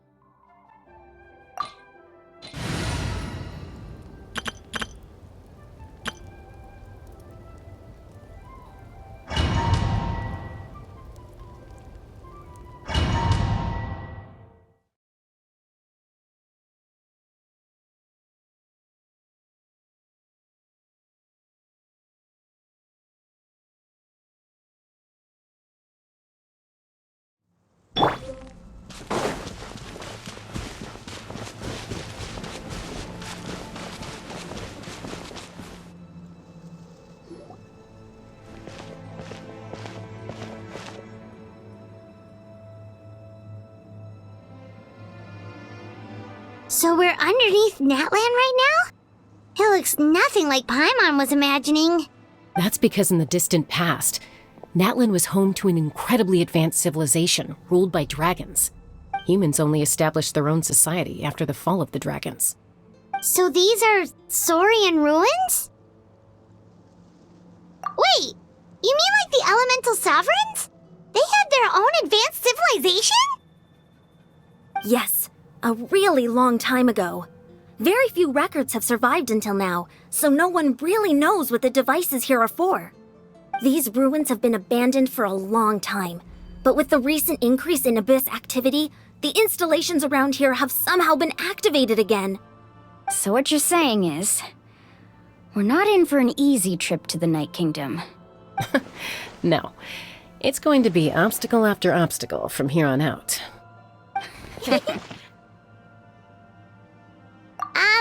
Why are you all laughing like that? It's creeping Paimon out. It's the pre-adventure excitement kicking in, right guys? Of course. I'm eager to get started. Then let's go. We won't let anything stand in our way.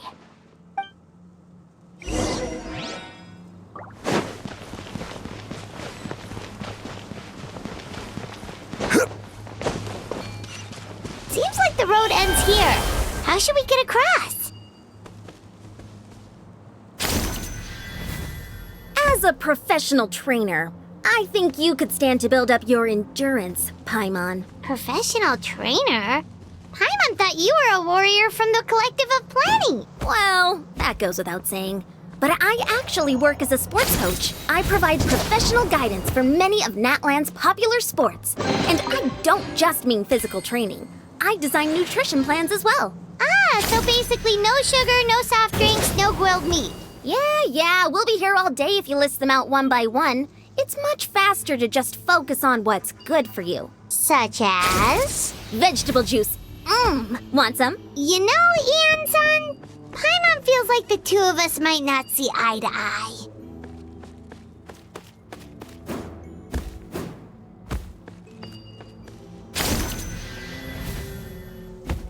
Those guys look familiar. We've fought them before. Let's go. Show no mercy.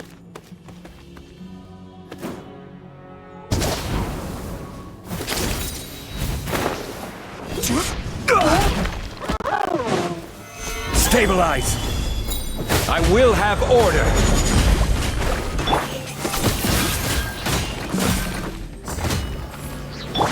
Attaboy!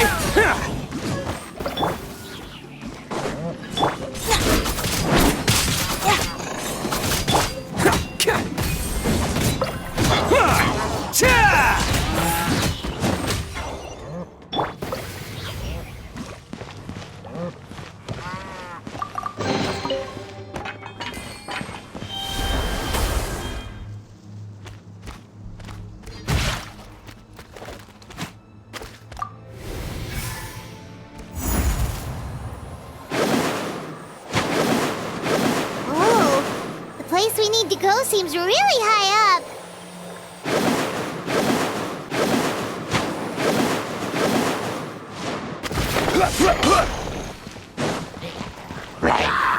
Solidify! Advance!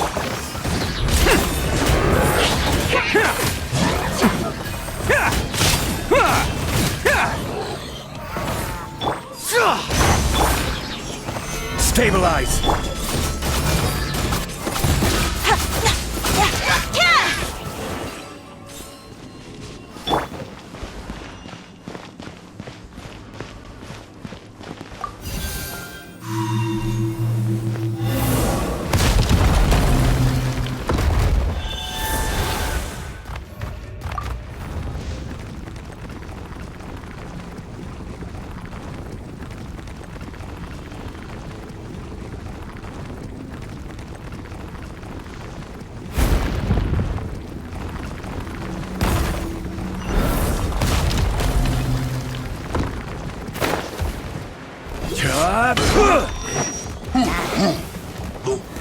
Solidify!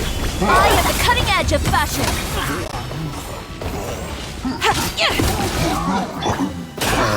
This is order! Bam!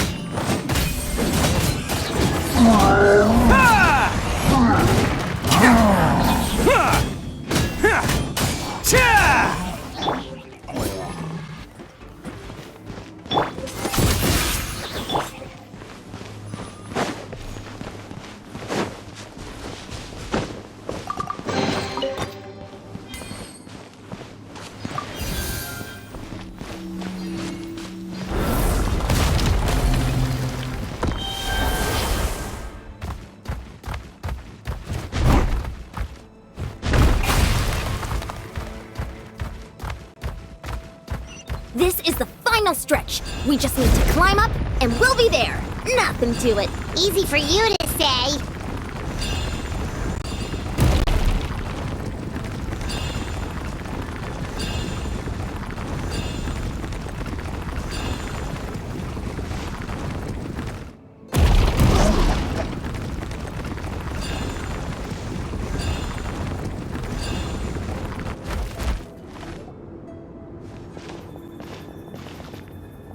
This must be the entrance the Pyro Archon told us about.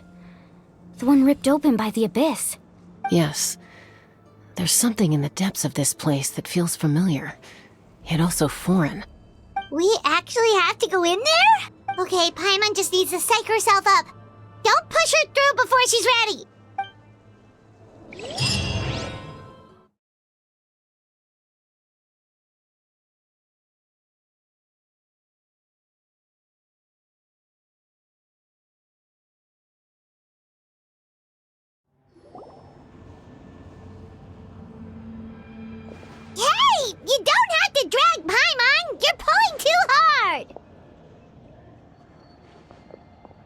Looks like we made it.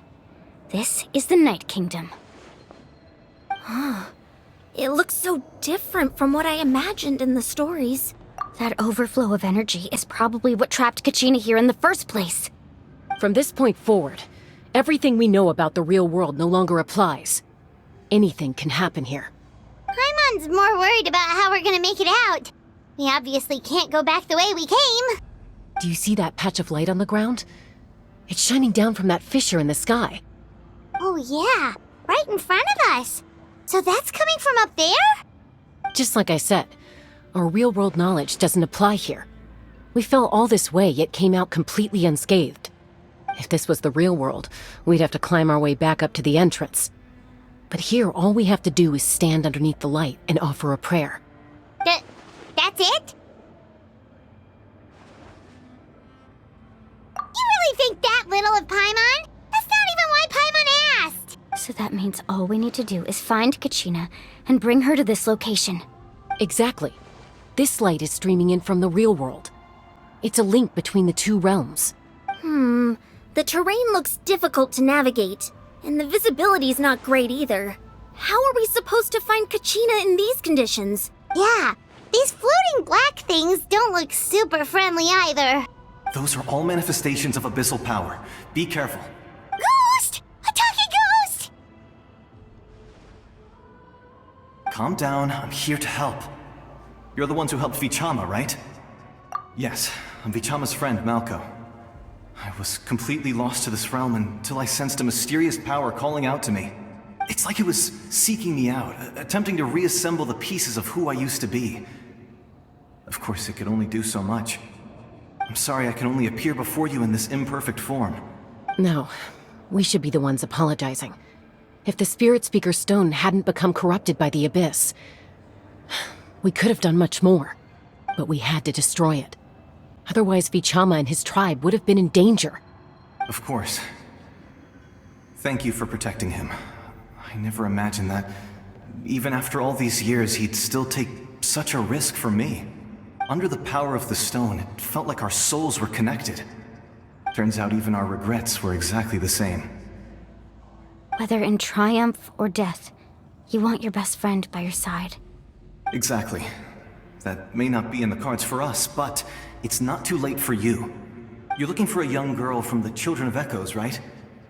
She's being chased by an embodiment of abyssal power. I'd like to help her while I'm still in this form, so follow me. Be careful. This place has been severely corroded by the Abyss. Paimon didn't realize it had gotten this bad. It's like a seething volcano ready to engulf our world at any moment. Ouch! Quick, get back here! You can't go wandering off. Stick close to me. My power will be able to ward off attacks for the time being.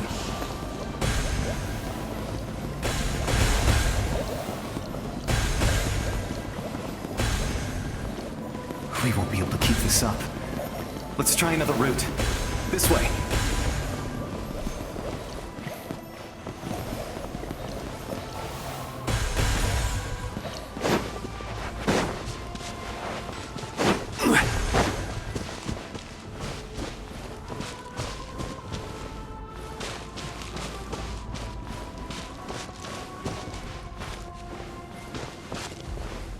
Not good. More monsters. We shouldn't waste our time on them.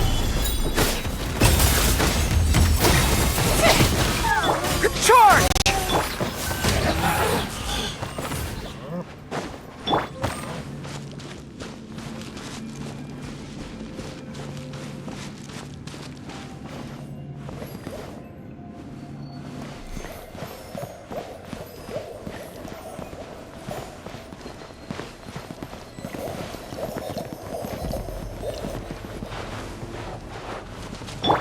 Oh, Paimon can't see anything! It's easy to get lost here. Just stick close.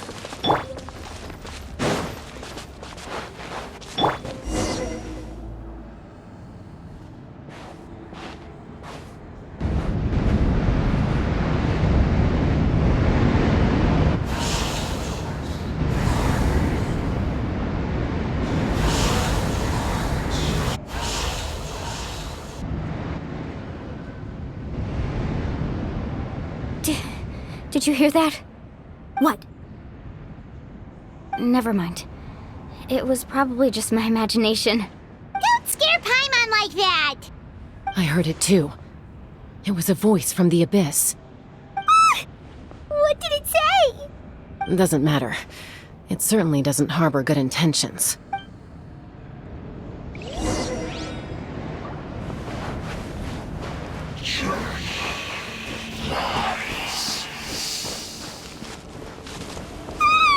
Paimon just heard it too!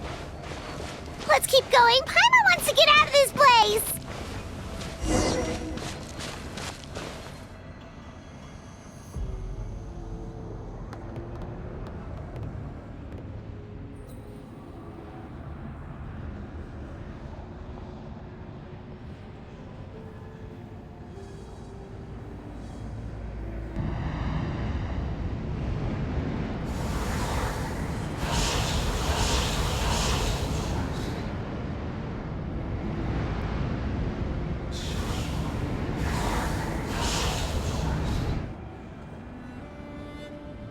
We're here, Kachina! Honey? You made it! Looks like our reunion will have to wait until we take care of these monsters. Good idea. Let's go!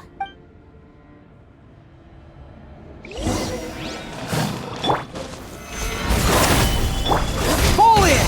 Everyone on me! Shabam!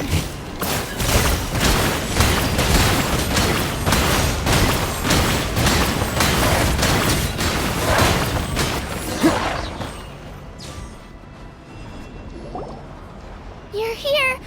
You're finally here! Thank you so much! That monster can appear from anywhere. It almost caught me a bunch of times. The Wyap's power helped keep me hidden, so I just tried to stay out of sight until you got here. Atta girl. You did so well. And most importantly, you weren't hurt. Should we start heading back then? Actually, I have a request. Will you come visit the Wyap with me?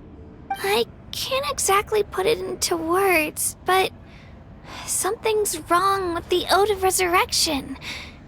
And I know it has something to do with the contamination from the Abyss. That was the Pyro Archon's theory as well. Everything we've seen here certainly seems to back it up. In the Night Kingdom, there are 6 main totem poles representing the Wyap of each tribe. You can think of them like the body of each Wyap. Additional totem poles, like the ones around here, serve as proxies to which the Wyap can extend their consciousness. There are countless proxies scattered around the Night Kingdom. Through them, the Wyap can extend their consciousness over the entire realm and track down souls no matter where they roam. But if a proxy were to become severely contaminated, then a soul could become lost within the Night Kingdom. Judging by the current situation, I don't think we're dealing with just one contaminated proxy. Even if we could drive back the abyssal power from one of them, that probably wouldn't even put a dent in the problem. Still, we can't just leave the Wyap to suffer. It's protected me this whole time. I agree. We might even manage to draw out the monster that's been hunting Kachina. Getting rid of the monster might slow down the deterioration of the Night Kingdom. Kachina? What's wrong? Nothing. Just a headache. And that voice again, telling me to abandon the Wyap and leave this place. Maybe we really should leave. Kachina's already been here for too long. No, I'm fine. I don't plan on listening to that nonsense. I can hold on. Just up ahead. I'll lead the way. Besides, I can still fight, so please, help me out a little longer. Listen to me, Kachina. We'll come with you, but that's because we want to help the Wyap, not because we have something to prove. You don't have anything to prove either. It's okay if you reach your limit. We'll be there for you. All right. The sooner we get this done, the better. We've already come all this way, so we might as well try to get to the bottom of this. Let's go. This way. I'll stay here and try to stall the Abyss monster. All by yourself? That's too dangerous. It's all right. I may not be as strong as that monster, but I'm definitely more familiar with the area. Besides, I don't have much time left. If you're anything like my friend, I'm sure you're not particularly fond of goodbyes. So go. Achieve your goal, and return to the world where you belong. Thank you for everything. You're a true hero. Thank you. No one fights alone.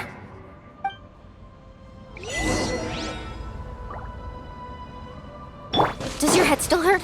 Let me help you walk. I'm fine.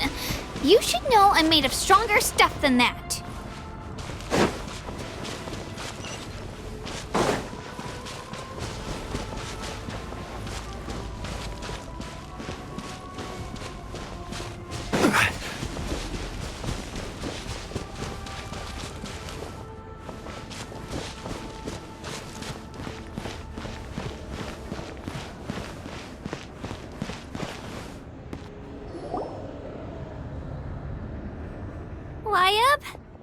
Wyabb! I'm back! My friends and I are here to heal you. Wyabb, can you hear me? Wyabb? So we were right. The contamination is already too severe. It's preventing the Wyabb from answering our calls. Alright, get ready everyone. Time to purge the abyssal energy from this place. Careful. We've got company. Already? You really think that puny soul could slow me down? Courage in the face of futility is pure folly. He tried to get in my way, so I disposed of him. You killed Malco? He would have dispersed with or without me. Rather than worrying about him, I would urge you to focus on yourself. You may have defeated others of my kind in the past, but underestimate me now, and it will be to your peril. No, the power of the Abyss is intoxicating. The destruction it seeks captivates like a masterful work of art. I strive only for the opportunity to see it up close. I thought this naive little girl was an exception, but it turns out humanity is full of lambs willing to offer themselves up to the slaughter. That is the tragedy of your short lives. You understand nothing of all-encompassing power. Ancient names, pride, friendship, all empty ideas invented to give you a false sense of self-worth. They possess no power at all. The Pyro Archon created those grandiose ideals out of pure selfishness. Anything to avoid sharing power. Anything to avoid handing over the primordial gift to ordinary people like you. Don't believe me? Then ask yourself, why is the Pyro Archon strong beyond measure, while you, Kachina, remain so pathetically weak? Kachina! Give me your hand.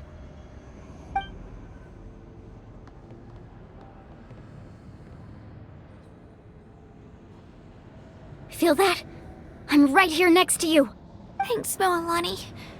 You're right. I have nothing to fear, because I'm not alone anymore. You're right. Maybe comforting ideals don't have any power. But you also couldn't be more wrong. You've never had to work for your own strength, so you will never understand the true source of our power. What? The courage we have to stand before you and not back down? It comes from our friendship. The power lies not in the ideal itself, but in our commitment to upholding that ideal, and in our decision to stand together and fight! Well said! Let's go, Kachina. It shouldn't take more than two of us to handle an enemy like this. Sorry in advance, but you deserve what's coming to you! There aren't many in Natlan who can beat us when we're together. It's time he got a taste of that kind of power. From the ashes! Need a surfboard? Clear the area! Catching at the flames! Carving waves!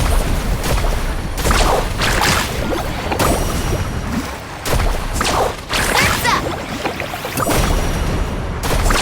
Amazing! brightly burns the truth! Here goes!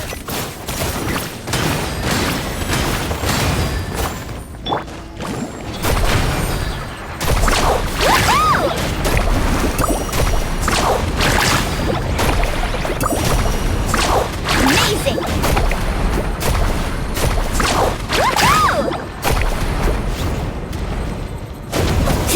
What a small price! The fate of this world is already... We won! We actually won!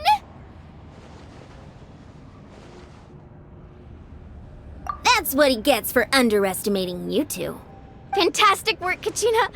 Absolutely fantastic! This makes me so unbelievably happy. I'm happy too, Mualani. Together we really are unstoppable! Huh? What's happening?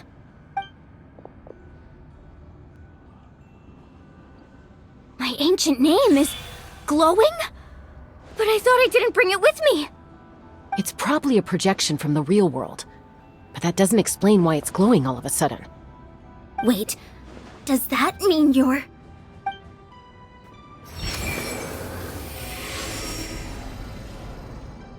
That was a bold move, diving headfirst into the fire to save your friend, especially in a place so overrun with abyssal corruption.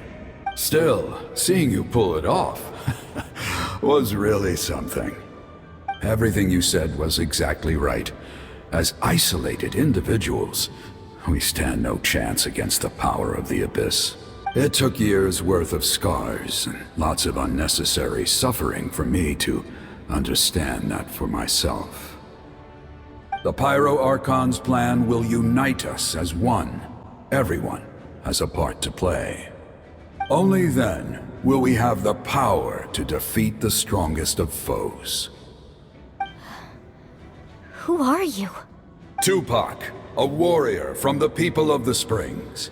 I fought against the Abyss during the invasion 500 years ago. I've heard that name before. You were the giant who saved all of Natlan. Since you were able to awaken my words from your ancient name, that means you have fully embodied the aspirations of the Wayub. Under the name Umoja, you shall unite the tribes and save Natlan from its impending doom. Me?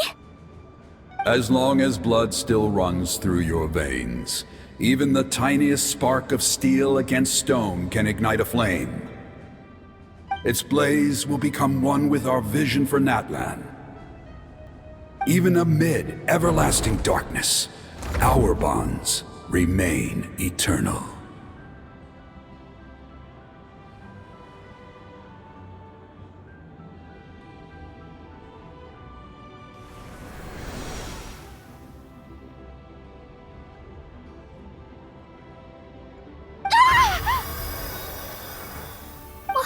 What's wrong, Mualani?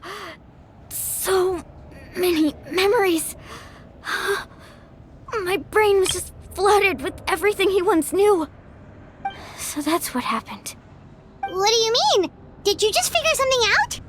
500 years ago, they foresaw the very crisis we're facing now. Efforts to save Natlan started all the way back then. We can go over the details once we get back. We shouldn't linger here longer than we have to. I know bits and pieces, but I had no idea Mualani was also part of the plan. This sounds like something that's going to need a lot of explaining. Let's focus on saving the Wayub first.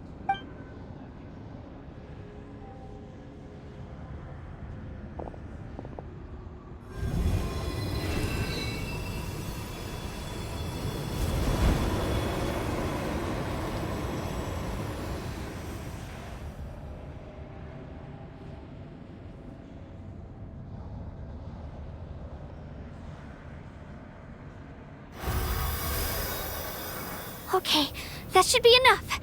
Wayub? Can you hear me? I hear your voice, Kachina, my dear child. Great. Well then, I'm afraid it's time to say goodbye. I just wanted to make sure you were okay before we leave, but we can't afford to stay here any longer. I was going to ask why you bestowed an ancient name upon someone like me, but it's okay. I'll keep searching within myself for the answer. I'll never stop trying to improve my strength. One day, I'll live up to the hero you saw in me. You are already an outstanding child in my eyes, Kachina. No matter what happens. Huh? You are all my most beloved children. It has always been my honor to protect and nurture you. Your ancient name is just that. A name. Much like your parents chose to name you Kachina, I also gave you a name, but it need not define you. Focus on who you want to be. You are already worthy of your name. Now, you need only devote yourself to becoming a better you. The story of your ancient name is for you to continue. Just like your parents, my love for you will never change, no matter what the future holds. Thank you, Wayab. It gladdens me to see the Pyro Archon's plan move another step towards completion, but it is time for you to leave this place. The situation here is getting worse. Go now, my children. Save Natlan on behalf of all you hold dear. I know we've never met before, Wayab, but I just wanted to say thank you for encouraging Kachina. It was exactly what she needed to hear. Whoa! What's going on? An earthquake? We're out of time. It's the power of the Abyss. Quick, we need to run!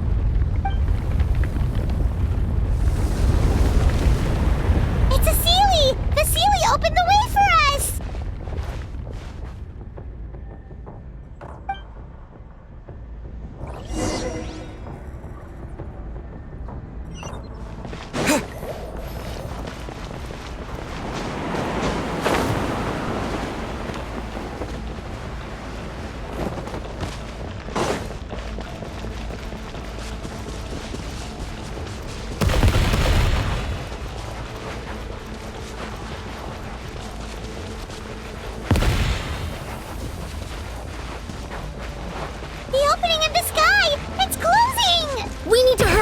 Or we'll be stuck here!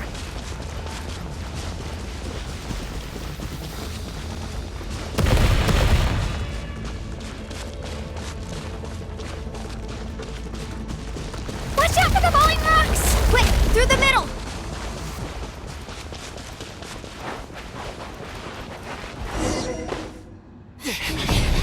Come on, faster! We'll never make it!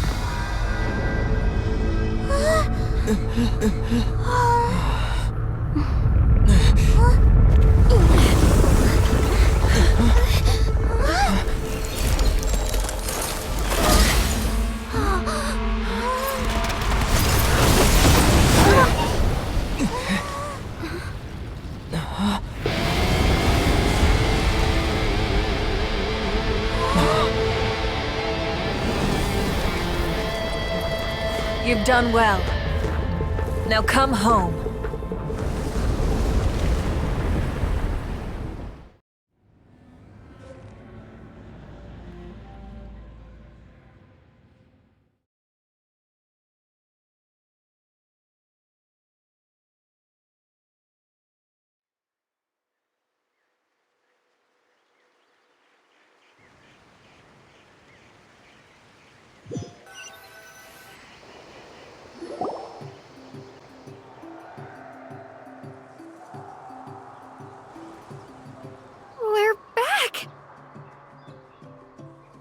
Pyro Archon saved us.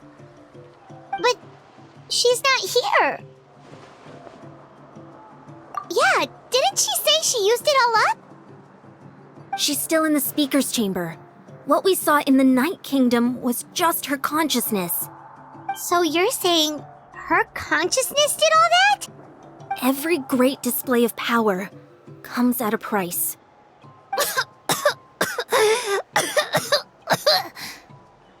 You must feel terrible, Kachina. Just hold on. We'll get you to a doctor soon. Let's get back to the stadium. The Pyro Archon said she'd have a doctor waiting for us. I recommend getting a full checkup, just to make sure no damage gets left behind. Paimon feels okay. What about you, Traveler? Right. You always seem to do pretty well against the Abyss. Let's get going. We need to share what we learned in the Night Kingdom as well. Right. The YUP mentioned something about the Pyro Archon's plan. What is it exactly? I'll let her explain everything. We're all a part of the plan now. Every move we make from here on out will decide Natlan's ultimate fate. Huh. There's a lot less stuff here than before.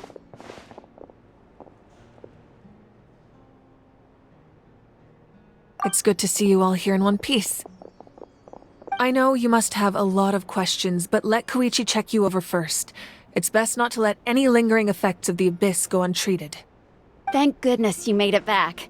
I came here as soon as the Pyro Archon told me about your plan. Take a seat, everybody. I'll examine you one by one.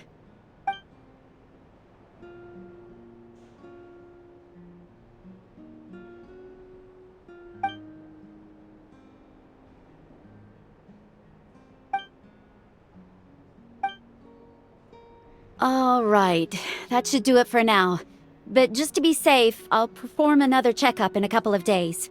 I have to say, though, I've never seen anyone react to the Abyss like you, Traveler. It's like you're completely immune to its power. He always has been special like that. He can even purify its power. Wait, now that you mention it, Paimon doesn't think she's affected either. Given the current situation, that ability will likely play a great role in the events to come. Of course. I still have patients to see, so I'll head out. Thank you, Koichi. All right. We might not see eye to eye, but we both had good intentions. Just give it time. I'm sure we'll figure things out between us one day. Yeah.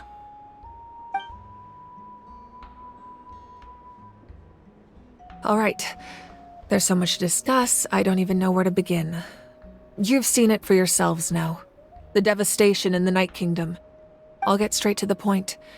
Natlan is on the verge of destruction. It's very possible our nation has less than a year before total devastation. Huh? No. That can't be true, can it? That's right. But I've only ever disclosed that fact to the handful of people working with me to save this nation. Our looming destruction is not a recent development, but the inevitable conclusion of the disaster the Abyss initiated 500 years ago. Mualani told us a little bit about that. 500 years ago, all the nations of Teyvat were invaded by the Abyss. Unlike the other nations, Natlan never had stable and deep-rooted ley lines, so we suffered the worst of the invasion. The battle against the Abyss was exceedingly long and brutal. In the end, victory came at the cost of our civilization and countless lives.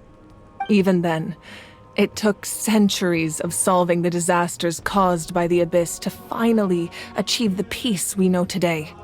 And still, this is but a superficial victory. The forces of the Abyss have merely been driven back underground. Their threat to Natlan remains as real as ever. I'd never have guessed. The problems plaguing the Night Kingdom are all the more complicated because that realm is essentially functioning as Natlan's ley lines. Immediately after the war, our calculations estimated that we would have a maximum of 500 years before the Night Kingdom was completely lost to the Abyss. But at that time, we were a nation of the destitute. Our people no longer believed in victory, nor did they hold hope for the future. Our civilization was dying, our faith crumbling, and the line of power passed down from the Wayab nearly severed. If we didn't bring the nation back together, it would be foolish to even dream of defeating the Abyss in the future.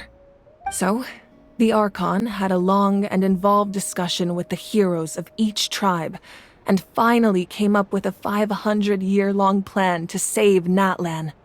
So that's what happened. After finding Kachina, I encountered a strange figure who gave me a series of new memories. Since the plan was mentioned in those memories, I guess I've been chosen to play an important role in it. But there's still something I don't understand. Those memories showed me the Pyro Archon from back then. And it was you. Huh?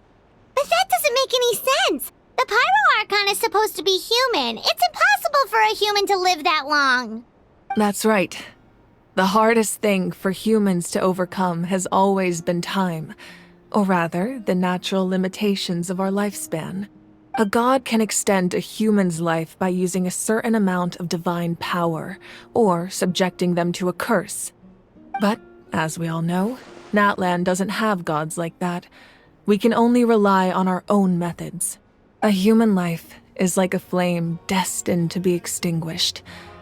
500 years ago, I placed my life within the sacred flame. Only by dying before my time could I have the chance to wake up again. So, in other words, this is your second life? Yes. We only managed to defeat the Abyss all those years ago because the tribes came together as one. If the Natlan of the future was to have a fighting chance, the Pyro Archons that came after the war had to rebuild the decimated tribes. The goal was to reunite the people and restore the strength of each tribe's Wayab. Once a tribe was back to its full strength, the tribe's Wayab would select a hero, indicating the tribe was once again ready for war. The Chosen would then stand by my side in defense of our nation, just like great heroes of old 500 years ago. So that means I'm one of the Chosen? That's right. You bear the ancient name Umoja, the same one held by the hero from your tribe 500 years ago. It means unity. After your adventure in the Night Kingdom, I trust you've come to fully understand the meaning of that name. So in other words, you always knew who the Wayab were going to pick from each tribe? Yes. According to the plan, each tribe was supposed to have been fully restored by the time I awoke. But something went wrong along the way. The 6 heroes successfully inherited the ancient names from 500 years ago, but the intel regarding the plan wasn't passed on to them. Once again, it comes down to the deterioration of the Night Kingdom. Communication between the Sacred Flame and the Wayab has been blocked. Just like how the Ode of Resurrection failed to bring Kachina back. Exactly. It's just another tactic the Abyss is using against us.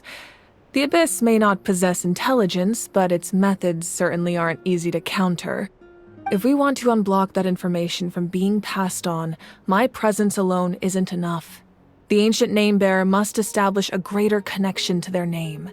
So, I've tried my best to help them from the sidelines. Currently, Shalonin of the Children of Echoes, Kinich of the Scions of the Canopy, and Iansan of the Collective of Plenty have all been acknowledged by their names. During your adventure, you too earned the acknowledgement of your Wayab, Mualani. In the process, you gained the memories stored within your name. Well, we have less than a year! Yes, but we have no choice. We cannot start the plan until all the heroes have been gathered. That's also why I haven't been able to take action despite the urgency of the situation. But if you knew this whole time, why didn't you just tell me about my role in all this? Wouldn't that make everything go a lot faster? Perhaps, but the opposite could also be true. Knowing your destiny too early could mean failing to realize your full potential. Just like your determination to save Kachina, I hope your commitment to this endeavor comes from your own strength of will, rather than a sense of obligation. So I suppose you're not going to tell us who the final 2 heroes are then? That's right. Their time is yet to come. Putting pressure on them beforehand will only hinder their development. I can only trust in the judgment of the Wyab. I have never believed I could solve this crisis alone. In fact, it was precisely because I chose to trust and rely on others that we managed to get this far.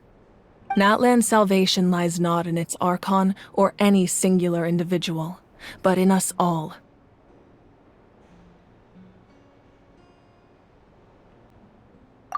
You're quite perceptive, aren't you? I thought I might get away with avoiding the topic. Huh? Oh, right! All of the stuff you stored here before, where did it all go? Even though I sacrificed my power, I still needed a contingency plan to ensure you would make it back from the Night Kingdom.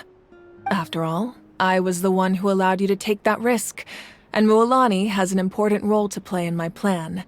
In addition to their sentimental value, the items I stored here held a much more important purpose: fuel.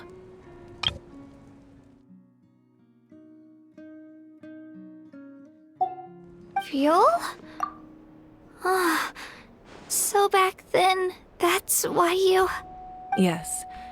The stories embodied by those items are certainly important, but there's an even more significant trait they all share.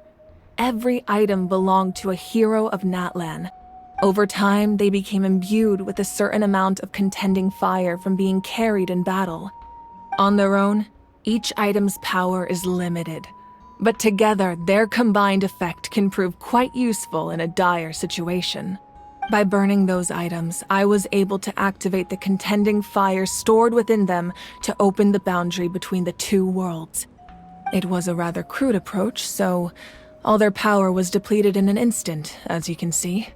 But weren't they all precious treasures? What about their stories? That's exactly why I dragged you all here. No matter what, I never wanted the Pyro Archon to have to use that power. Oh, I'm so sorry. You have nothing to be sorry for. You all deserve my thanks, actually. If you hadn't saved the totem pole, that area of the Night Kingdom would have been forever lost to the Abyss. And then, it would only be a matter of time before the Children of Echoes was met with disaster. Besides, when those heroes entrusted their belongings to me, or the Pyro Archon of their time, it was out of a desire to contribute to Natlan's survival. If they knew those items helped save the present-day heroes of Natlan, they would not mourn their loss. Even when you put it that way, I still feel bad. There's no need. Remember what I told you about time? The people and the events of the past are never truly lost to us. We simply carry them with us in a different form. In that sense, we didn't lose anything at all. If you still have regrets, let them fuel your resolve in the battles to come. Your deeds will become new legends and nurture new forms of power just like the items once stored here. Well, we'd still like to return the favor. Well, if that's the case, just treat me to a drink sometime. Now that Kachina has returned, we can finally hold the victory feast and celebrate your team's triumph in the Night Warden Wars. And we could all use the rest, that's for sure. Plus, you'll be able to silence everyone who doubted you once and for all, Kachina. Still, now that I know the danger we're facing, having a victory feast doesn't feel right. Try not to let it get to you. It's important to stay calm. Worrying about it will only affect your judgment. All right, you should head out. I'll join you in a bit.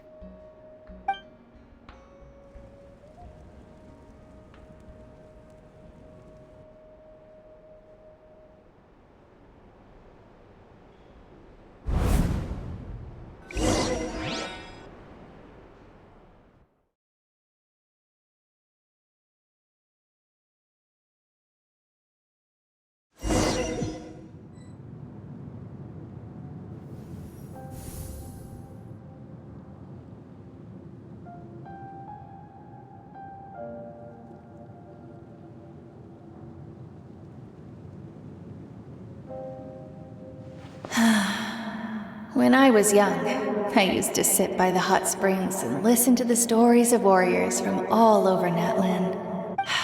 They attract people from all walks of life. Friends come easy here, no matter what tribe you're from. The people of the springs have never claimed the hot springs as their own private property. They are there to bring all hot spring buddies together. It's been really nice seeing the children of my tribe get older. It's helped me gradually understand the true value of the springs. I've witnessed their energy, their determination, their absolute passion for life. Even when they cause trouble, I never managed to hold on to my anger for long. It's unbelievable how quickly they worm their way back into my good graces. I'm certain Mualani will become a great warrior when she grows up. She possesses infinite potential. I can see it. One day, when I'm no longer in fighting form, I'll come here and tell stories to all the children, just like those warriors did for me.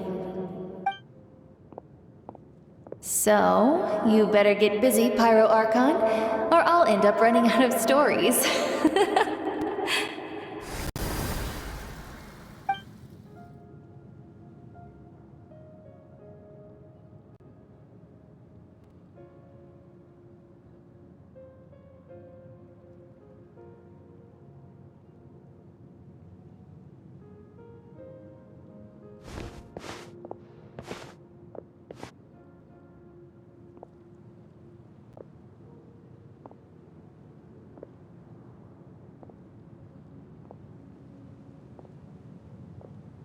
Our nation is engulfed in darkness. Our tribes stand divided, and yet you promise victory in the distant future.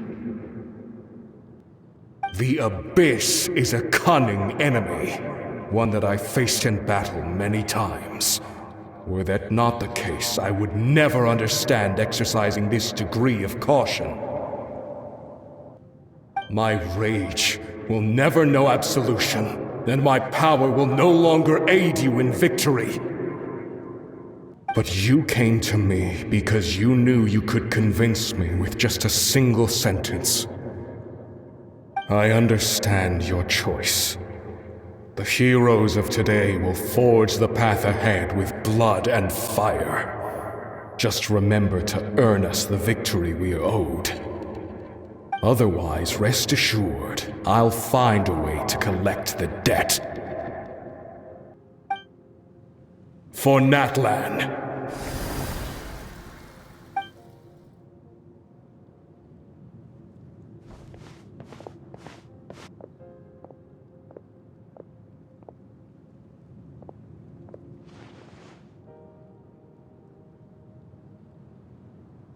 So, you're gonna head 500 years in the future to serve as the Pyro Archon again?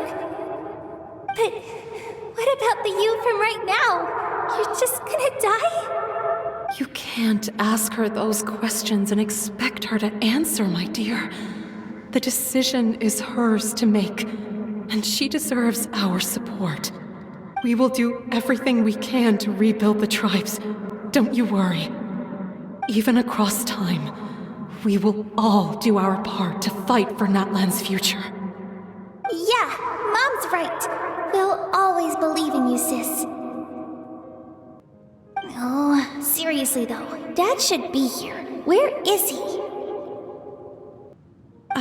I imagine he didn't know what to say, so he chose not to come at all.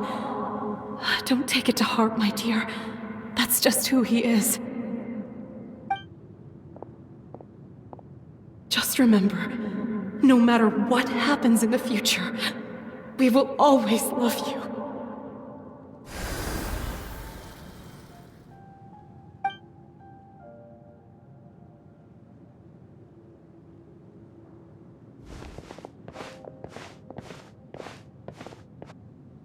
I'll come find you one day. I know I can't live that long, but I'll think of something. There has to be a way for us to meet again one day.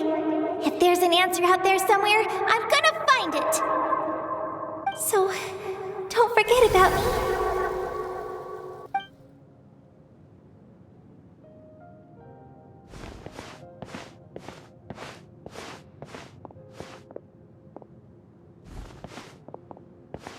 If that's your decision, then you have my full support, Archon.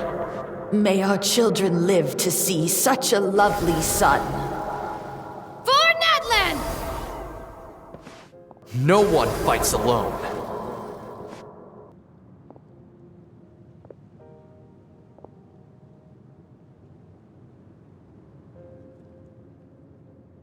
The rules are my legacy.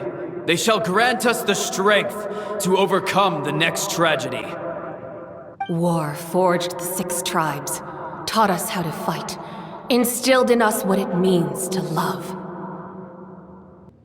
Who will be the one to bring this to an end?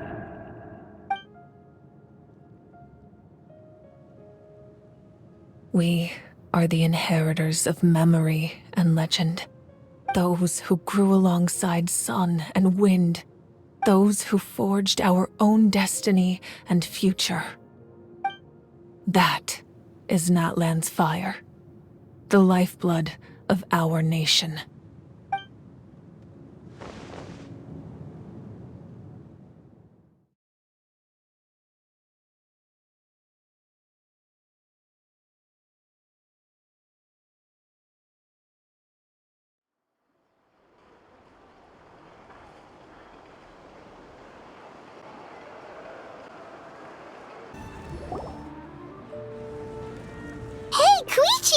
You here for the victory feast too?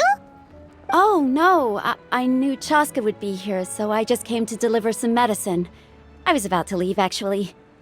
No, it's not that I don't want to celebrate Kachina and the others. I'm so glad she made it back. It's just... well, I'll make things awkward if I'm around my sister right now. Ah, well, you two had a fight, so Paimon can understand. She didn't cause any trouble during your trip, right? Yeah, she was super helpful. She gave us a lot of useful information about the Abyss. That's good. That's all I needed to know. Is there a reason you asked? You were pretty outspoken when we first met, but now it's like you're holding something back. Maybe it seemed unreasonable, picking that fight with her before you left, but I did it for a reason. Her impulse to fight is extremely strong. Her mental strength helps her rein it in, but she still loses control sometimes. I had no idea what you might face in the Night Kingdom, so I didn't want to take any chances. So what you're saying is... Okay, so maybe it sounds a little stupid, but it works pretty well. It helps her keep her cool for a little while, at least. Anyway, I'm just glad you were able to make it back safe and sound. That's all I wanted. What? Do you really have to go that far? Can't you just talk it out? No way. Chaska never opens up about her own pain, especially to her family. She can't learn about this, or it'll be even harder to help her. I appreciate the understanding, and don't worry. I'll find a way to help her ease this burden. Anyway, I need to get going. Enjoy the celebration. Oh, and if you ever need a doctor, you know who to find. Huh. Who would have thought there was a deeper reason behind their arguing? In the end, it's all the Abyss's fault. Paimon's had enough of them.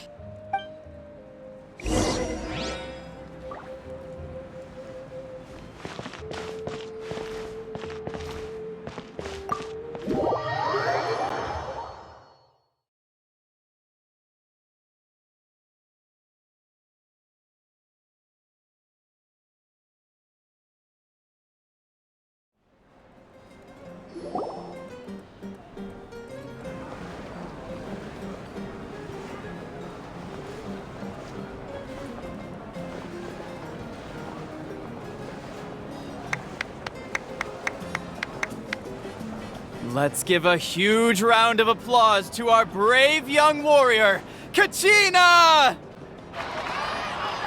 Woohoo! Well done, Kachina. Thank you, everyone. I'm so glad I finally made it. I always knew you could do it. With so much potential at your age, you have a great future ahead of you. You're one to talk. Don't think I didn't know you were the first person to abandon your team. I'll be dealing with you when we get back. I had no choice. My friend invited me. I couldn't just say no. Oh, really? So you weren't just trying to get ahead in the first round? I wasn't, I swear. I just happened to find that bearer injured in the wild, so I stopped to bandage his wounds. When he insisted on repaying the favor, what was I supposed to do? I'm just one person. I figured Kachina would have no trouble replacing me. But the fact of the matter is that after your departure, everyone else started thinking about swapping teams too. I'm really sorry, Kachina. It was wrong of us to abandon you like that. It's amazing that you still made it all the way through to the Night Warden Wars. That's the highest honor. So, what about you guys? Did you make it far? Our team captain drank too much the night before the competition and turned up late to the stadium on the day. We got disqualified. Serves you all right. No sympathy from me. All right. There's no need to be like that, Uncle Pakal. Dear friends, I'd like to say a few words. Firstly, I'm grateful to my friends and our great Archon for helping to bring me back. This traveler and his companion Paimon are some of the strongest people I've ever met. If they were allowed to participate in the pilgrimage, I have no doubt that they'd win the whole thing. They've agreed to let me learn from them. With their help, I believe I can become even stronger still. And let's not forget my good friends, Moalani, Chaska, Kanich, and Ayan-san. They all helped the Traveler and Paimon figure out a way to bring me back from the Night Kingdom. They too deserve to be called our heroes, so please give another round of applause for them. Thank you so much. Well said! I'll drink to that. How does it feel being a hero, Kachina? To be honest, it's a bit overwhelming. It all just feels so surreal. Well, you better get used to it. Next up, undefeated champion! Hey, please don't make fun of me.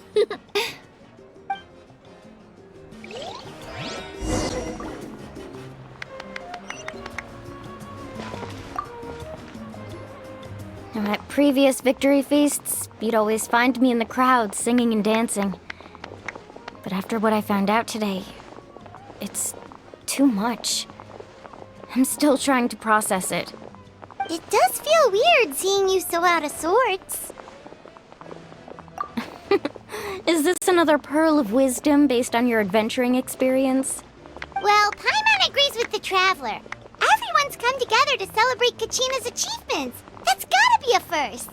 You're right. Kachina looks really happy. And now I'm being the moody one. Enough doom and gloom. Time to shake it off.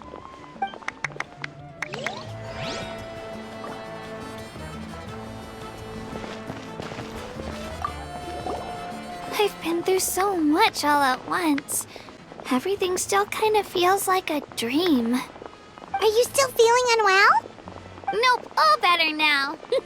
I told you I bounced back pretty quick, so don't worry about me. I bet you guys must be tired, though. Make sure you get some good rest tonight. You gotta recharge so you'll be in the mood to have fun.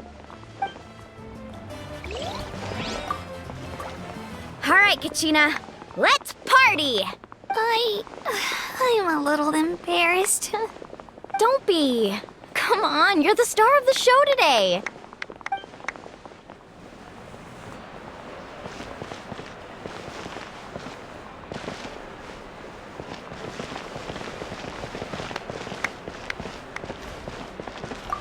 My apologies.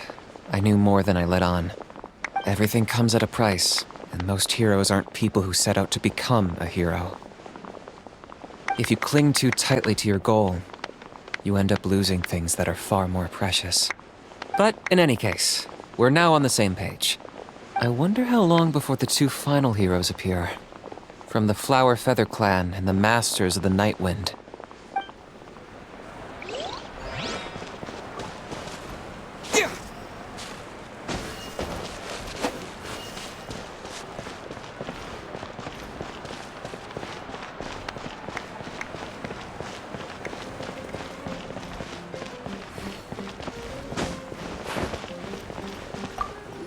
cost us a lot, but we got Kachina back safely, and that's what matters. There'll be even tougher challenges coming our way in the days ahead, though. We'll have to train harder, make sure we're in peak condition. That includes you, Paimon. I can do a special one-off session to show you the ropes. Interested? No thanks.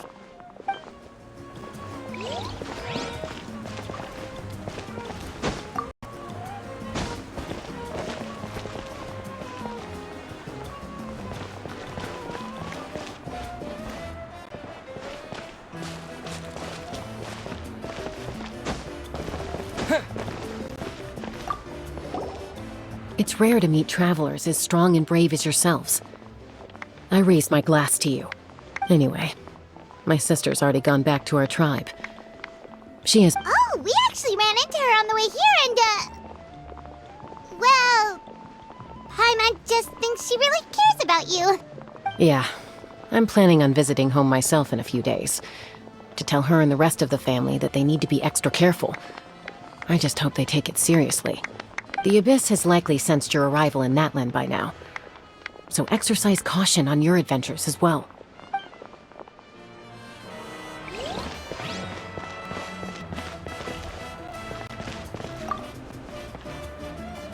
Ah, you're here. Have some fruit juice. I got it specially for you two. How did you know? That's Paimon's favorite! You look like you've still got questions. Ask away. Because they had their own lives to live.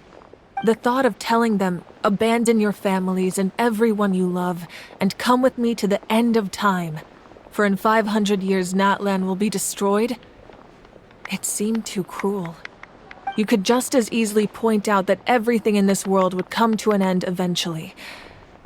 But life is short, and beyond a point it just doesn't seem real.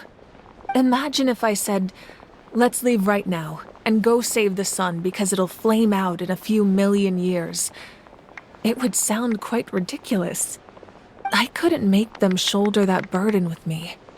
Besides, every generation will have its heroes, this one included. The plan could still work without them. Or, of course, without me. But since I was the one who came up with the plan, I felt duty-bound to see it through to the end. Paimon's suddenly remembering that portrait in your room. Was that your family from back then? Yes, it was. So when you asked me who my sister grew up to be, the truth is that very little information survives. From what I've been able to piece together, I can conclude with a reasonable degree of confidence that she ended up as an architect and artist. She played an instrumental role in rebuilding the scions of the Canopy tribe, designing and building many houses. But of course, none of her buildings are around anymore. Still, it was an impressive achievement, and I'm very proud of her. You feel loss keenly. It seems to stir up feelings of regret in you. But this is something I have long since come to terms with. This is a war, and there can be no war without loss. I am already far more fortunate than those who lost their lives to the Abyss. The people of Natlan look to me as their Archon, and the weight of their expectations is mine to bear. I must see our fate through to the very end, no matter what I may find there. Yeah, doesn't that mean the way everything ends has already been written, including your plan? I suppose, but so what? Don't forget, time takes many forms. The past, present, and future coexist, and all are equally important. Even if the future ends in destruction, there's still no reason to give up on the here and now. And it's precisely because we humans cannot know our fate that we will never give up on our struggle. This is a pivotal moment. We are still 2 heroes short. Well, 3 to be precise. There's one further hero who I'm hoping to get on my side, whatever it takes. Your resistance to the corrupting power of the Abyss is truly remarkable. It would easily make you an all-important figure in the upcoming battle. If you agree to join us, you will not only gain my full support in your journey, but I will also forge a brand new ancient name for you. Ancient names can be forged? They can. Several strict conditions must be met, but if they couldn't be forged at all, then the number of them in circulation would have long dwindled to 0. Possessing an ancient name would mean that your adventures in Natlan are recorded in full.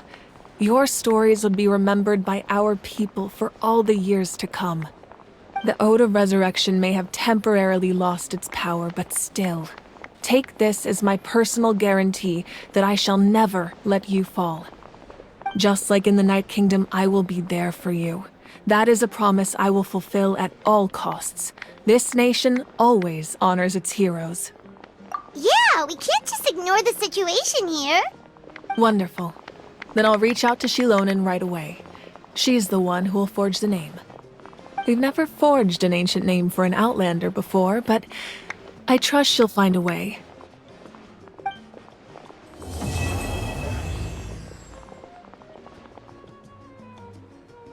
My lord, we've received word that the Pyro Archon has lost much of her power.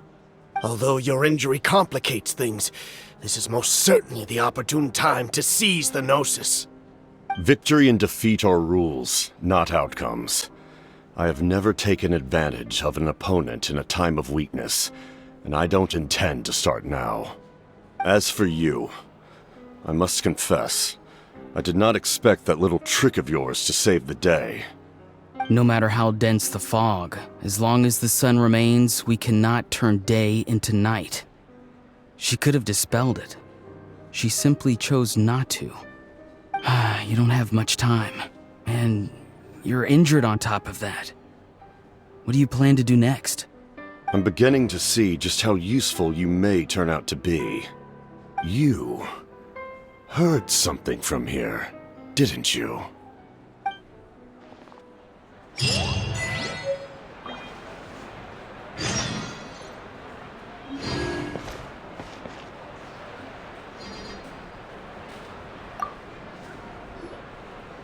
Oh, something else you'd like to ask? Well, our intel suggests he hasn't made any new movements yet. Although Kenichi's investigation helped us confirm that he's being aided by someone from the Masters of the Nightwind. I'm getting closer to narrowing down who that may be, but it's still unclear whether this person aided the captain out of willingness or coercion. If you learn anything about this during your adventures, please, let me know. Oh, something else you'd like to ask? The Abyss is the most formidable enemy in all of Teyvat. In the beginning, it took failure and tragedy to even begin to learn how to fight back. All of the methods you've seen in other nations were developed based on experience and insight passed down over generations. We know them to work, but few of us actually understand why. It's the same for the method we use here in Natlan. Ever since ancient times, elemental energy has been one of our most reliable weapons against the Abyss. As for the principles behind it, I'm afraid you might have to seek answers from someone older than the position of Pyro Archon itself. Oh, something else you'd like to ask? That also comes down to the long-standing effects of the Abyss. Our people's survival is inextricably tied to the Wyab, but their power has its limits. They cannot offer our people the same degree of protection outside our borders. In fact, people who do decide to leave often suffer from memory loss and emotional issues. Everyone in Natlan understands this. That's why our people never leave without a good cause. Even if someone is left with no choice, the chief of their tribe must seek approval with the Wyab to grant them leave. And the Wyab have always been very strict about granting that approval, since extending protection beyond our borders means consuming power reserved for our fight against the Abyss. Still, there's no need to worry. The Wyab extend their protection to all within Natlan, including visitors from afar. Oh, something else you'd like to ask?